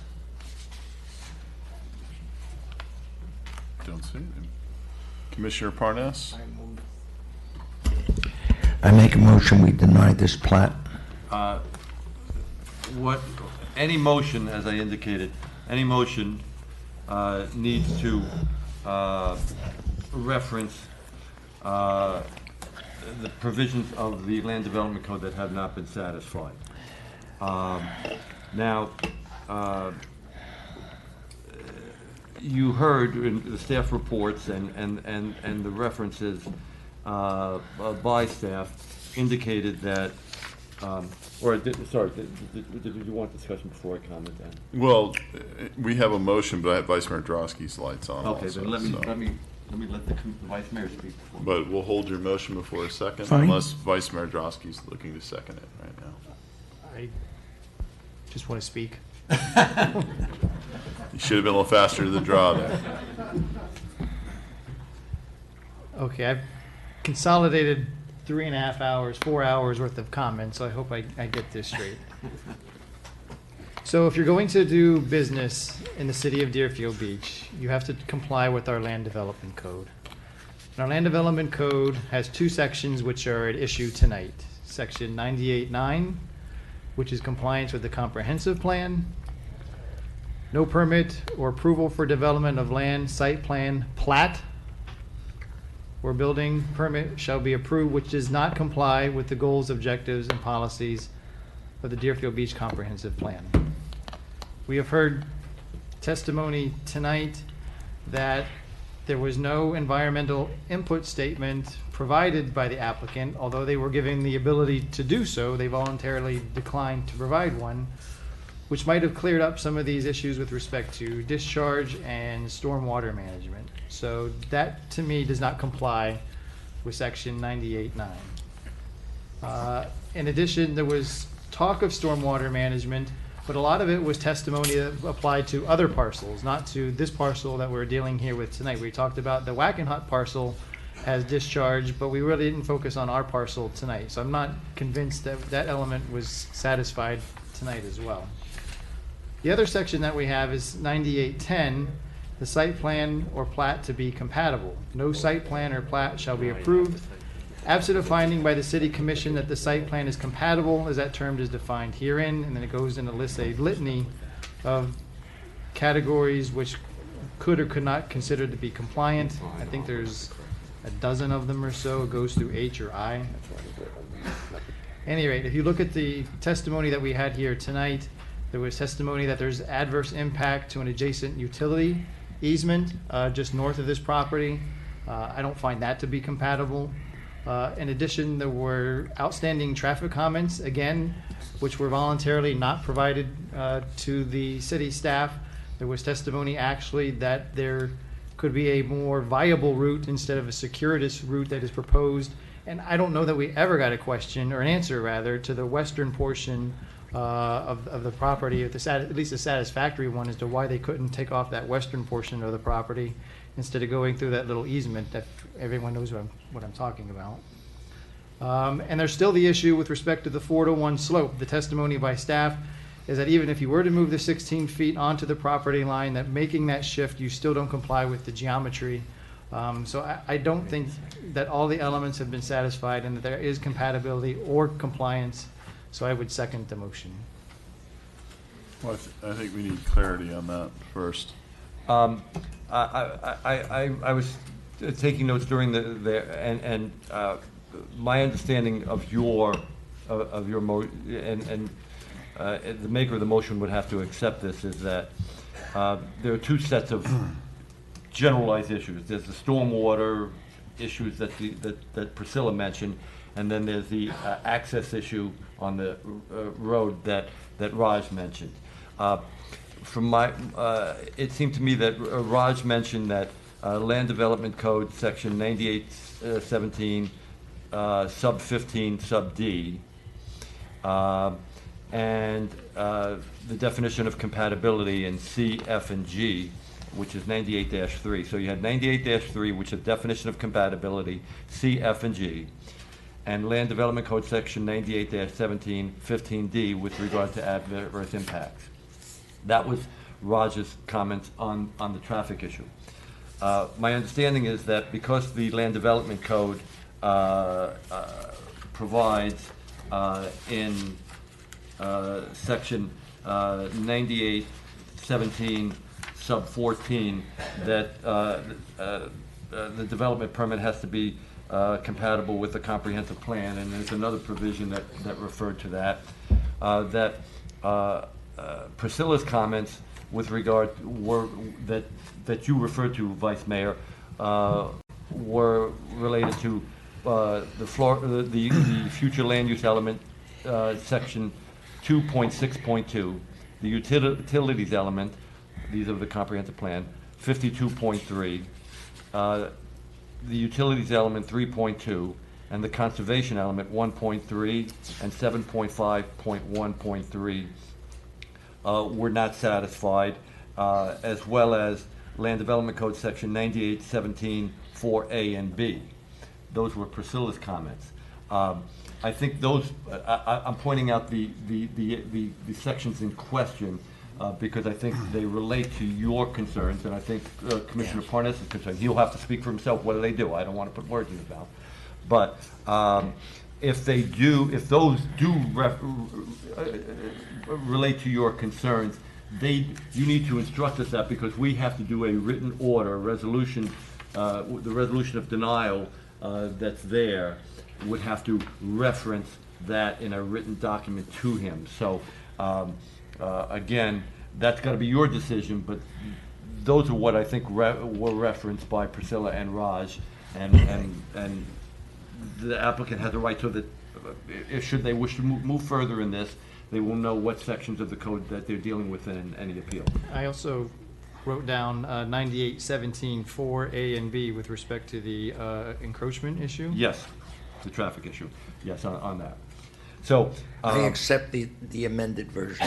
So what your motion is going to refer to the sections 98.3 definition of compatibility, C, F, and G, Land Development Code 9817 15D.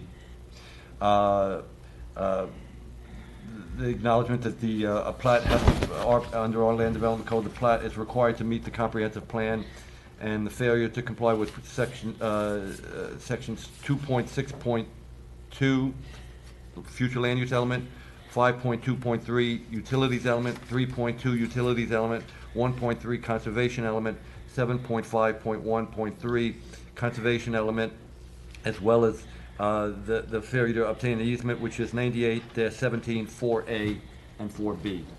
Is that so moved? Are you incorporating Yes. that in your motion? So Commissioner Parnas is incorporating that in motion. Do you accept that as part of your second? I'll renew my second, yes. We have a motion and a second. Before we call roll call, I have a question. If we disagree with some of the ones where we feel they haven't been met, and should we ask for it to be amended, or should we? In what regard? Well, if any of the ones that are being cited here, if any of us up here disagree with the cases that have been made by staff, do we not go with that, or and ask it to be revised, or we just vote no? Well, if Or someone, yes for it to if move someone forward? if a member up here disagrees, the proper procedure would, if for instance, if they disagree with one of the sections that Commissioner Right. Parnas has accepted as part of his motion, and states they are part of your motion, are they? Yes, they are. If someone disagrees, the way it would go in parliamentary procedure is you would make a substitute motion, and you would cite the provisions that you think are acceptable, eliminating those that you find are not acceptable. And if there's a second, then that substitute motion would be voted on. So if someone wants to make a substitute motion and cite the provisions they wish, they can, but if they, so that's the way it would be done. Okay. Everyone clear on that? Okay. I'm not. All right, let's do roll call. Commissioner Hudak? So I'm voting. You're voting on the main motion as made by Commissioner Parnas, incorporating the sections that I referenced, and as seconded by Vice Mayor Drosky. So I'm going to be saying I agree with that. So you're voting yes? Yes, on the motion. Commissioner Parnas? Yes. Commissioner Preston? Yes. Vice Mayor Drosky? Yes. Mayor Gantz? Yes. You take a 2-minute recess? Yes, 2-minute recess, please. Good. Hey. Motion to adjourn? What happened? We agreed on this. Commissioner, do you have those down to the clerk for the record? There you go. Thank you.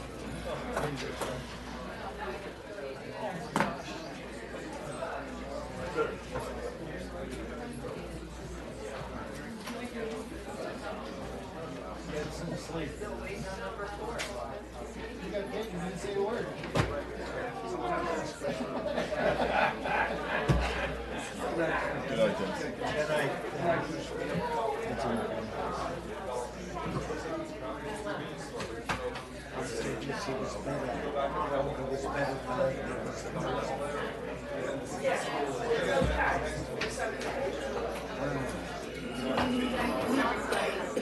Good night.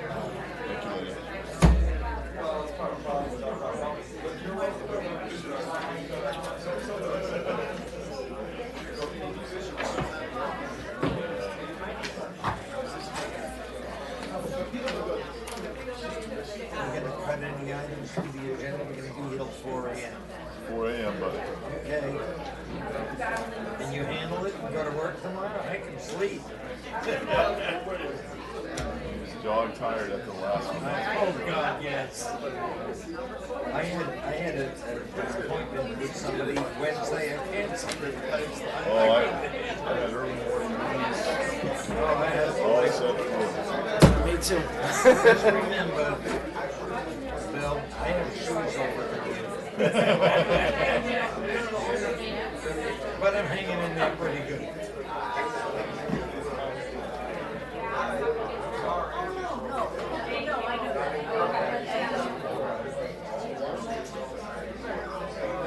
By the way, the owner of that Biden school, he's really nice people. I visited them. And the kids that come there are so well mannered, behaved, they want to learn, they love being out on that lake. Well, hello there. You still up? Yes. Now you know what I do for a living. You can. This is I've never been to a commission that's That's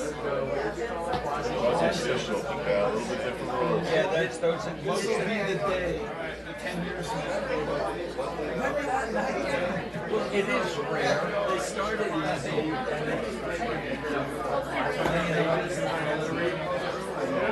then this thing, You probably have to go. You know how many more items we have? Appreciate Next is when it comes to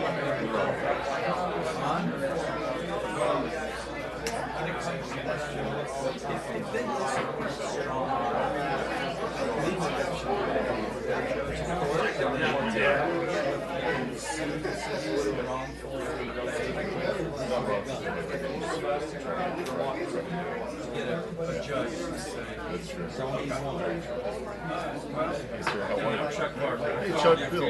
Yeah, how are you? doing well. Good. How are things over there? Better? Yep, so much better now. Good. Trucks are gone. Oh, good. Good. Glad to hear it. Absolutely. Thank you. Yeah, guys. do you have Come the out. agenda? Thank you. We're just striking. Thank you, ma'am. Thanks for coming out and being patient. Here it is, here it is. It was thorough. I just wanted to piggyback and help out. Can I not just get one more? No, unfortunately. Unfortunately. You're welcome. Thank you, man. always a pleasure. Come June 3rd. Okay. Good. I'm having a district meeting in Crystal Lake. You guys are welcome. Deverola? It's a Monday night, 7 o'clock. We can Got have it. refreshments. Ladies and gentlemen, if we could, everybody come back, please. Or the next day. Come up.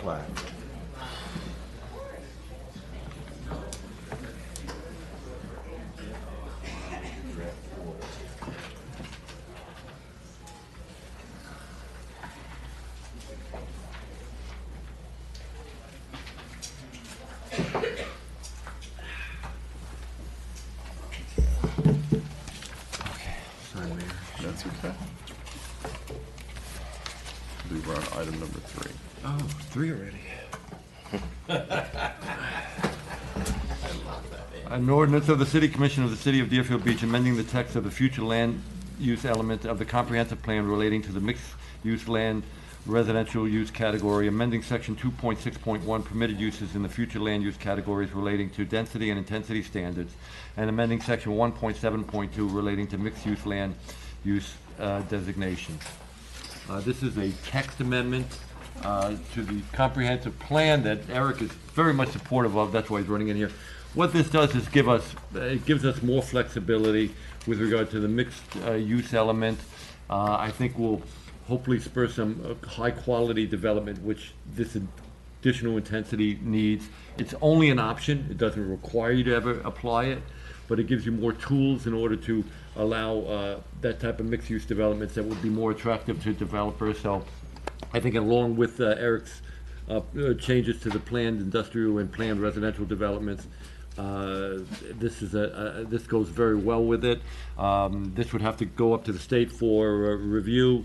Comments on regional issues come back to us, and then have to be recertified by the Broward County Planning Council. But we've been working with the Planning Council on this, so it's our recommendation that you approve it. I don't know if Eric has anything additional, but that was wonderful. Anyone from the public care to comment on this item?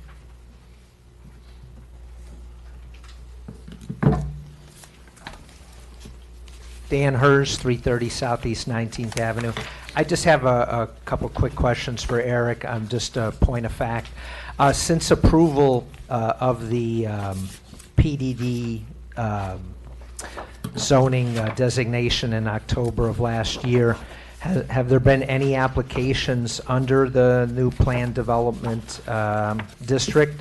And also, if there are any upcoming projects that you are aware of that would incorporate the PDD zoning designation. Thank you. Thank you. Anyone else from the public? I'm going to close it to the public. Mr. Powers? Thank you. Currently, there is one application that is proposed to rezone to PDD that is in site plan process. And I believe there are a few properties throughout the city that are very interested in the property possibility of rezoning to PDD. Thank you. Commission?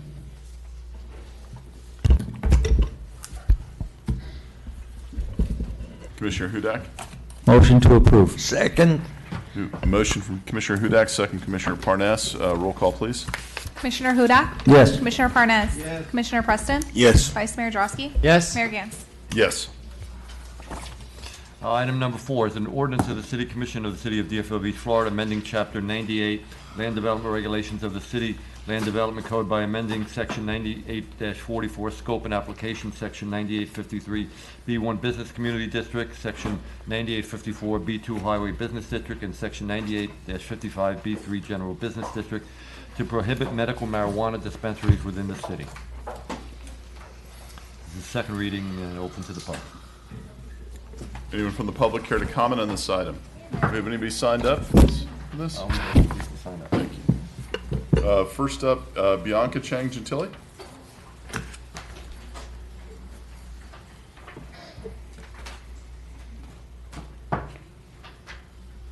Good evening. My name is Bianca Chang Gentili. I live at 340 Southeast 3rd Place in Deerfield Beach. I'm a resident of District 1. I am opposing this ban. I'm very disappointed in you, Michael. When you were campaigning, you came to my porch and we spoke, and you were not against the medical cannabis or the dispensaries. And now you propose a ban on the dispensaries. You know, they're not all the same. The medicine is not all the same in every single one of them. Right now, I have to drive to Wellington to pick up some of my medicine for myself and my mom, who has Alzheimer's. None of you are aware of. I'm sorry, and it's a lot. It's a lot. I suffer from chronic pain. It's a heck of a drive to make all the way up there. And I know we have 4 here, okay? That's not the problem. They don't all have the same medicine. The medicine is not the same. It does not work the same for everyone. And let me just tell you guys this. I read a lot, okay? First of all, property value will not go down. Second of all, if the biggest problem I know from what I hear from the citizens is the location that's by the beach because of the parking, and this is what caused all this chaos, in my opinion. Okay, so why don't you just ban no dispensary by the beach? First of all, we don't even have enough parking right now. Okay, how are you gonna put up a dispensary and you already have all those bars? You don't have parking. But that is what's causing this whole problem. Okay, from speaking to other residents. The majority of the residents who visit the dispensaries, the medical cannabis dispensaries, are over 55. I have met people in their 80s, and I sit there and I speak with them, okay? They're not kids. There's not a bunch of punks. No one's hanging out in front of a dispensary waiting for it to open up so we can get our medicine. But there are people also that work, okay? And the delivery service doesn't always work out because they work. You can't receive a delivery at your office, well, you could, but I mean, you know, you're jeopardizing your job. It's basically what I wanted to say. I completely oppose this ban, and I'm very disappointed. Thank you. Thank you. Andrew Felix?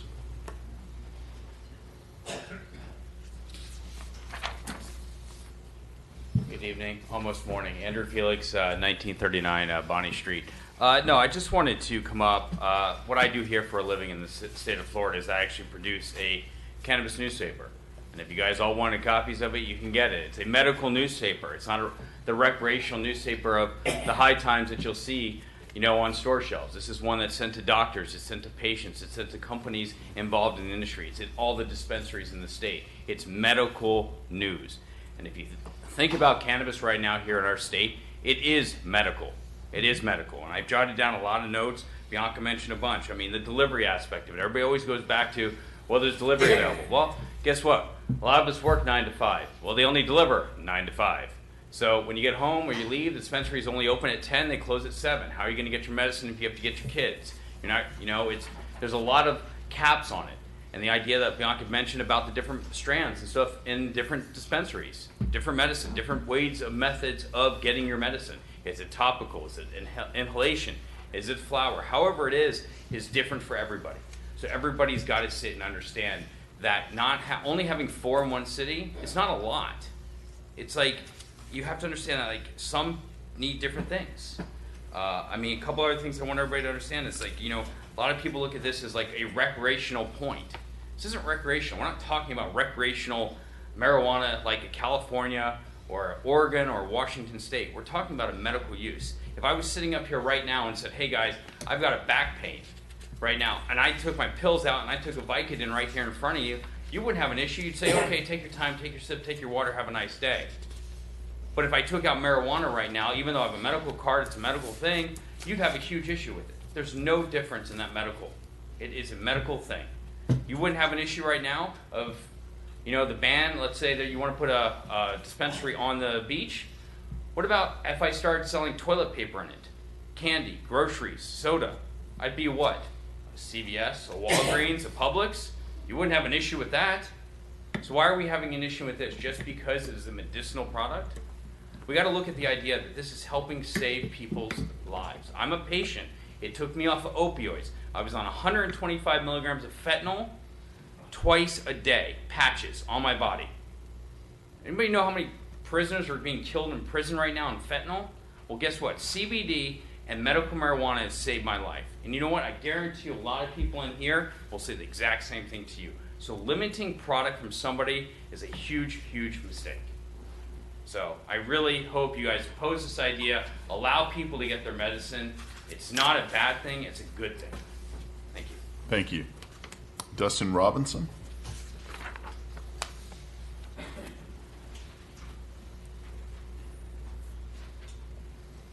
Good evening, Dustin Robinson on behalf of my law firm, Mr. Cannabis Law. Thank you for having me tonight. I spoke at the last city meeting and had the privilege to speak with several of you on the phone after the meeting. I was pleased that you guys reached out and were open to making a more informed decision. I'm not going to rehash what we've already discussed at the last meeting because that would be unproductive, but instead I just want to make one very important observation tonight. And that observation is that anyone who votes to ban dispensaries tonight, rather than treat them like pharmacies, is not banning based on home rule. even though some of you may say you are. They're voting to ban based on their personal stigma against marijuana. And that's what Andrew just touched on. It's the stigma against marijuana. An example of a true home rule issue is when the Florida Constitution preempted cities from enacting a local minimum wage ordinance. In that instance, the state completely stripped the cities of any authority to regulate minimum wage and thus stripped them of their home rule authority. That's not even close to what is happening here for marijuana. Over 70% of the Florida voters voted to treat marijuana as a medicine, and 76% of the Deerfield voters voted to treat marijuana as a medicine. The Webster definition of pharmacy is, quote, a place where medicines are dispensed, end quote. If the voters voted that marijuana is a medicine, then the reality is that the place that dispenses such medication is really also in effect by Webster's definition a pharmacy. It's just dispensing medicine. That's why the Florida legislature said that to treat the marijuana dispensaries like pharmacies. It has nothing to do with stripping the cities of their home rule authority. As long as you accept that marijuana is indeed a medicine, like the voters voted, then the place of dispensing is in effect similar to a pharmacy, and there is absolutely no logical reason that a dispensary should be treated differently than a pharmacy. But if you have a stigma against marijuana and you refuse to accept it as a medicine, then I can see why you want to ban it. In your eyes, it's not a medicine, so the dispensing of it should not be treated like a pharmacy. But your duty as public officials is to put your personal stigmas aside and objectively vote based on what your voters want. Your voters overwhelmingly want marijuana to be treated like a medicine, and that's what you should give them. So I have one two-part question to the commissioners who are planning to vote yes to the ban. What is an example of an ordinance provision you would like to implement to apply to marijuana dispensaries but not to pharmacies? And why is it that you feel that such a provision should apply to marijuana dispensaries as opposed to pharmacies? The reason I ask this question is because I'm confident that there's no logical reason that any sort of ordinance provision should apply to a dispensary that dispenses medical marijuana, but not to a pharmacy that dispenses dangerous drugs like opioids. One more minute, please. Yes, sir. Lastly, I just want to reiterate a point that I made last time, but I think it's very important. The Florida statute does not allow a city to put a cap on the number of dispensaries. I understand that the city attorney does not believe a ban today would violate such statute, but there's a whole slew of attorneys, including myself, who disagree with that interpretation of the statute. Thank you for your time. Thank you. John Millage? Thank you, Mayor. John Millage, 200 Southwest First Avenue, Fort Lauderdale, attorney for Certera Wellness. I'm here tonight to request that the Certera dispensary location that is in for permits for 697 and 699 South Federal Highway be added to the grandfather list. At the last meeting, the commission discussed the criteria for grandfathering, that the applicant must have been diligent in the process and was in the final stages of approval. Certera does meet that criteria. Mr. Mayor, if it's okay with you, I just want to pass out a one-page timeline that I'd like to Absolutely. discuss. And you just give it to the city clerk. Sure. She can distribute it from there. Sure. Yes. Good deal.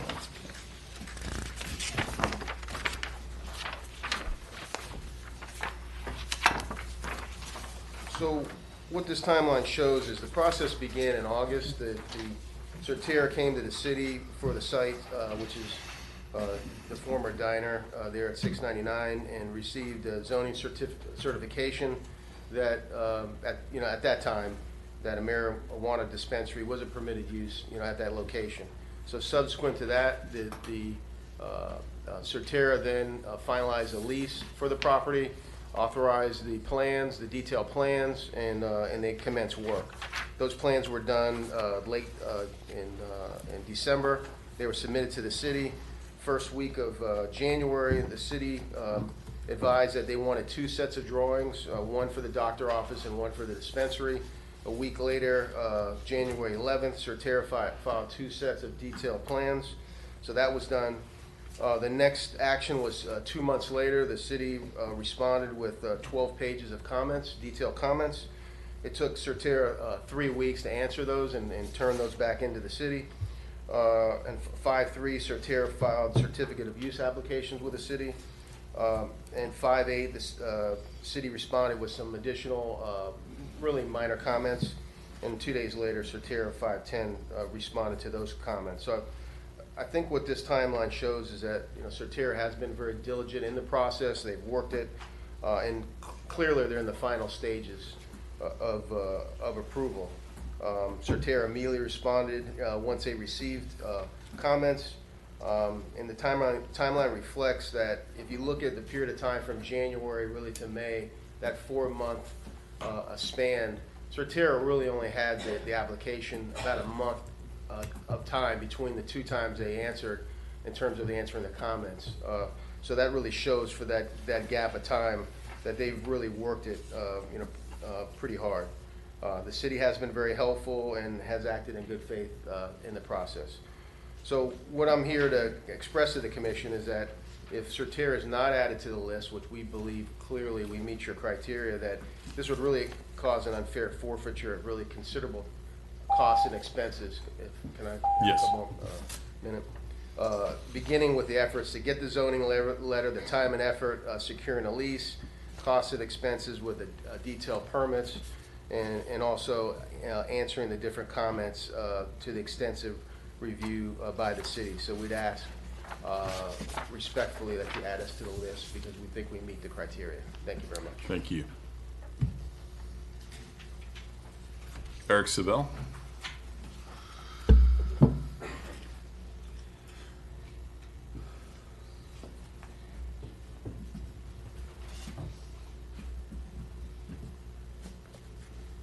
Hi, my name is Eric Savell. My address is 2585 Northwest 23rd Way, Boca Raton, Florida, 33431. Thank you, Mayor, Commissioners. So I wanted to touch on some things some people already spoken about in a little bit more detail, and some other things as well. And so just to reiterate, you can go to these companies' websites and immediately verify that most of them carry in the range of 50 plus different products. There's capsules, there's tinctures, there's vaporizer pens, whole flour, pre-rolls, shatter, wax, crumble, topicals, a host of other products. Some you eat, some you put under your tongue, some you inhale, some you vaporize, some you put on your skin. The reason this matters is that depending on your use as a patient, as some people have already explained, some products are going to be more likely to be appropriate than others. And so, as Bianca mentioned, for example, Move is the only company that carries a medical cannabis inhaler. And currently their closest location is in Wellington. Just by comparison, when I checked Google Maps this morning, there were at least 19 pharmacies within Deerfield's incorporated limits.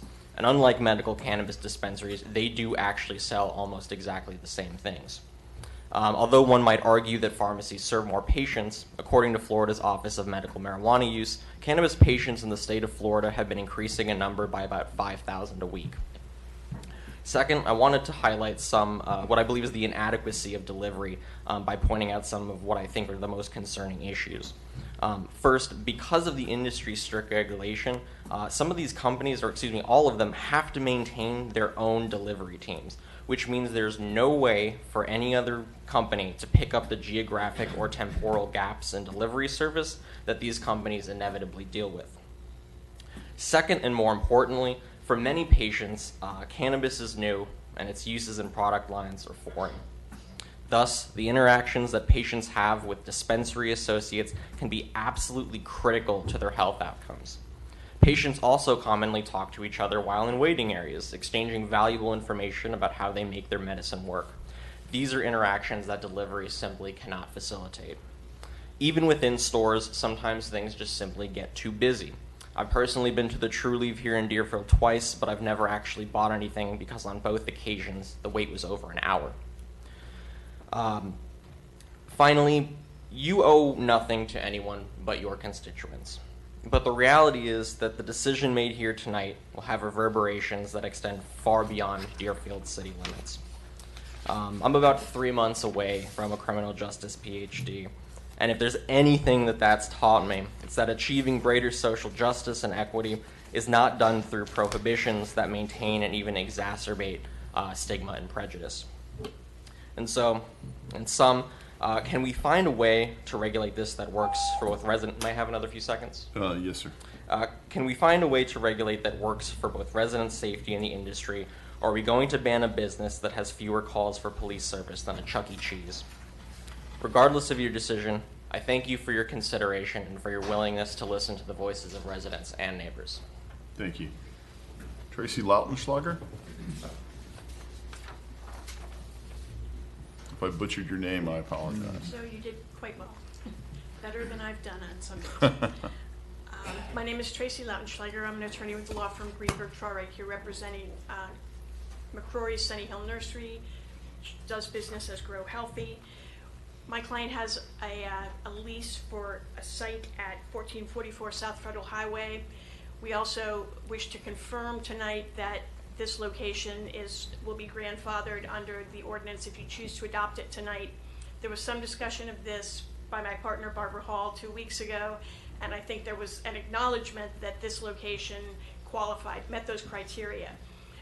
The Grow Healthy site obtained a certificate of use for delivery back in September. They submitted building permit applications in October. And since the first reading on this, I'm happy to report that they received their building permit today for the dispensary build out. So taking all of these factors into consideration, we do believe that we would be grandfathered under your ordinance if you adopt it. I do have a letter to this effect that I'd like to provide to circulate to you. Give me the city clerk, please.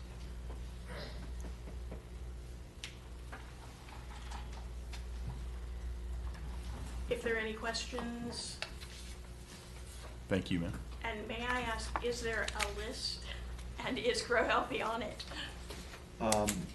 We'll get an answer to your question. Thank you. Thank you.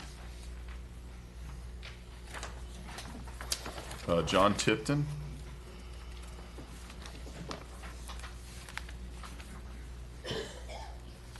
Hi, I'm John Tipton, 6210 Glen Abbey Lane, Bradenton, Florida. I'm the CEO for Plants of Ruskin, Alt-Med Florida, doing business as Move, which you heard a couple of my patients speak out.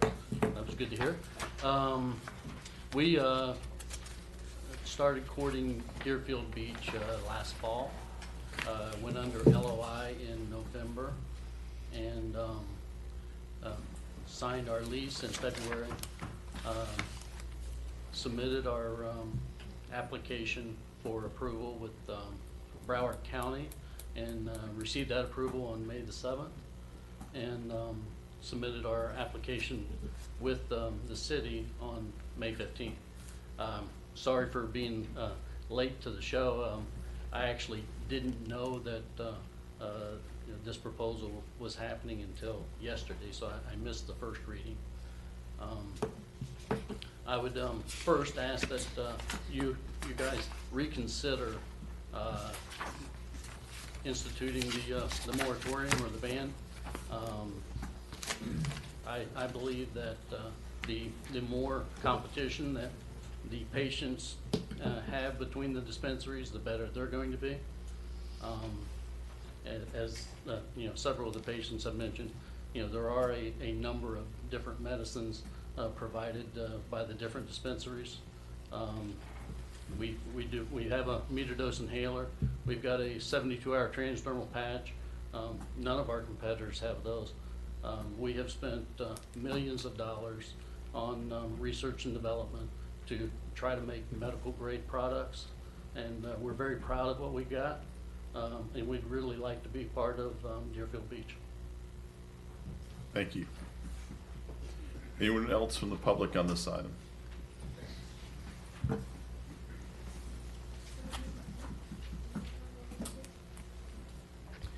Good evening, Dwayne Dickerson, on behalf of a property owner located at 1299 South Military Trail. I'm an attorney with the law firm Dene Miskel Backman, offices at 14 Southeast 4th Street in Boca Raton, Florida. My client is interested in housing a medical marijuana facility on their property. Obviously, in that regard, we would respectfully request that you not move forward with this ban and ordinance. However, if you do see fit to move forward with the ban, we would request that you include an amendment to the ordinance language, which would be a grandfathering an amendment to allow for any applications regarding development of medical marijuana facilities that have already been submitted, and or any certificate of use applications that have been submitted on or prior to May 7th, 2019, which would be the date of your first reading on this item, be grandfathered in and that those applications be exempt and not subject to the ban. I've worked with your city attorney's office and we've discussed it, and I believe he may have some suitable language, if you deem appropriate, that would allow for these applications that are in the pipeline as of May the 7th, that they would be exempt from the ban. So with that, I'm happy to answer any questions. Thank you for your time. Thank you. Anyone else from the public?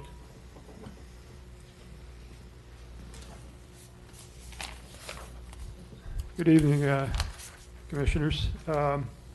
Well, it was a lot longer than I expected tonight, but Name and address for the record, sir. I'm it's sorry. Ray Wilson and Durham Q, Century Village. I guess what I see here with this particular issue is motivation. What is motivation here? And I think the motivation for expanding and making unlimited medical marijuana dispensaries in Deerfield Beach is for the public good. I think everyone views it as something that is helps a lot of people, and it is a public good, public benefit. And that's the motivation. And when we can contradict that with so many unlimited cigarette dispensaries of cancer and emphysema and other ills, and we contradict that with so many unlimited alcohol dispensaries of drunkenness and drunken driving, all of these minutes from the beach, and unlimited fast food and other purveyors of diabetes and obesity, and all minutes from the beach. And there doesn't seem to be any limitation on any of those things. And the motive, when we look at that, we see such consolidated wealth, and it really just seems it's just about making money. In this case, it doesn't have to be about making money. There's, I think, an extraordinary opportunity here for the city of Deerfield Beach government to to make this a public good, where the benefits and the extraordinary wealth that's going to be made in this industry once again can be turned into a public good, where the city of Deerfield Beach looks to make a return on investment, where they pay a living wage to the employees in this industry, in this business, take hold of this, use the city's money to purchase these farms, as well as open these dispensaries, and have the surplus that's going to come out of that, which otherwise would go for those same things I spoke about earlier, where it's not for the public good, cigarettes, alcohol. The extraordinary, the billions of dollars that are going to be made off of that. Let's have the billions and millions of dollars here that can be made locally off of this go into the public good, be returned to things like public transportation, other things we're lacking here, public health at the local level. Let's see the commissioners here in the city government think creatively and see how can they take advantage of this extraordinary opportunity to make money here, but this time return it to the masses, to the public here, instead of just a handful of idle rich billionaires, which it seems that this is where this industry is going to go. So I would ask people to just think creatively here. Thank you very much. Thank you, sir. Okay. Anyone else from the public?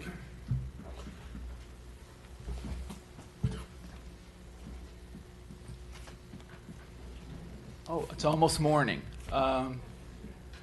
My name is Billy Lane, and I live at 11 Tilford A in Century Village. And it's tough to follow that.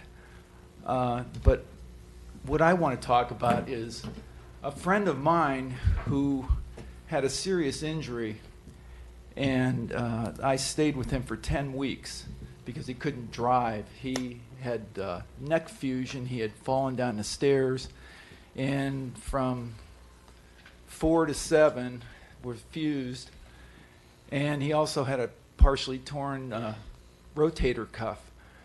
And he went through literally hell. I saved his life a couple times because he was given fentanyl and Dilaudid by his doctors at the same time. And the same thing kind of happened to Tiger Woods. When, you know, regardless of what you have or what you think you can do, when you get into a situation like that where you have this kind of medical situations and they're giving you this crazy stuff that you're comatose. And over the last 3 years, he's kind of crept back. And besides that, he was a scratch golfer. And he couldn't play golf, and he got real depressed. And when medical marijuana became available in Florida, he got a license, and his life changed. He got off of this opiates and these pharmaceutical stuff, and it really changed. It changed him, and we actually played golf a couple of weeks ago, which was amazing. And I never thought I would do that. And I just think that to get to the dispensary thing, it is, as Mr. Wilson had just said, that it is to the benefit of the public, because in Florida, over 70% of the electoral or of the voters voted for this. And you know, that's amazing, because very seldom does anyone ever win by 70%. So I think the dispensary is a good thing. I don't think it's a dangerous thing. I don't think it attracts weirdos. And as we've heard others speak, standing room only. And I don't know how many are open in Deerfield Beach, maybe 4, 5, 6, I'm not sure. And I don't know what you're limiting that. Would you like another minute? No, that's all right. But Okay. thank you for listening, you. and appreciated the entertainment earlier. Thank you. Anyone else from the public?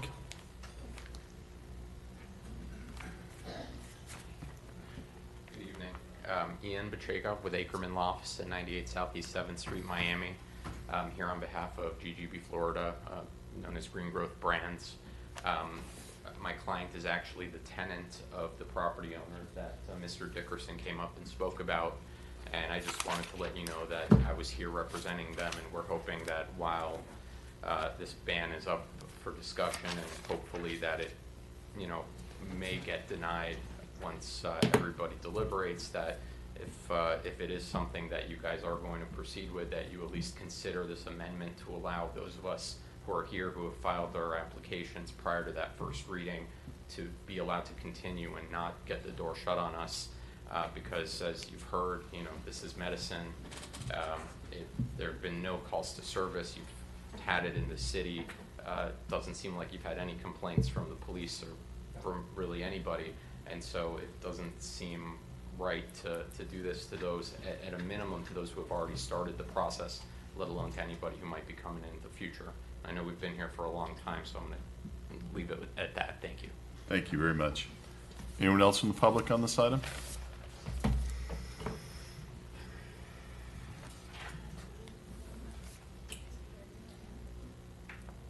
John Slattery, 1455 Southeast 5th Place. I wasn't planning to get up and talk about this tonight, but I've decided to do so.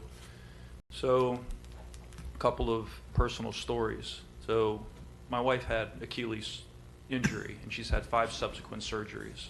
Every time the doctors have put her on heavy medication to deal with the pain. It hasn't improved her situation. She doesn't like taking heavy medication. She eventually was able to get a marijuana tincture, which are just little drops you put under her tongue. And the difference has been phenomenal in her. Doesn't get you high, doesn't do anything.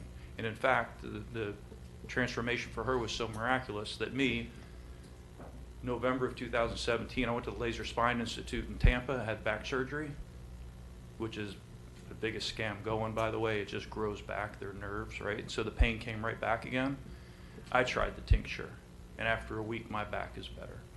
So you can't get this everywhere and anywhere. You can't just go to whatever dispensary you want to. Certain dispensaries carry certain things, and the accessibility things that people are talking about are valid and they're accurate. My brother, unfortunately, had back surgery, and he got hooked on the medicine.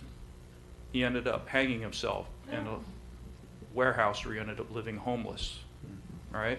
He couldn't afford marijuana anymore because he was spending all his money on drugs. So the long and short of it is, you guys have prejudices and you have beliefs that are based upon your past experience, right? Those don't really deserve to be valid in the decision you're going to make tonight. 70% of the voters in Florida voted that this is what they wanted. That's really what should sway your decision, or what do your constituents and what do your citizens expect based upon how they voted. That should be your deciding factor in this.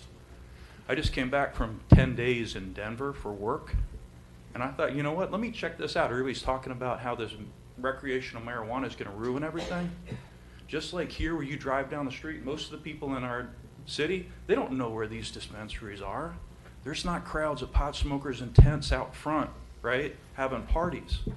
They just blend right in. And you know what? In Denver, the population's exploded there, frankly, because of the industry. But the revenues have exploded due to the industry as well. And there aren't teepees with smoke coming out in front of those recreational marijuana dispensaries either. You can't find them unless you go on Google and you say, where are the dispensaries? By the way, I wouldn't recommend having a full gummy bear if you're not prepared for it. Thank you. I'm not so sure after this night. Anyone else from the public? I'm going to close it to the public. Would you like to say something, ma'am? Okay, I'm going to close it to the public then. Commissioner Parnas. Vice Mayor Drosky, were you first? Or okay. Well, here we are again. I've done a lot of research about medical marijuana. I've spoken to our police chief in depth. There are more alcohol-related deaths. There are more opioid deaths than alcoholic deaths. And there have been no deaths from medical marijuana. You can't overdose on it. You can't get so high that you can't drive a car, although I don't recommend it. It's a medicine. And yet, I don't understand what the problem is. We live in a free enterprise system. The more stores that want to open, we don't say, drugstores, we have a limit, and you sell opioids that kill people, and you deliver them. Publix sells wine. People get high when they drive. They have a drug department. They sell opioids. Why aren't you restricting them? Why aren't you restricting Walgreens that sell opioids and have liquor stores? Why not? They do more damage than any medical or 10 medical marijuana stores. Yet you sit here and say, that's it, we have enough. Enough of what? If 15 diners wanted to open up in Deerfield Beach, you'd say, those who don't cook good will go out of business. It's no different than any other industry. This is medicine that helps people. And you say, no more, no more, we got too many. Why? Somebody's got to explain to me why. Now they say, well, we might get medical marijuana down the road. First of all, it has to get on the ballot. The legislature made it almost impossible for citizens to get anything to change the Constitution. Then we have to vote for it. And then elected officials are supposed to follow what the people want. Not what I want, not what you want, but what the people want. 70% more than that in Deerfield Beach voted for medical marijuana. Who do you represent? 26% of the population? Or do you represent the majority? I don't understand this. I really don't. This is medicine that helps people. If we opened 50 stores and 40 went out of business, nobody would care if we opened 50 bars and 40 went out of business. But bars are okay. People get drunk and kill people. They're fine because we've always had them. CVS is a wonderful place, but they sell opioids that people OD on. Commissioner Hudak, you ride with the police once in a while. Last month when I rode, we were in the village and we had an OD on opioids. We rushed her to the hospital. She was okay. If she had smoked medical marijuana instead of the opioids or taken a gummy bear or put some under her tongue, she wouldn't have OD'd because she couldn't have. Yet, ban it, ban it, ban it. Other cities banned it. Other cities aren't smart. Just because they did something doesn't mean we have to do something. That's what bothers me. I stand with my constituents. And when I vote, I'm voting for the whole city. I'm not voting for District 3 or District 1 or District 2. When we banned straws, it wasn't, ooh, District 3 is not going to allow straws. District 1 maybe. No, it's the whole city. And this city voted almost 74% to allow medical marijuana. What is the problem? I don't understand. Somebody explain it to me. We have enough. Why haven't you introduced legislation saying we had enough opioid sellers or hard liquor sellers? Because it's accepted and marijuana has a stigma? This isn't the marijuana you smoked as a kid or in college or wherever. This is medicine. If we called it super aspirin number 7, you'd have no objection. But because it's called medical marijuana, my God. Now I'm going to ask you all a question, and please raise your hand. If you haven't changed your vote, if nobody's convinced you, would you listen to a compromise? Raise your hand if you'd listen to a compromise. Well, how about we let them talk? Fine. Okay. How about we do that? All right. Vice Mayor Drosky? I'm so glad to follow that. But I am, because I appreciate my colleagues' passion on this issue. The last 2 weeks, I have taken a lot of phone calls and emails, as I'm sure we all have, on this issue from both sides. And I appreciate the dialogue, the opportunity to discuss the issue intelligently about the facts of this. There are some people who called me and said some very nasty things to me. And I still took their calls and I still listened to everything that they had to say, because that's part of the process. That's the process working. And we're not always going to agree. And I have a very different opinion on this. And I've had this opinion for the last 2 years. So for the last 2 weeks that folks have asked me about my opinion, why haven't you asked me for the last 2 years of my opinion? Because I've been here saying it all along, up here on the dais, and it's in all the minutes from our meetings, of what my opinion is. And I have viewed this as a home rule issue. A lot of people don't. And we're just going to have to agree to disagree on that. I mean, I ran on a partial home rule platform, which is protecting the residents here of Deerfield Beach from the excesses in Tallahassee. I just think it is a shame what is going on in our state.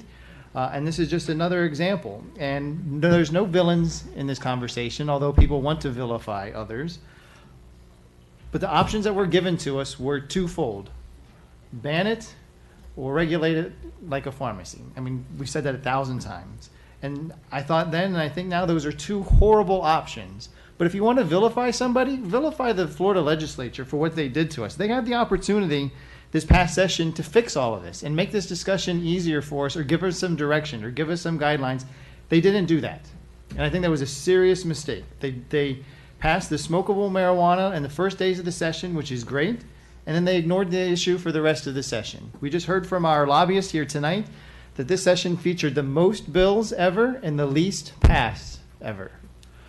Some of those that passed, we want to talk about, I'm going to go off on a small tangent for a second, about home rule, CRAs, sober homes, vegetable gardens, micro mobility, plastic straws, the Burt Harris Act, short-term rentals.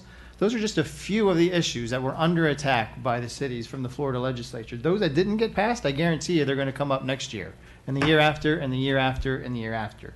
So we have to keep fighting this, this particular issue. This is not a war on dispensaries. In my opinion, it's not. And to show you that it's not a war is, I agree with Mr. Dickerson. I actually spoke to Mr. Dickerson. I spoke to Mr. Millage before the meeting tonight. Their clients are in the system, in the process before tonight. I have no problem with them going through the process and opening here in Deerfield Beach. They should not be penalized for our action here tonight. They did what they were supposed to do. Those that were played by the rules and that were in the system, I don't have any problems letting them go forward. I would like to see separate votes if we can on this issue, because we may get different results.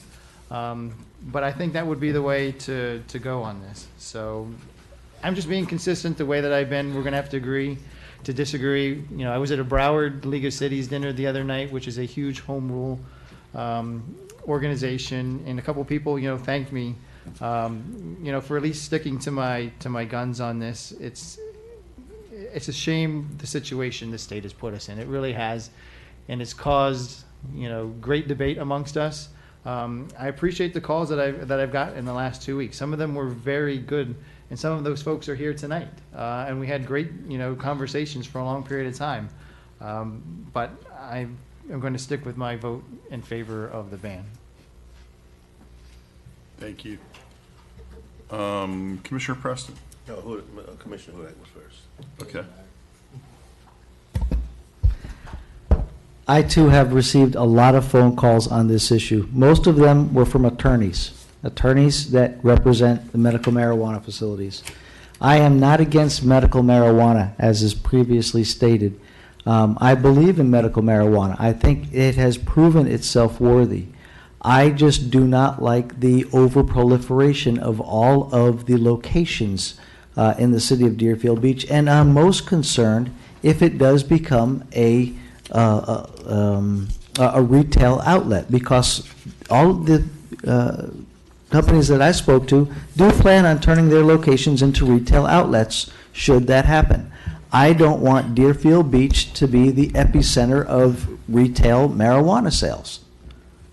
That's my stance. That's been my stance since the beginning, and I'm not going to change that stance.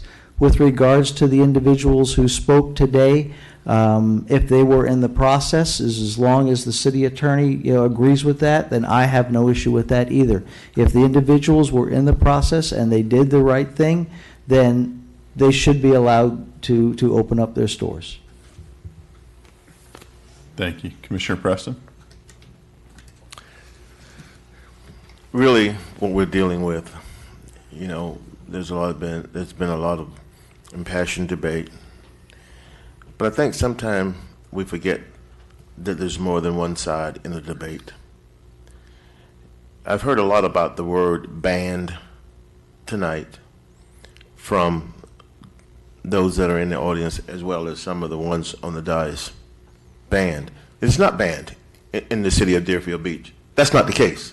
We have them in the city of Deerfield Beach. They are not banned.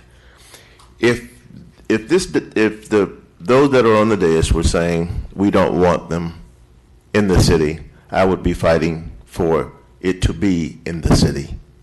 But it is not right to say that it is banned in the city of Deerfield Beach. And the other side, are we not to listen to those people who live in the city of Deerfield Beach, who also pay taxes, who say, I don't want it, I don't want those dispensaries all over the city? Should we ignore that? Should the only thing that we say to them is that, listen, there was 70% of the people or 76% of the people in Deerfield Beach voted for it. Well, guess what? The 76% of the people that voted for it in Deerfield Beach got it. They got it. It is in the city of Deerfield Beach. What we're talking about is having it be unlimited, which seems to be the only compromise. If we can just say, let's have them all over the place. No middle ground, either yes or no. And if you offer medical marijuana, that means that we want to be able to open one wherever we want to open it. Doesn't matter how many, 20, 30, 40, 50, 100, doesn't matter. And there are a lot of people that it does matter, and it matters to me.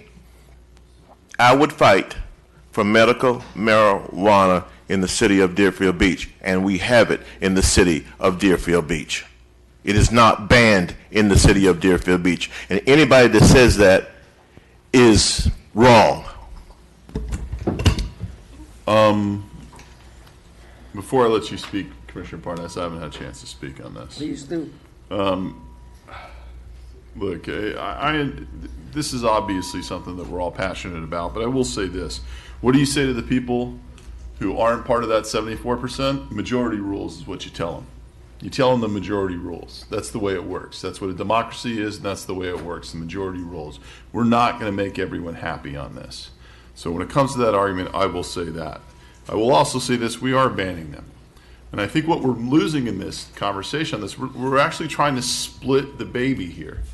Because we're like, well, we're not banning them because we've allowed some, but we're ignoring the argument that's been made very compassionately here tonight that not all of the ones that, not every single dispensary is unique. Their products are unique. That's the one interesting thing about the way this business works is it's not like they carry one place carries multiple strains or multiple versions. It's all very, very unique. And I think that's an argument that has been made here tonight and is made very well. I'll tell you where I am disappointed with the people in the industry. A couple things you missed an opportunity tonight. If you believe in medical marijuana, do it. If you're an attorney that gets paid to sit up here and say stuff, don't just do it for your client. Do it for the overall medical marijuana industry. If you guys are going to take that attitude, you're going to eat yourselves and you're going to kill it. It's a stupid move. I don't mean to, I'm not saying that you're stupid. I'm saying that's a stupid move. It's short-sighted. Don't give a date in which shuts somebody else out. Don't go ahead. Your first argument should be medical marijuana is good for these reasons. It's put in by the voters, and here's why you should not limit the numbers of ones that you have because the strains are different, the technology is different, and it affects people differently. That should be your first argument. When that doesn't work, then you can go down your client list. But as far as I'm concerned, you should advocate for medical marijuana because that's what I'm going to sit here and do. Look, we have an ability to regulate this, just like and it should be treated just like we do pharmacies. Eric, can you bring up the map of where it's allowed? This is pharmacies and medical marijuana dispensaries. This is here in the city of Deerfield Beach. Now, over the weekend, or over the past week, I had an opportunity to meet one of our neighboring mayors at an event, and we were talking about it, and she asked me, how do you get them in your city? We've allowed them, we put zoning in, we can't get them to come to our city. They're jealous of us for having them come there. They want them, and they're trying to figure out how to get them there. I understand the home rule argument. I totally get it. And believe me, Tallahassee's done a hell of a job to us, and they're going to continue to do that.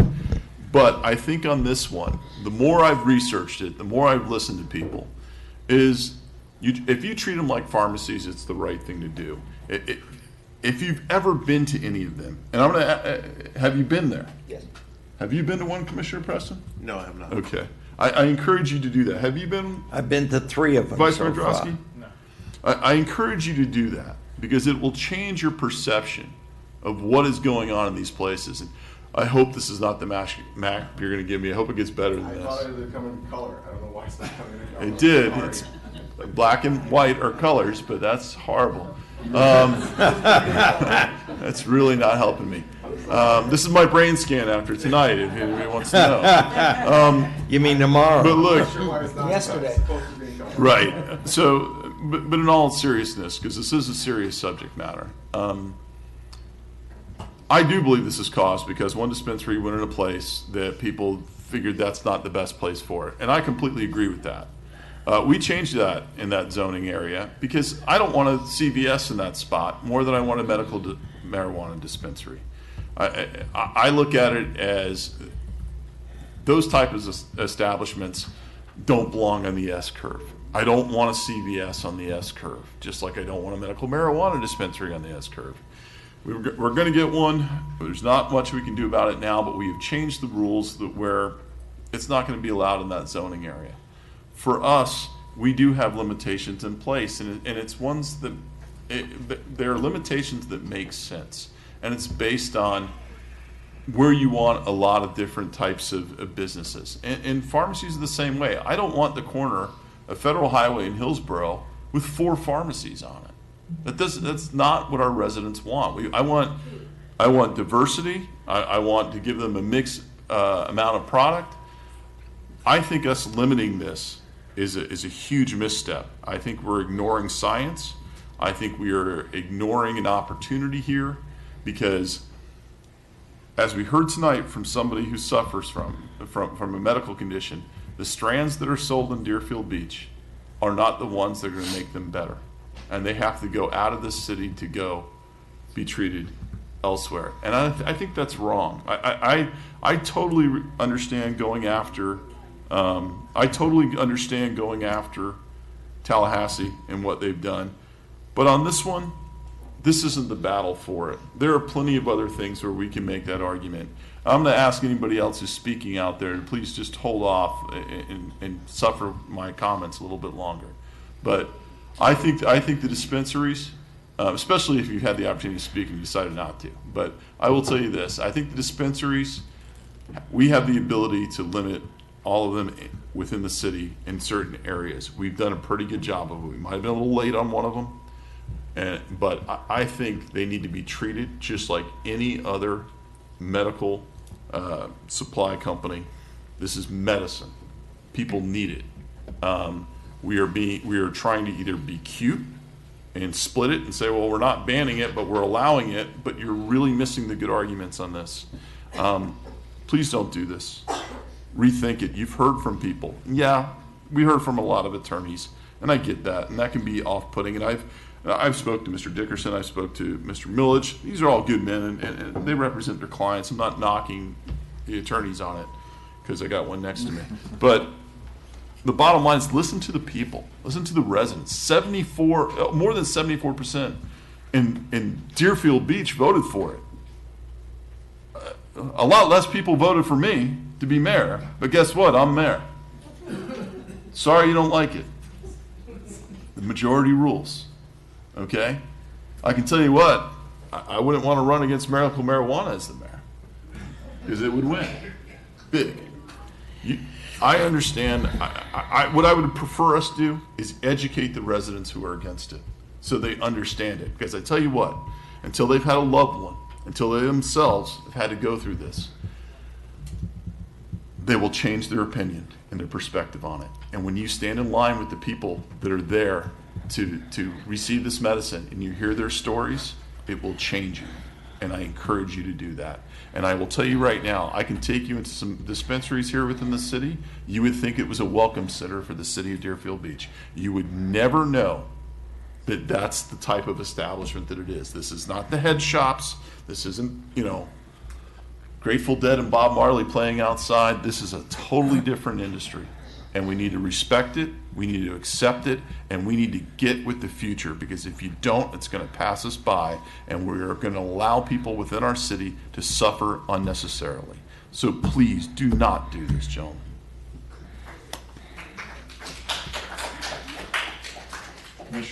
Commissioner Parnas, you wanted to speak. Yes, I do.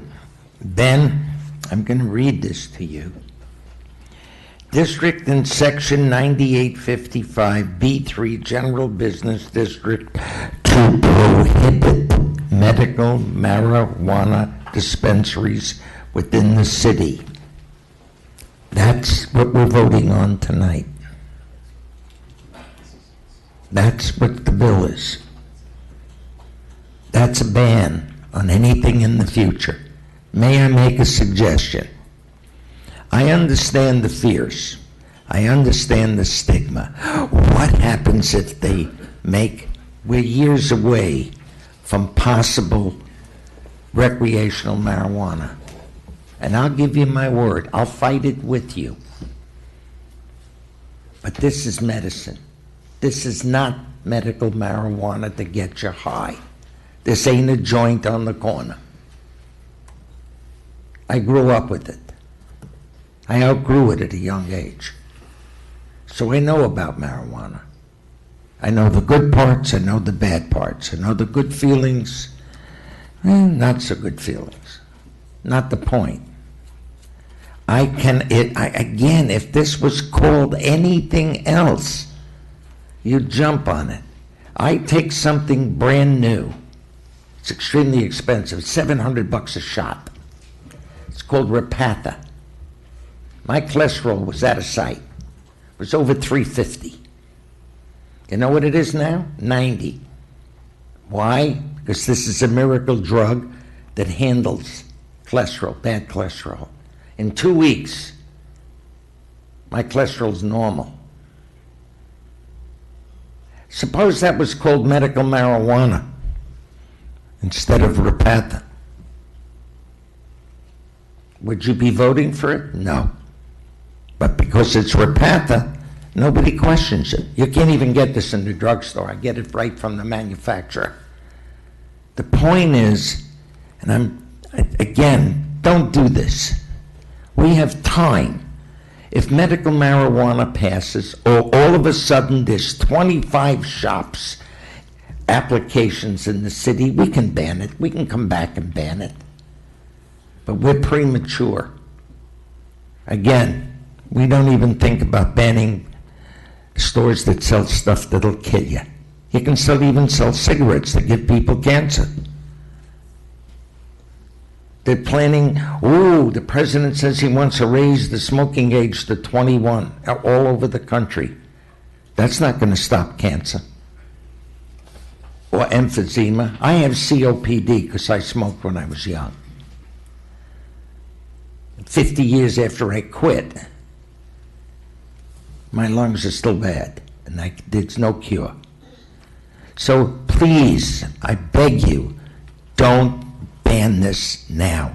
For whatever reason. It's wrong. It's hurting people. You want to visit a nice store? Go to Federal Highway tomorrow, just north of Hillsborough.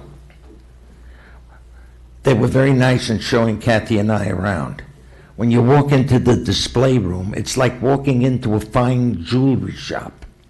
They have glass cases with displays and an explanation of what each product is. And they were very respectful, and the people were terrific. They were there to get medicine. Nobody was high, nobody was wild, nobody was weird. They were normal people in there buying stuff to help them. Why would we want to ban it? We can always ban it later if it becomes a problem. The last meeting I talked to our police chief. I said, how many problems have you had in a marijuana store? 0. 0. So it's not about crime. It's not about people getting high. It's medicine. And I can't understand why you'd want to ban a medicine that helps people. Explain it to me, so I understand how you feel. I just don't understand. Again, if it were Repatha, which is saving my life, nobody questions it. Hey, mind if I let them respond? Yeah, of course. Thank Sorry, you. I'm so passionate. No, it's great. Well, first of all, I do have a question for you. Out of all the people up here, why did you feel the need to read that to me? Because you said we're not banning it. It says right here in the bill, we're prohibiting it in Deerfield Beach for any... Medical marijuana is not banned in Deerfield Beach. It says here in black It would and be- white, Hold on. prohibit medical marijuana dispensaries. Gentlemen, all right.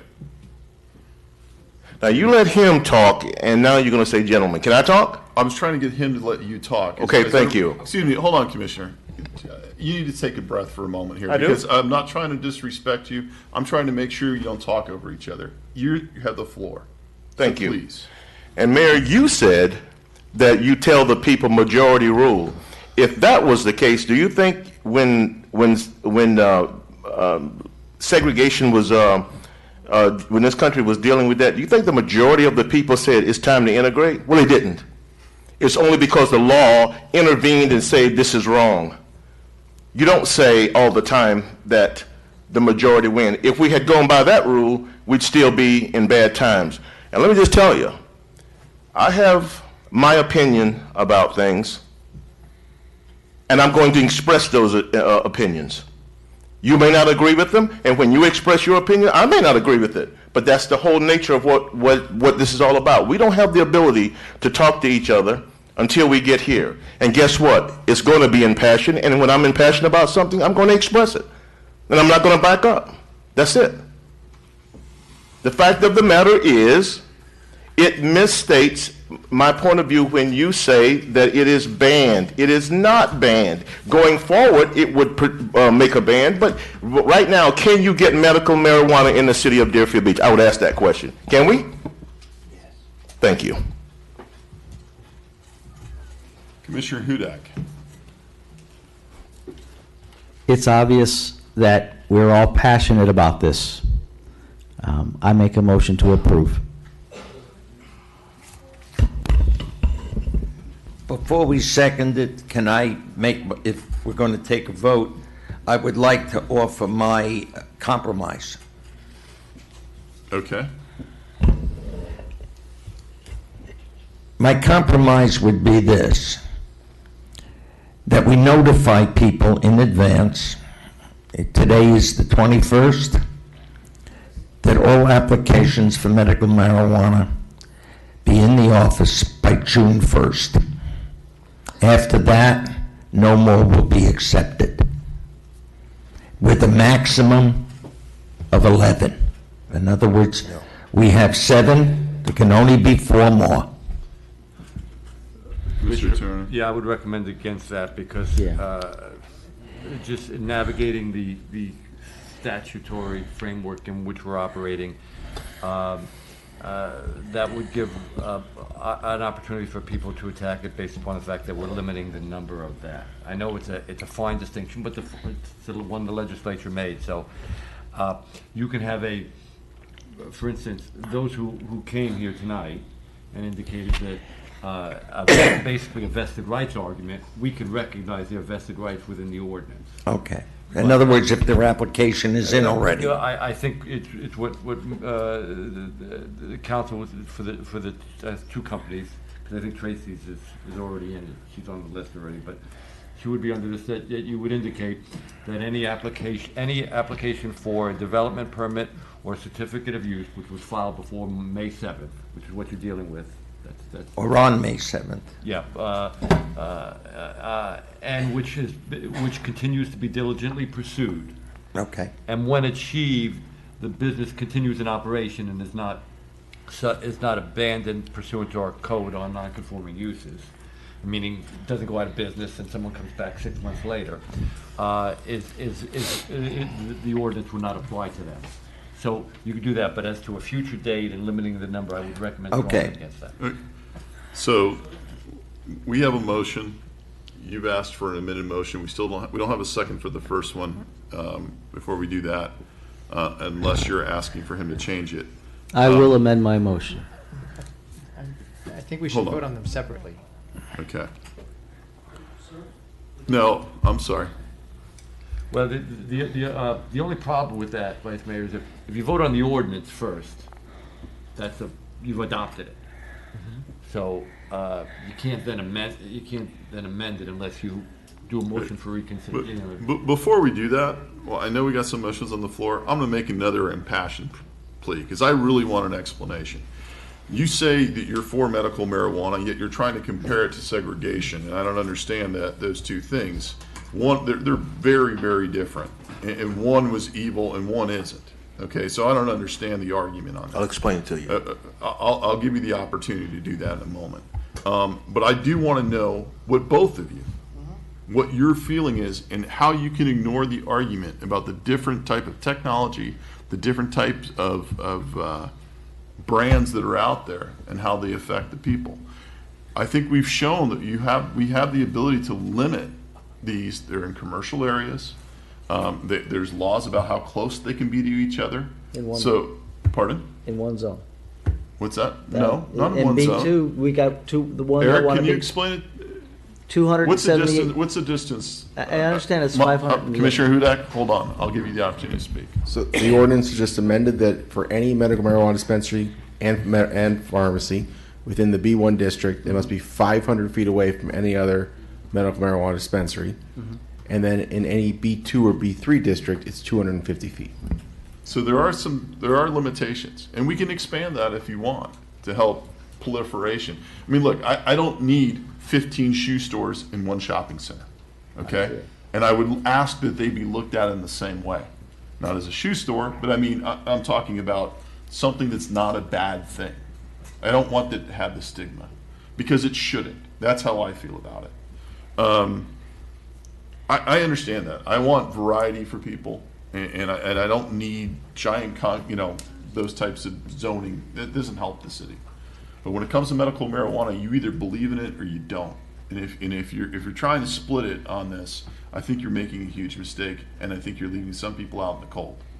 And I'm sorry, but 75% is a huge majority for something like this. This isn't archaic days when we're talking about some evil thing where they voted on. I don't understand the comparison, Commissioner. I really don't. I'm going to let you speak, then Commissioner Hudak.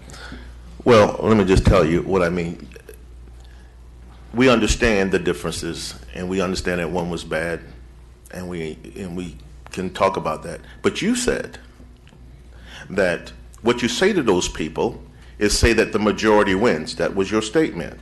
And what I was just simply saying that that's not always workable to say that majority wins, because the history of our country tells us that people made bad decisions on things, and it was the majority. That's all my point was. It wasn't about comparing medical marijuana to segregation. It was simply making the point of that it's not always a good thing to say that majority wins. That was it. Okay. Well, in this particular case, on this particular issue, that's what I would tell them. Okay. That's my opinion. Commissioner Hudak? You have one location that wants to open up 273 feet from where there's an existing location. And I understand that's zone B2. So my concern, again, so you have different strains. So we want, if you have 100 different strains, we want 100 different locations in the city of Deerfield Beach. There are 31 other cities around here who have the same opportunity to open their doors to these locations, and they have chosen not to. I think the city of Deerfield Beach has done enough for its citizens and the citizens of the surrounding cities. That's my opinion. I will say this, and I will compare it to that. If I've got a taco joint or a pizza joint, which you see, I got a pizza joint in every single corner, what's the issue? You really are looking at this the wrong way. You're stigmatizing this. You are really stigmatizing this. And I don't think I can sway you on that, unfortunately, but I wish you wouldn't, because I really think the three of you are wrong on this. That's my opinion. But I disagree with you, and I ask you to please reconsider this. If we don't have the votes, we don't have the votes. But I'm asking you to please do it, because I think the one thing, remember back when this was being voted on, the one thing that people talked about is, well, it's a cash-only business. It's going to be problems. It's going to bring crime in. That has not happened at all. It really, I think the more, as time goes by, we're going to look back at this and say, we made a mistake. We made a mistake. And I would ask you not to let people suffer in the meantime while we're making this mistake. But we can always revisit it.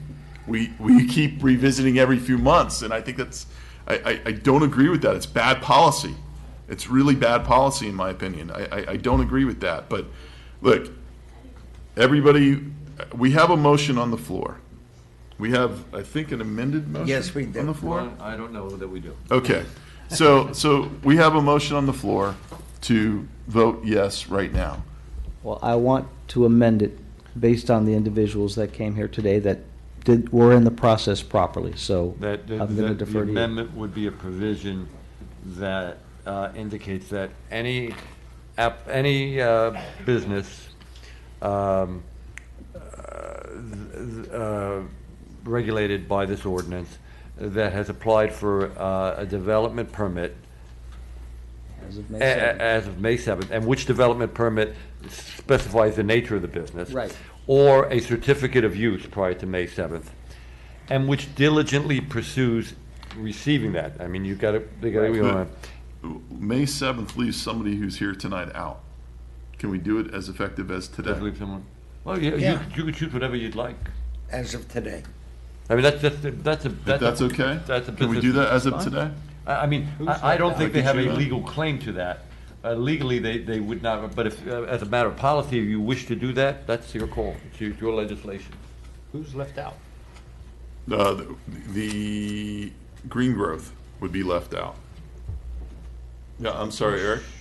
Am I incorrect on I that? just need to point out that we also received a certificate of use today for a property at 622 South Federal Highway Yeah, that's the one. Okay, so, Molly's Diner. called Knox Servicing LLC.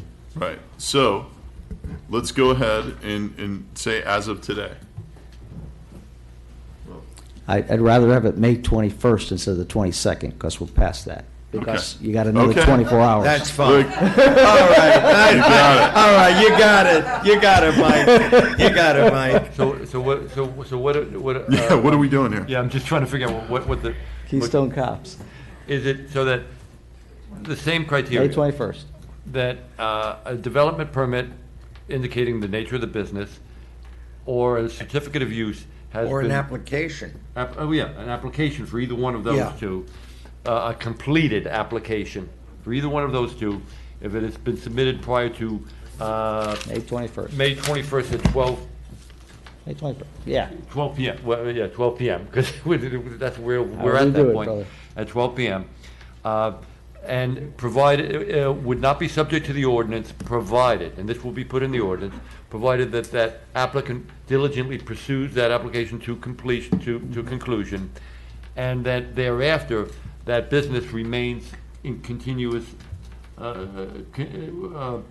operation with no abandonment, which is the nine. Do we have a nine? Is our non-conforming use 90 days, Eric?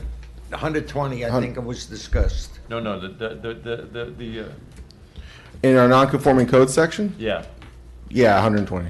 120. Okay, and provided that there is no abandonment or discontinuation of that use for a period in excess of 120 days, the ordinance shall not apply to that particular business. So basically, your I grandfather. make that motion. Okay, so we have that motion. Commissioner Second. Preston, your light's on. Did you want to talk one more time? Sure. Second. Or let him talk first. Yeah. I just feel like to add it to today, I think that's unfair. I think it's unfair. They were not in the system. They came in today. The people that were in the system for a while, I think that's fair. And I don't think that it's fair that you added someone who came in today or yesterday. Commissioner Parnas. I think it's as fair since if we banned it completely, everybody else who would be out. So by allowing people who have filed to be grandfathered in, we're not saying, well, he filed 2 weeks ago, so he's good, and you filed last week, you're out. I don't think that's fair. Who's to judge how far along? Was it last week, 2 days ago, a month ago? If papers are filed, we should respect that. And I think that's fair. And I'll second the motion if nobody else will. Are we looking to amend it to? I'm happy with the motion that we amended it to the 21st. Okay. All right, we have a second? Yes. We have a second from Commissioner Parnas. Okay. Roll call. Commissioner Hudak? Yes. Commissioner Parnas? Yes. Commissioner Preston? Yes. Vice Mayor Drosky? Yes. Mayor Gantz? No. We are now at the public comment. Public has an opportunity to comment on any matter that is not on the agenda. And no comments or language which would offend persons of ordinary sensibility shall be used. Do we have anyone signed up? No? Oh. Sure. I think the top two left. Okay, let's find out.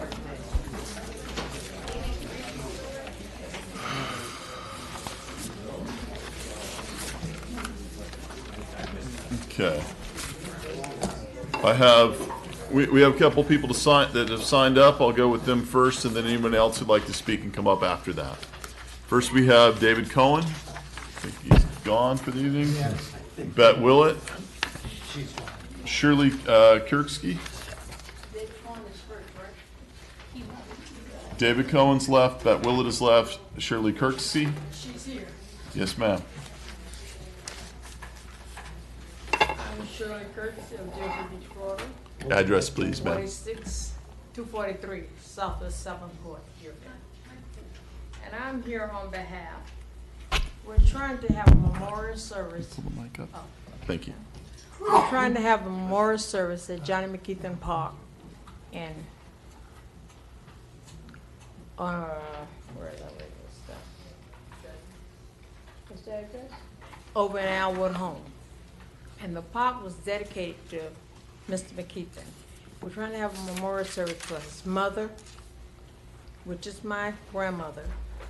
Johnny is my uncle. And I'm asking, can we get the amount for the park waived? Because it's for the family. And it's Johnny's mother. And that's why I'm here. Okay. Thank you, ma'am. We'll get an answer for you. That's this Saturday. Is that when you're looking to do it? Is that correct? Saturday, Okay. 25th. May Francis Fagan.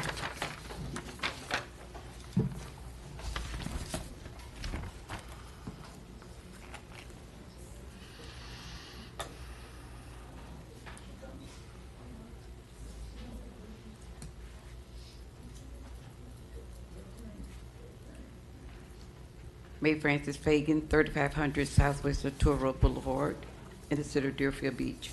On behalf of my cousin, Johnny McKeithen, was my cousin, and we're asking, with my cousin Shirley, to ask permission to waive the fee for the memorial service that we want to have on this Saturday for his mother, Miss Jetty Jackson. And Miss Jackson was married to my great-grandfather, which is the founder of Bethlehem Missionary Baptist Church. And we have been members of that church. I've been there all of my life at Bethlehem Missionary Baptist Church. So with that being said, I'm asking that if we could have waived that for this Saturday, the 25th, to honor Miss Jetty Jackson. Thank you. Thank you, ma'am. Anyone else from the public care to speak?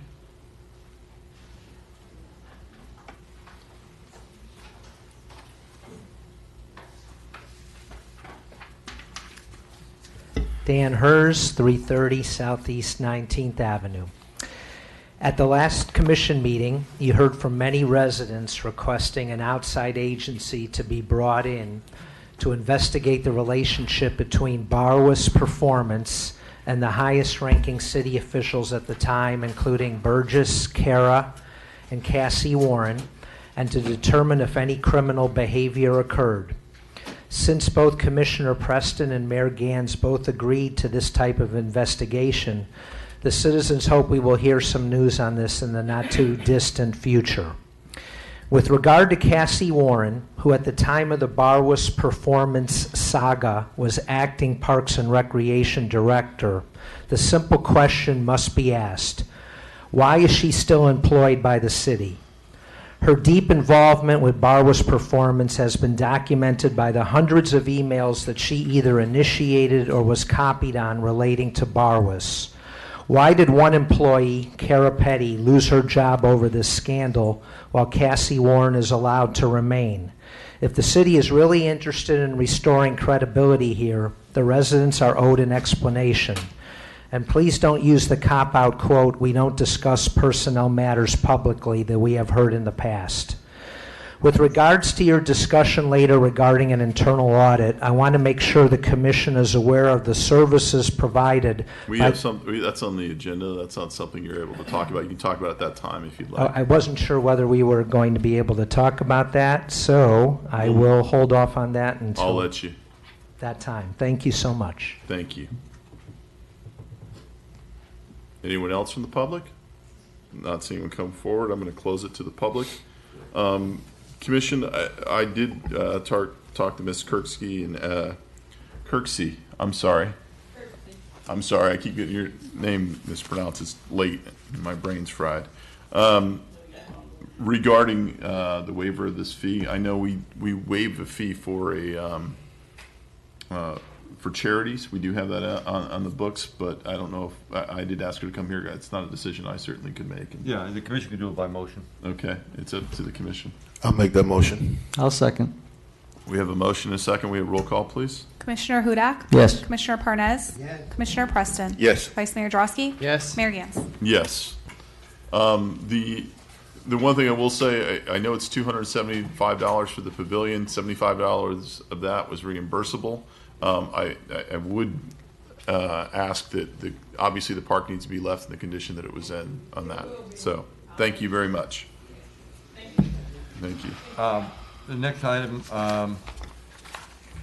well, you have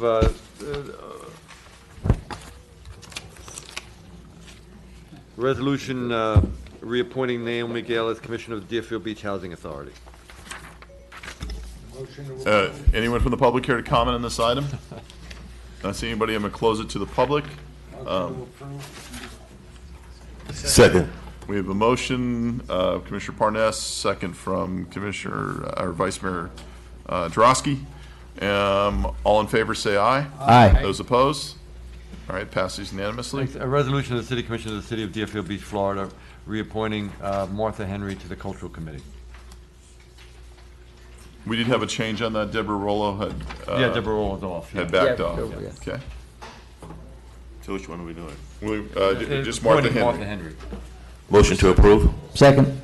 All in favor, say aye. Aye. Those opposed? Passes A unanimously. resolution appointing Betty Ferguson to the Affordable Housing Advisory Committee for a one-year term. Anyone Motion to approve. Anyone from the public on these items? Second. Items 7 and 8, raise of hand. Anybody wants to comment on items 7 or 8? Okay, so we'll close them to the public. Item number 7, we have a motion, second by Commissioner Parnes. All in favor, say aye. Aye. Those opposed? A resolution reappointing Kanithia Chandran as an alternate member to the Planning and Zoning Board. Motion to approve. Second. We have a motion, a second. All in favor, say aye. Aye. Those opposed? Okay, passes. A resolution of the City Commission approving an agreement with Utility Service Providers, Private Label Inc., DBA Service Line Warranties of America for a Service Line Warranty Program. City Manager, do we have any information on that? Sure. Yes, Mayor. This is actually something that we've done in the past. This is just to renew that agreement. I believe this is under a different name at this point. Is that correct? I can have Ms. Placid Picard come up to briefly discuss that. We kept her here this late. Yes, please do. And just as this is that service line warranty that deals with, for instance, the plumbing from the point of connection into the home, the resident's house. Good evening, Vicki Placid Picard, or should I say good morning, Vicki Placid Picard, Community Development Director. The service line warranty service is with, they also called, it's a home improvement. I believe it's the other name that they use. Sorry, home service line, I apologize. And we've had them for 3 years. The backup it shows that we have over 356 coverage policies. And with this agreement, it allows individuals to remain with the company, with the policy for the small service charge. What they will do is that if individuals, where you connect from the property line to this, from the roadway to their property line, if there are any issues with I apologize. If there are issues with the pipes, they can come in and fix that for a very small fee. As you can see, is that we saved over $43,000 our residents. This was a savings to them. Their monthly fees range from $6 to $5.33 to $7.33 for this service. Many of our residents in the city do not have coverage with their insurance, especially for older homes. So anytime you have older homes and you have these older pipes, they're prone to be damaged. So when we started this program, it is through the National League of Cities have endorsed this organization, which is one of the main reasons that we're choosing to work with them. It is voluntary. When individuals call us, we let them know to verify their homeowner insurance to see if it's covered under that before they select this program, because some home insurance policies have this coverage, but in the event that you do not have homeowners insurance or that you're not covered under this policy, this is where this program will come into effect. Our next step, if this is approved, we will, and it's signed by both parties, we will do a press release to make sure that our community is fully aware of this and do some press marketing as well to make sure we get this out. We get the calls all the time about individuals wanting to find out more details about this. So the contract will allow us to continue working with them. Thank you. Commissioner Hudak? I believe, doesn't FP&L offer some kind of exact program? So what you'll see, a lot of organizations work with similar companies like this. So FP&L has a contract like what the city will have. So it goes out on FP&L's letterhead. However, it's the service line warranty. There are a couple organizations that do this as well, but we chose to work with this organization because they were endorsed by the National League of Cities. So individuals that have already signed up for the FP&L program? Yes, they would not sign up for this. This program, we brought it, and it did come in with the endorsement, and they have a full setup at the National League of Cities to discuss this. When this was originally rolled out, there was a lot of problems with it. It was bad communication, it was kind of poorly done. But since then, it has really taken off. Obviously, you see what the statistics are and the savings to the residents. I think it'll continue to grow over the years, and it's been very successful in many other cities. So I like the fact that our residents have saved over $43,000. So it's a good thing. Looking for approval on it. Motion to approve. Second. Commissioner Hudak, seconded by Commissioner Preston, only because he was trying to be first on it. All right, we have roll call, please. Commissioner Hudak? Yes. Commissioner Parnez? Yes. Commissioner Preston? Yes. Vice Mayor Drosky? Yes. Mayor Gans? Yes. An ordinance of the City Commission amending Chapter 2 Administration, Article 2 Boards, Committees, Commissions, Division 11, Youth Committee of the City of Code of Ordinances, renaming the division to Youth Council, amending Section 2-181, establish members' term of office, compensation to amend terms of office and membership, amending Section 2-182, purpose to provide powers and duties, amending Section 2-183, composition to amend membership requirements, amending Section 2-184, officers. Vice Mayor Drosky. I think this is a great idea. However, 11 members is way too many. We can hardly fill our boards as it is, and I don't think that we're going to get 11 participants for this. We're going to have a really difficult time. So if you want to give the mayor 2 and the rest of us 1 or something, but I think 11 is just too too many.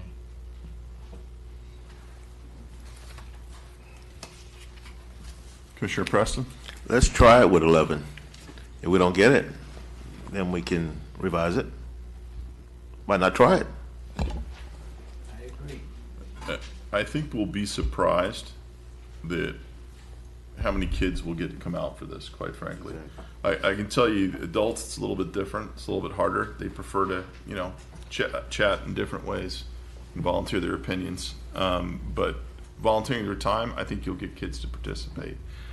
I would imagine this probably would count towards service hours for them as well. Could be wrong on that, but I would imagine this would. So I think this gives them an opportunity to do it. And I agree with Commissioner Preston. Let's give it a shot, see how it goes. If we fail, then you were right, Vice Mayor, and we'll find out. So, Mr. Santucci?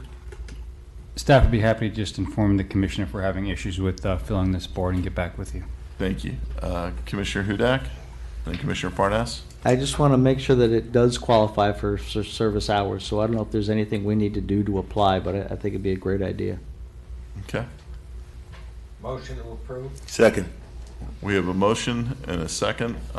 All in favor say aye. Aye. Those opposed? Okay.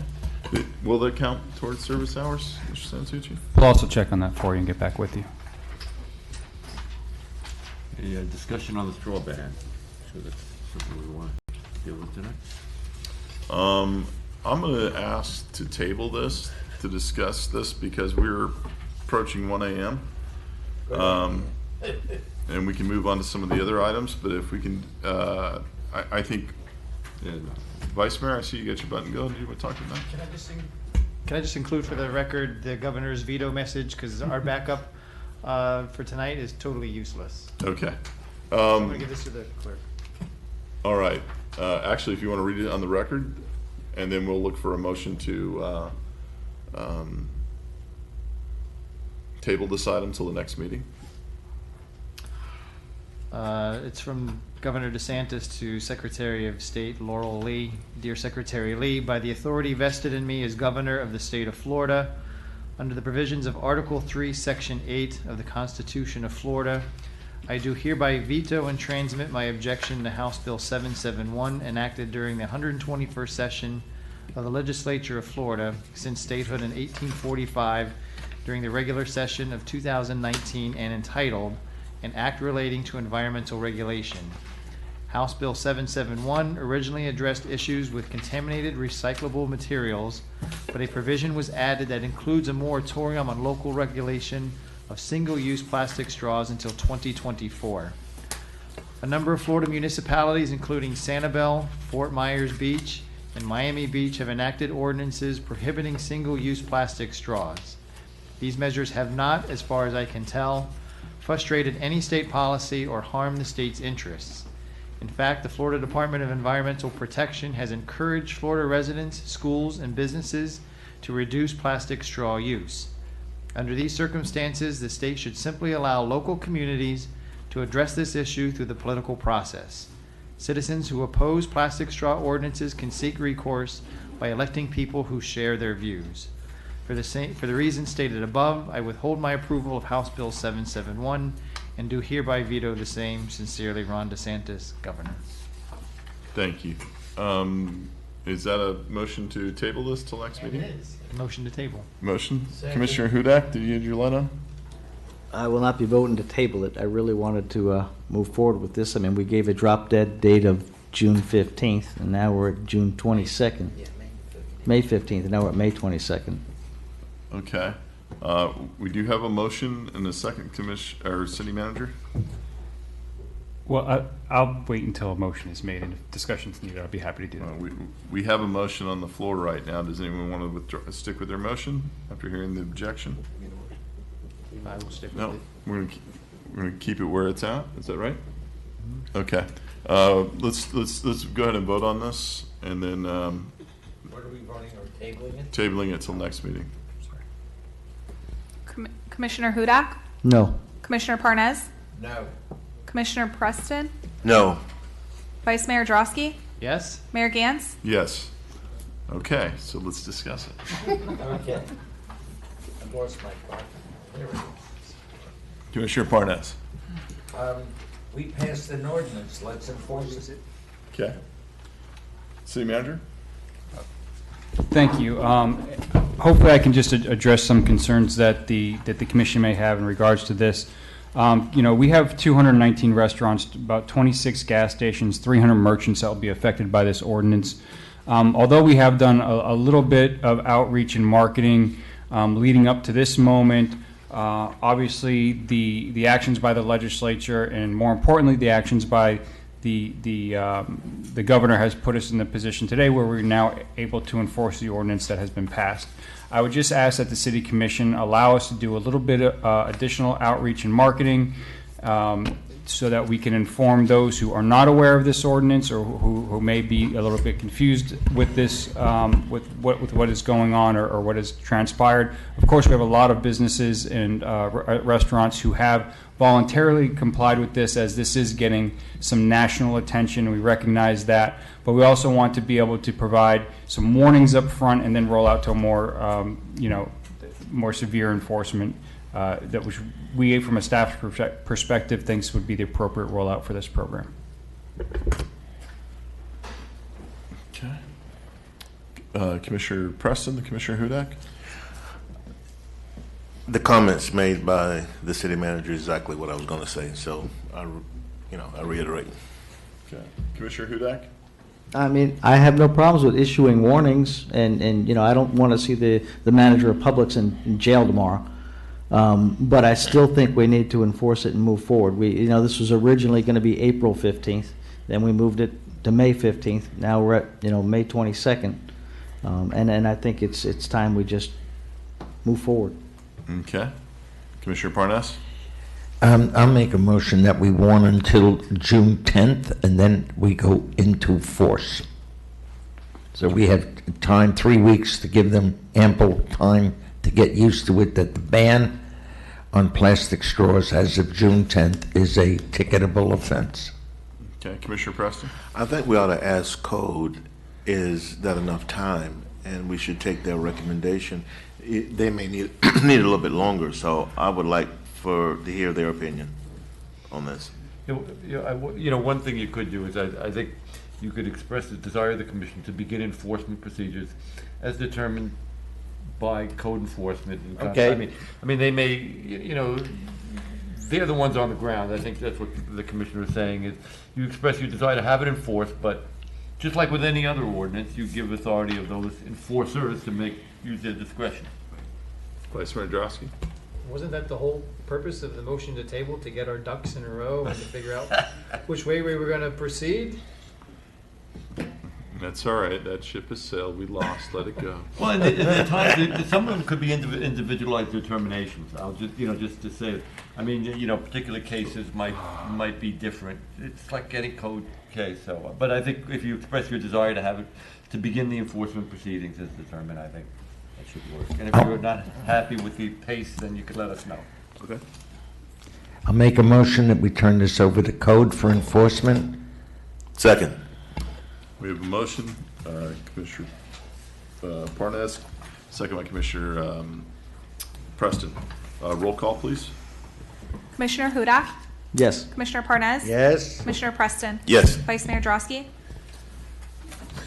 I'm not sure I understand what turning it over to code means. They're going to enforce it and set up the procedure. They're going to start enforcement. But it is vague. Enforcement could mean warnings. It could mean education. I will say this right now, though, what the status is, it has been put on hold. This reinstates it back and puts it in enforcement. Yes. Yes.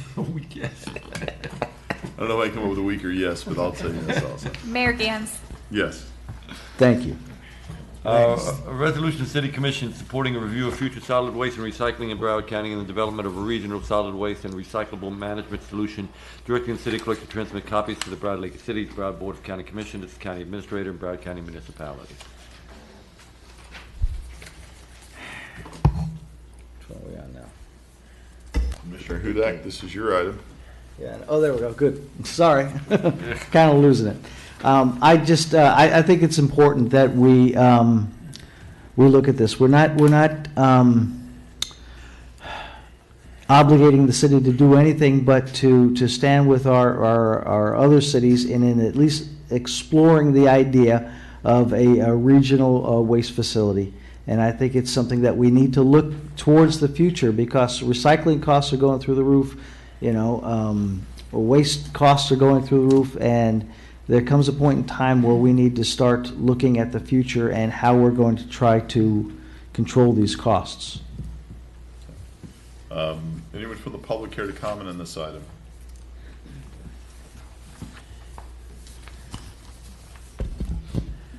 Dan Hers, 330 Southeast 19th Avenue. I know it's late, and I have no problem with this resolution, but it brings up a bigger point. Time is ticking. Director Gressick gave a really good summary when he was last up here on March 5th. And the clock is ticking, and at the end of July, all of our subsidies go away. And at that point, we're going to pay about 20 to 25% more for recycling than to pay for it, as opposed to if it was solid waste. So I just ask that you try to have Director Gressick, as soon as possible, give the people all the information. If you're going to raise the rates, tell us ahead of time what it will be, and then with all that knowledge, then we can you can get some feedback on whether people still want to pay the higher rate to keep recycling, because unfortunately our contamination rates are not getting any better, they're getting worse. And so I hate to leave this for the last minute, and at the end of July you'll be here very quickly. Thank you. Thank you. Anyone else in the public? We close it to the public. I'm not real big on signing off on this officially. Okay. I can tell you there's been discussions that we're already having. As a matter of fact, I've talked to several mayors in other cities that we want to get together talking about some different approaches that are out there, but this formalizes it a little too much. I don't want to commit us to something just yet. That's just my opinion. But having discussions with the city manager this week, when it comes to the recycling, we are going to have to start going after those who are the worst, because it's very clear that we have areas where the contamination is a huge problem. And I think commercial is where the first spot is. And if we eliminate commercial, it'd be interesting to see what happens with our contamination rates at that point. But I think we're at that point that we need to start moving forward with that and taking action on it. But there are discussions going on. I've had a meeting with meeting of the mayors of the Northeast County. I had a meeting with all of the mayors of Broward County last week, and there are a lot of discussions on this. We've got further discussions coming up. I just don't want to officially commit to something just yet until we kind of have everything lined up. Now, this is just supporting the review. It's not committing us to anything. Okay. Commissioner Hudak Commissioner Preston, then Vice Mayor Drosky. If the mayor is talking to some of the other mayors and may bring us back some ideas, I'm okay with that, and I think that might be something that we really should look at.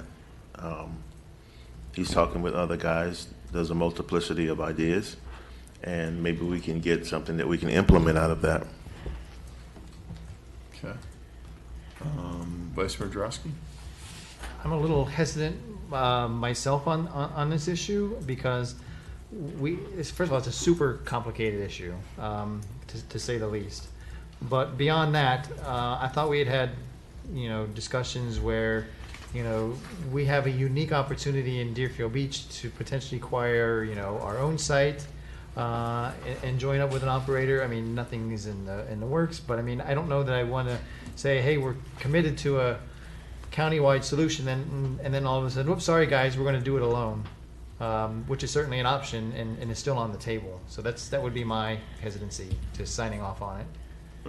I think the study is going to happen whether we do it or not. Mhm. Or participated in it or not right now. I think that's a really good point the Vice Mayor's brought up. I would just hold off committing to that just yet, in my opinion. That's all right. Duly noted. Will you withdraw your? I'll withdraw it. Second? Well, I don't think It needs one. You just move to the next item. Okay, next. Discussion regarding moving forward with an internal audit. I'm going to open it to the public. Mr. Hers? Yes, sir.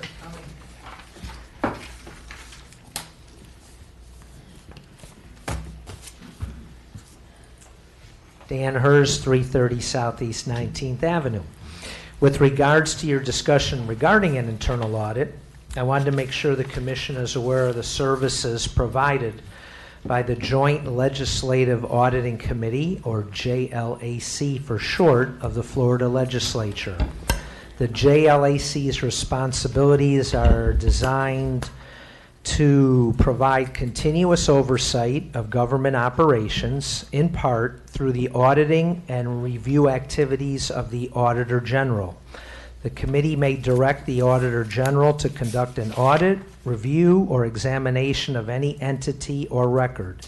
This includes state agencies, counties, municipalities, special districts, district school boards, charter schools, and numerous other government organizations.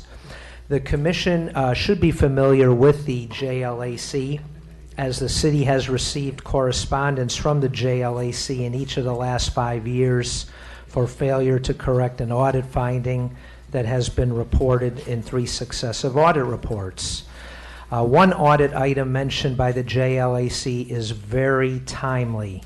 It has to do with segregation of payroll duties. I want to read from a letter dated July 28, 2017 from Hugh Dunkley to JLAC Chairperson Debbie Mayfield regarding this audit item.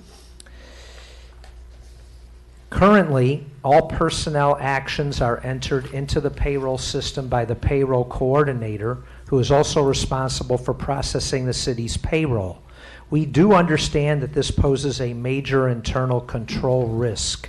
As such, the city's Human Resources Department will be assuming the duty of entering all personnel actions. For the time being, however, before every payroll is processed, the city's financial services manager will run a payroll audit to verify all payroll changes against approved personnel action forms.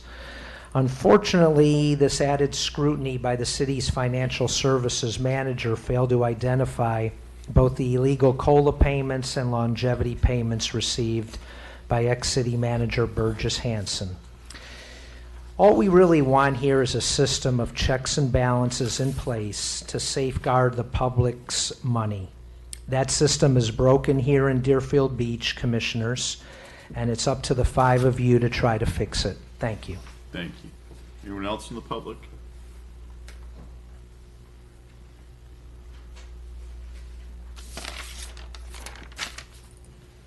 Good evening, my name is Dave Morantz. I'm with the Deerfield Beach Economic Development Council. Our address is 10 Fairway Drive here in Deerfield Beach. Yeah, I know it's late, so I'll just be brief. There's a difference between insubordination and grounds for termination. In the common or often statements that people have been doing things illegally, and we say it enough, it becomes easy to think about it. So I don't think anybody on the dais has said that anybody's done anything illegal. They may have had grounds for termination, and I just would like to say that that we need to be careful when we make claims against people that are unfounded, whether it's a private citizen like the Barwas Company, whether it's a former employee. You know, we work together, we live with them, and they all deserve some respect. And if somebody wants to come out and prove that somebody did something illegal, that's fine. But innuendo and things of that nature just are beneath a lot of the folks that sit on the dais, and I just would hope you guys would. Regarding the audit? Regarding the audit, I think I think that's, I think the audit should be done if you believe that it needs to be done. I think specifically with the comments about Mr. Dunkley, he's either qualified for the job or not. And to use that email to go back and suggest that this is all about payments that, that were mistakenly taken, which is not illegal. And my understanding is that the employee's responsibility is to notify his employer of it, and then that's where the law. I'm not an attorney, but I think the issue with the audit that was brought up by Mr. Hers had to do as an opportunity to go back and rehash some old issues. City manager's gone, assistant city manager's gone. These are still a political position where the fingers are being pointed at mismanagement of the city, and there's so many good things that we could be doing. I just thought that I wanted to forgive me for going on a tangent. I think if you think there should be an audit, you should have an audit. Thank you. Anyone else?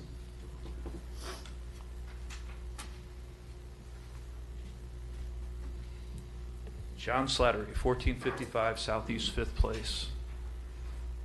We're at a unique opportunity with our city right now where there's some big changes happening.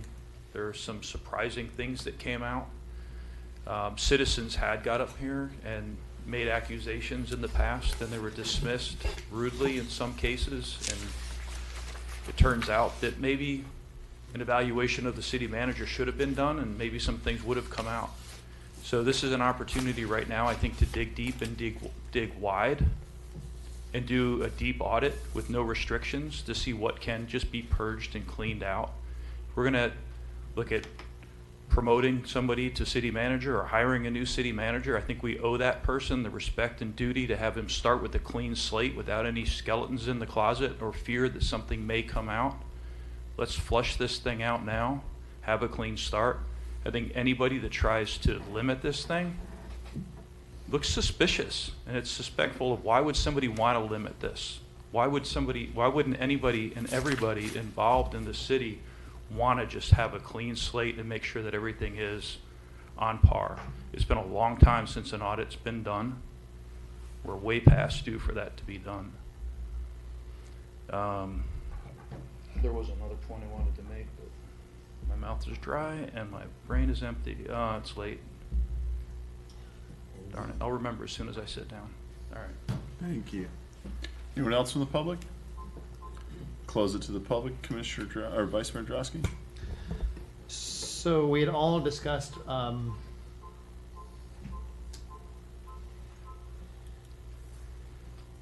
previously about doing an audit, and I put this on the agenda tonight to discuss exactly what type of audit we have an appetite for.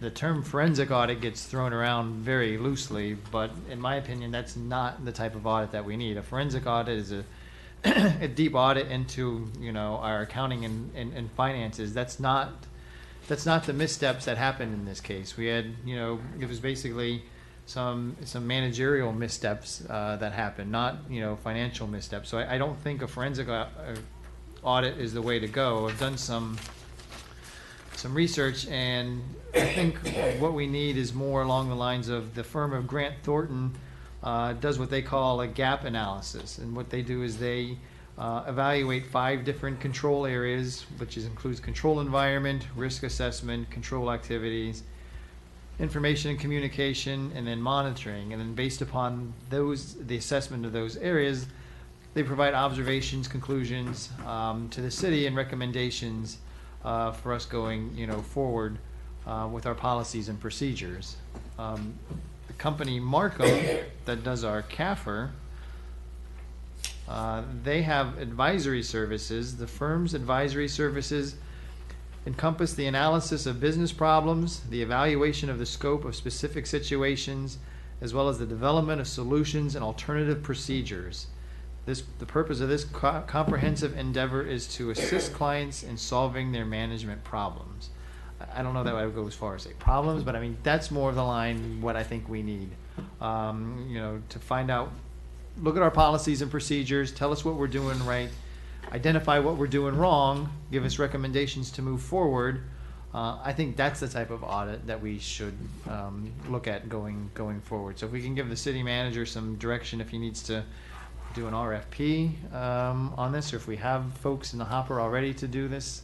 But that was my thought of the type of audit that we should, God bless you, that we should be performing. Commissioner Preston and Commissioner Hudak. I agree with Mr. Slattery that the next city manager should have confidence in what we're doing. I don't know that if we go any other way than a forensic audit, which, you know, is examining basically every little piece of anything that the city ever, you know, every little piece of wherever money is spent. And the other side of that is, if we did that, how far do we go back? 3 years, 5 years? And that's a very expensive process. I think it would be a missed opportunity to allow a new city manager to come in with some challenges of not being sure about what is happening here. So I totally agree with that. And if it's a forensic audit, then let's do it. If it's a joint legislative auditing, whatever it takes to clear the cloud of suspicion is really what we should do. Because it's not really only us debating the point, it's the people that are looking at what we're doing, and it becomes our responsibility to give them the confidence that they need to have for the people that's representing them and for the city that they live in. So whatever it takes, the whole idea should not be to do the audit for the sake of doing an audit, but whatever we do and whatever decision is made, it is to restore confidence where confidence has been eroded. Commissioner Hudak. Here's my concern with just doing an audit on our policies and procedures. You know, for the last 4 or 5 years, the audit has come back and said, we've got the policies in place and we're just not following them.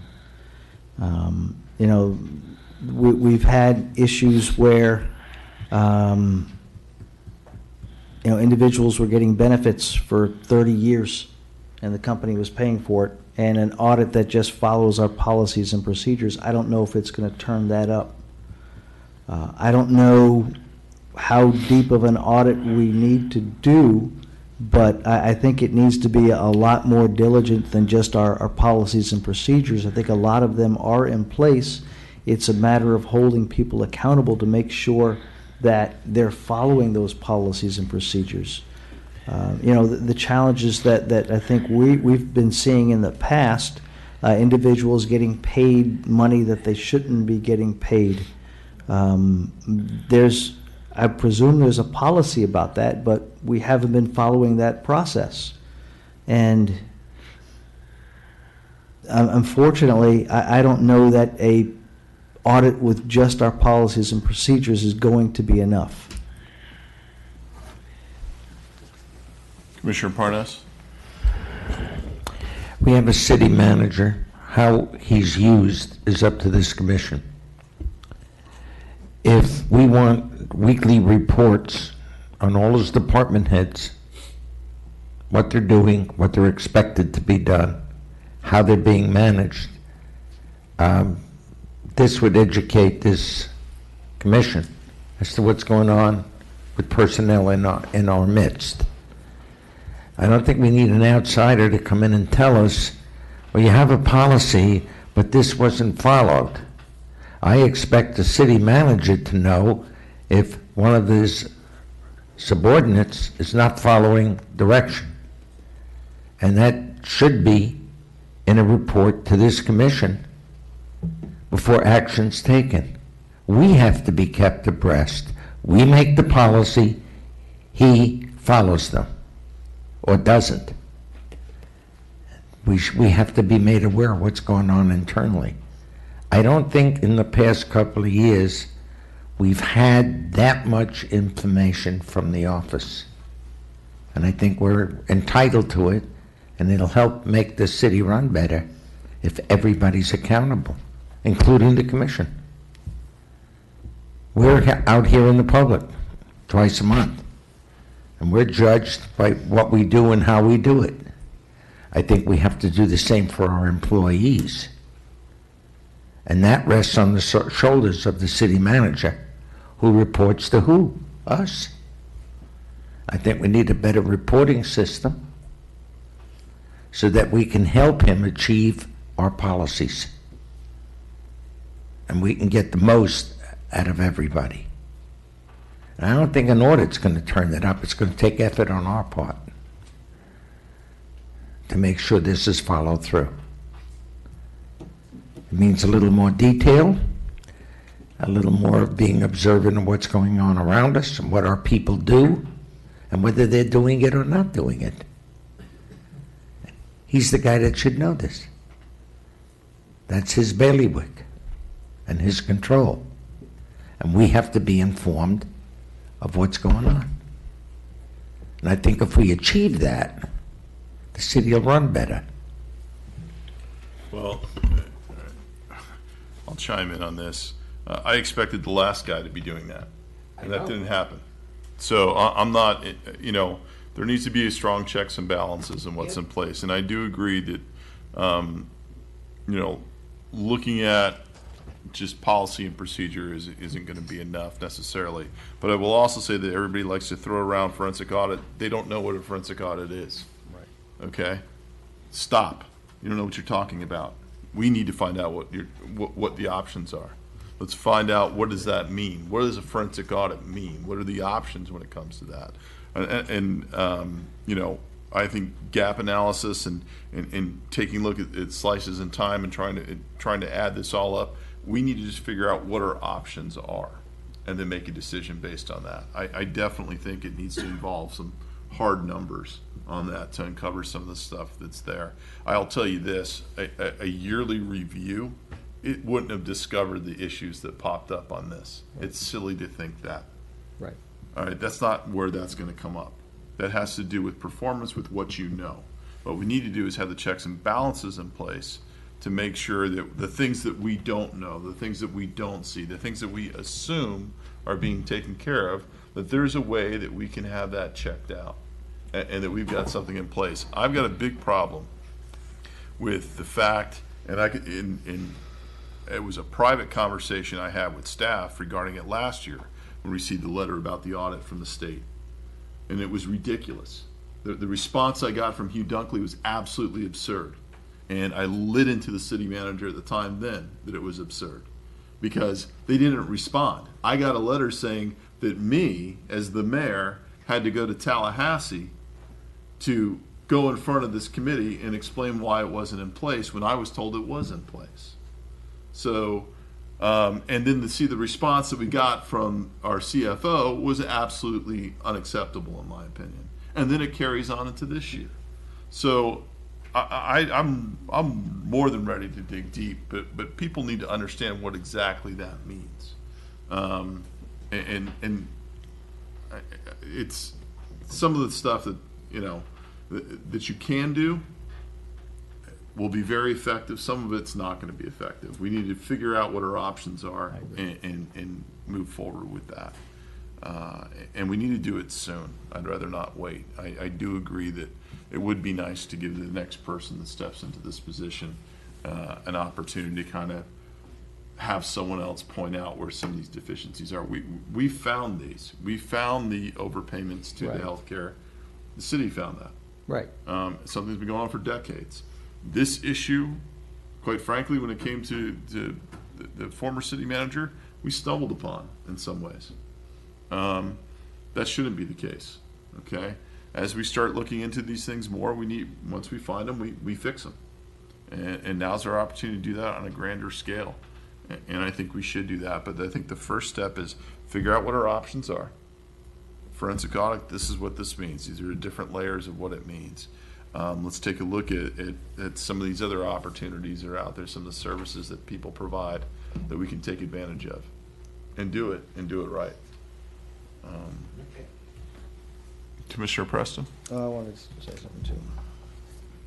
I think you're right, Mayor. A lot of people don't know what a forensic audit is, but let's say it this way.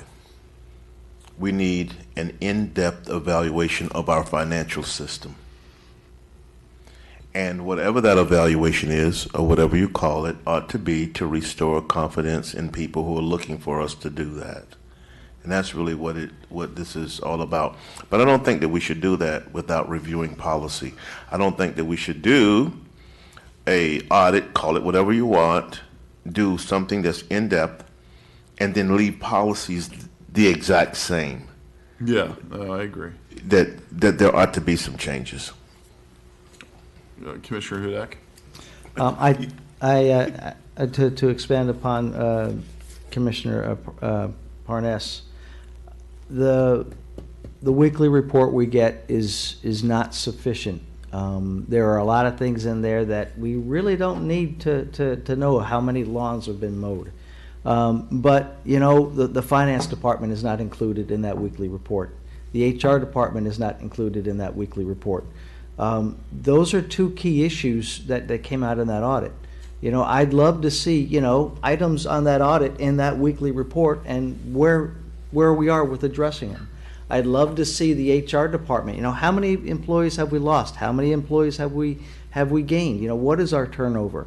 I'd love to see in that report, you know, one of the key hires that we have right now is this HR payroll person.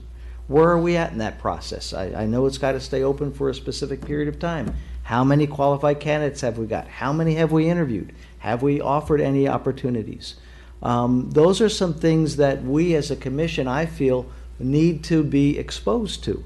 You know, one of the things, the first thing, you know, when I saw that weekly report, the first thing I asked Chad was, you know, I'd love to see what our contamination rate was with regards to recycling.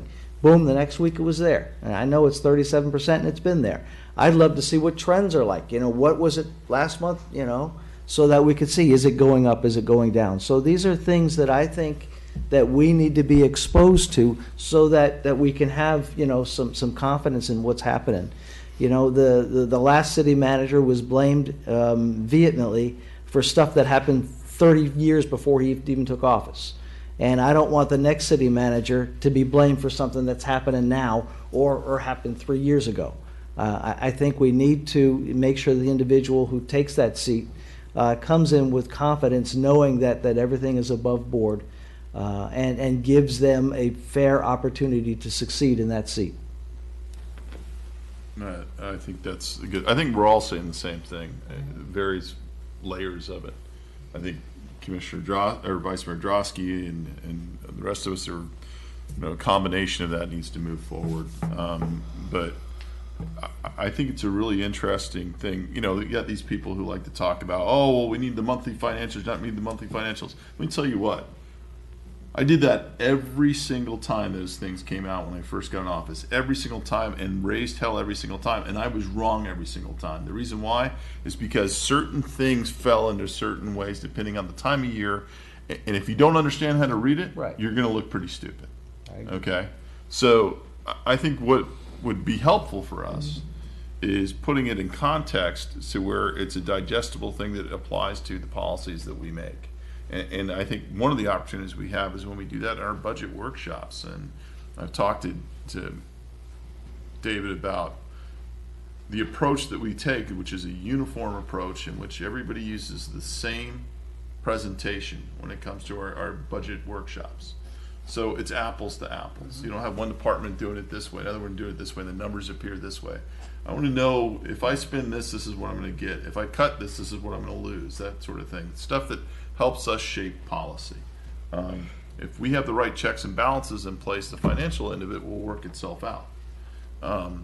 But I think how we digest it and how that information is given to us, it's not just going to help us, it's going to help the residents as well. Because there are a lot of things. Municipal government is not easy, right? And it's not like the private sector. So it's something that should be considered. But I think it's an interesting idea that you have on that. Anyone? Have we given enough direction to the city manager to? Yes, and I just want to thank the City Commission for that. I've already established kind of a draft, if you will, scope of what this could look like, but your input tonight has been certainly instrumental, and I'll be doing some revisions there, and that way I can get that information back to you. Hopefully that scope of the audit will be of your liking. If not, I can certainly do any changes to that. And then if I may, in terms of Commissioner Hudak's comment, I agree that we can do a better job on the weekly report. I'm looking to refine that, not only in the information of how we present that information, but in what information is presented, and quite frankly, just the look of the document itself. I think we can do a more professional job. So that's one of my goals. Cool. Comments by the city commissioners, District 1. First of all, I have already, my father is having a procedure done on June 27th, so I will be in New York on the 26th. So I've already notified the city manager. Apparently we have the budget workshops on the 24th, 25th, and 26th. So I will not be able to attend the 26th, but I will have individual meetings with those departments to make sure that I am apprised of those situations, of their budget requests. On Tuesday, the Youth Automotive Training Center is having their graduation. So it's going to be a great event. JM Families at their hangar. So I think it's a great opportunity if anybody's able to attend that. Also, Kiwanis is having their scholarship event at the Tech Center I'm sorry, both of these events are on Thursday. As most of you know, Monday is Memorial Day, so that's the day that we give thanks to those veterans that were not lucky, like myself and Commissioner Parnas or our city manager, that were able to come home. There are a lot of individuals that have made the ultimate sacrifice so that we can live in this country. So I hope that individuals take the time to attend some of the Memorial Day events that we have on Sunday between 4 and 6. We'll be at the Butler House, and then on Monday at the Pier, and I believe that starts at 11 o'clock. And that's all I have for today. District 2. Some employees have contacted me in reference to opportunities within the city, meaning that some of them are part-time and want to be full-time, yet they're working for the city, and when those jobs are posted, for whatever the reason is, they seem to be looked over. That is a concern to me. If we allowing people to work, we have a chance to look at them, evaluate, and determine if they are a benefit. And if we continue to employ them, that means that, to me anyway, that they are. And before we start looking out, I think we ought to always look within, people who know our system, and they ought to be given an opportunity. And if they don't measure up, then we can deal with that. But there's a lot of people out there that are looking for opportunities with the city that they live in, and a lot of these people were born and raised right here, and I think they ought to be given an opportunity so that they can prove that they're able to contribute to the city that they live in, and especially the fact that they're already an employee of this city. So I'd like to know that we can be fair in that manner. So I don't know, I guess I've directed that to the city manager, and we'll be talking about it. Commissioner Parnas, D3. Good night. Vice Mayor. Thank you. Thank you, Commissioner Hudak, for your comments about Memorial Day. Very appropriate, thank you. Next Wednesday, May 29, I'll be having my District 4 Town Hall meeting at 7 o'clock at Constitution Park. Followed by that Saturday, June 1, will be my monthly office hours here at Saturday Hall. I did want to bring up, I thought it was very interesting, a neighbor of mine on the Villages of Hillsborough Park, Sunday morning, brought me over the Sun Sentinel newspaper. and the headline in the local section is "Locals may be unaware of tower plans." I had no idea about this until I was given the newspaper. Does everyone else know? I know Commissioner Preston is because he's cited he's quoted in the article. But here we go again with the installation of towers. Now it's technically not in our city, although they call it the Deerfield Tower, but it's adjacent to our borders. That's being installed. 325 feet, as tall as the Statue of Liberty or Tower of London, and nobody was notified about this. I understand that it's for BSO and the radio communications post MSD, but for crying out loud, didn't we learn our lesson 10 years ago on this? It's been 12. And shouldn't someone have notified us, or at least the city of Pompano Beach, where this is being erected, what's going on, that I have to find out about this in the newspaper from a neighbor, what's going on? I think, once again, just when I think government is progressing, something like this happens and we go back a decade. So I'm really just venting, but for those of you that didn't know about it, I just wanted to point it out that it is an issue. And I assume the calls are going to go to Commissioner Preston because it's close to his district. That's all I have. Lucky guy. I will share that with Mayor Bogan and Commissioner Fisher. One thing I'm a little disappointed. I will say this: I don't know if any of you had the opportunity to sit and meet with Sheriff Tony. I'm a little disappointed, being in one of his largest cities under contract, that he's not reached out to us and tried to set up a meeting. Have you met with him?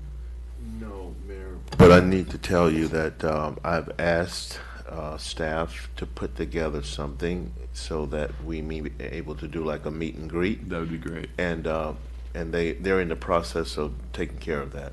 So that would be great. I think, other than that, quite frankly, our interaction with the county has been phenomenal. It's been really good. We had a meeting last month with Mayor Bogan, who is doing a group of the mayors, brings all the mayors from Broward County to come meet and discuss issues. Of course, what was talked about was the wonderful rumor about having people come to Broward and Palm Beach County, and we had actually asked that a statement not be made at the time until we knew facts, and I think things progressed a little bit differently. But it's very it's a great meeting because we're able to share with a lot of our concerns that we've had from a city level and relating to the county. Commissioner Beam first participated in that because they are Sunshine, so it's been great to have two of them there. Commissioner Lamar Fisher brings together the Northeast mayors of Broward County, and we were able to host that last week here in the city of Deerfield Beach, which even brought our neighbor to the south, who was in the middle of a lawsuit against us, but it was good. It was good to be able to put other things aside and talk about some real issues. And one of the things that we talked about is the constant battle that we have with communicating with the county, communicating with other outside agencies. FDOT, as we all know, is never fun. South Florida Water Management District and all those issues. One of the nice things is that because we all share that commonality and that we have difficulties with it, a lot of the mayors want to join up and team up on these and look for cooperation amongst the cities, as opposed to always, taking us against the world type approach. And I want to applaud the county commission for taking those steps. It used to be that was not it. Once they got to the county commission, we were left behind, and we were forgotten about. They've been doing a great job with it, so that's very nice. I do want to say that on Monday, Rotary is not Rotary. On May 28th, Tuesday, May 28th at noon, Rotary is having Deerfield Beach High School Scholarship luncheon at Deer Creek Country Club. That's from noon to 1:30. So if anyone can attend, that would be great. Other than that, looking for a motion to adjourn. Motion to adjourn. All in favor? I guess. It is so enjoyed.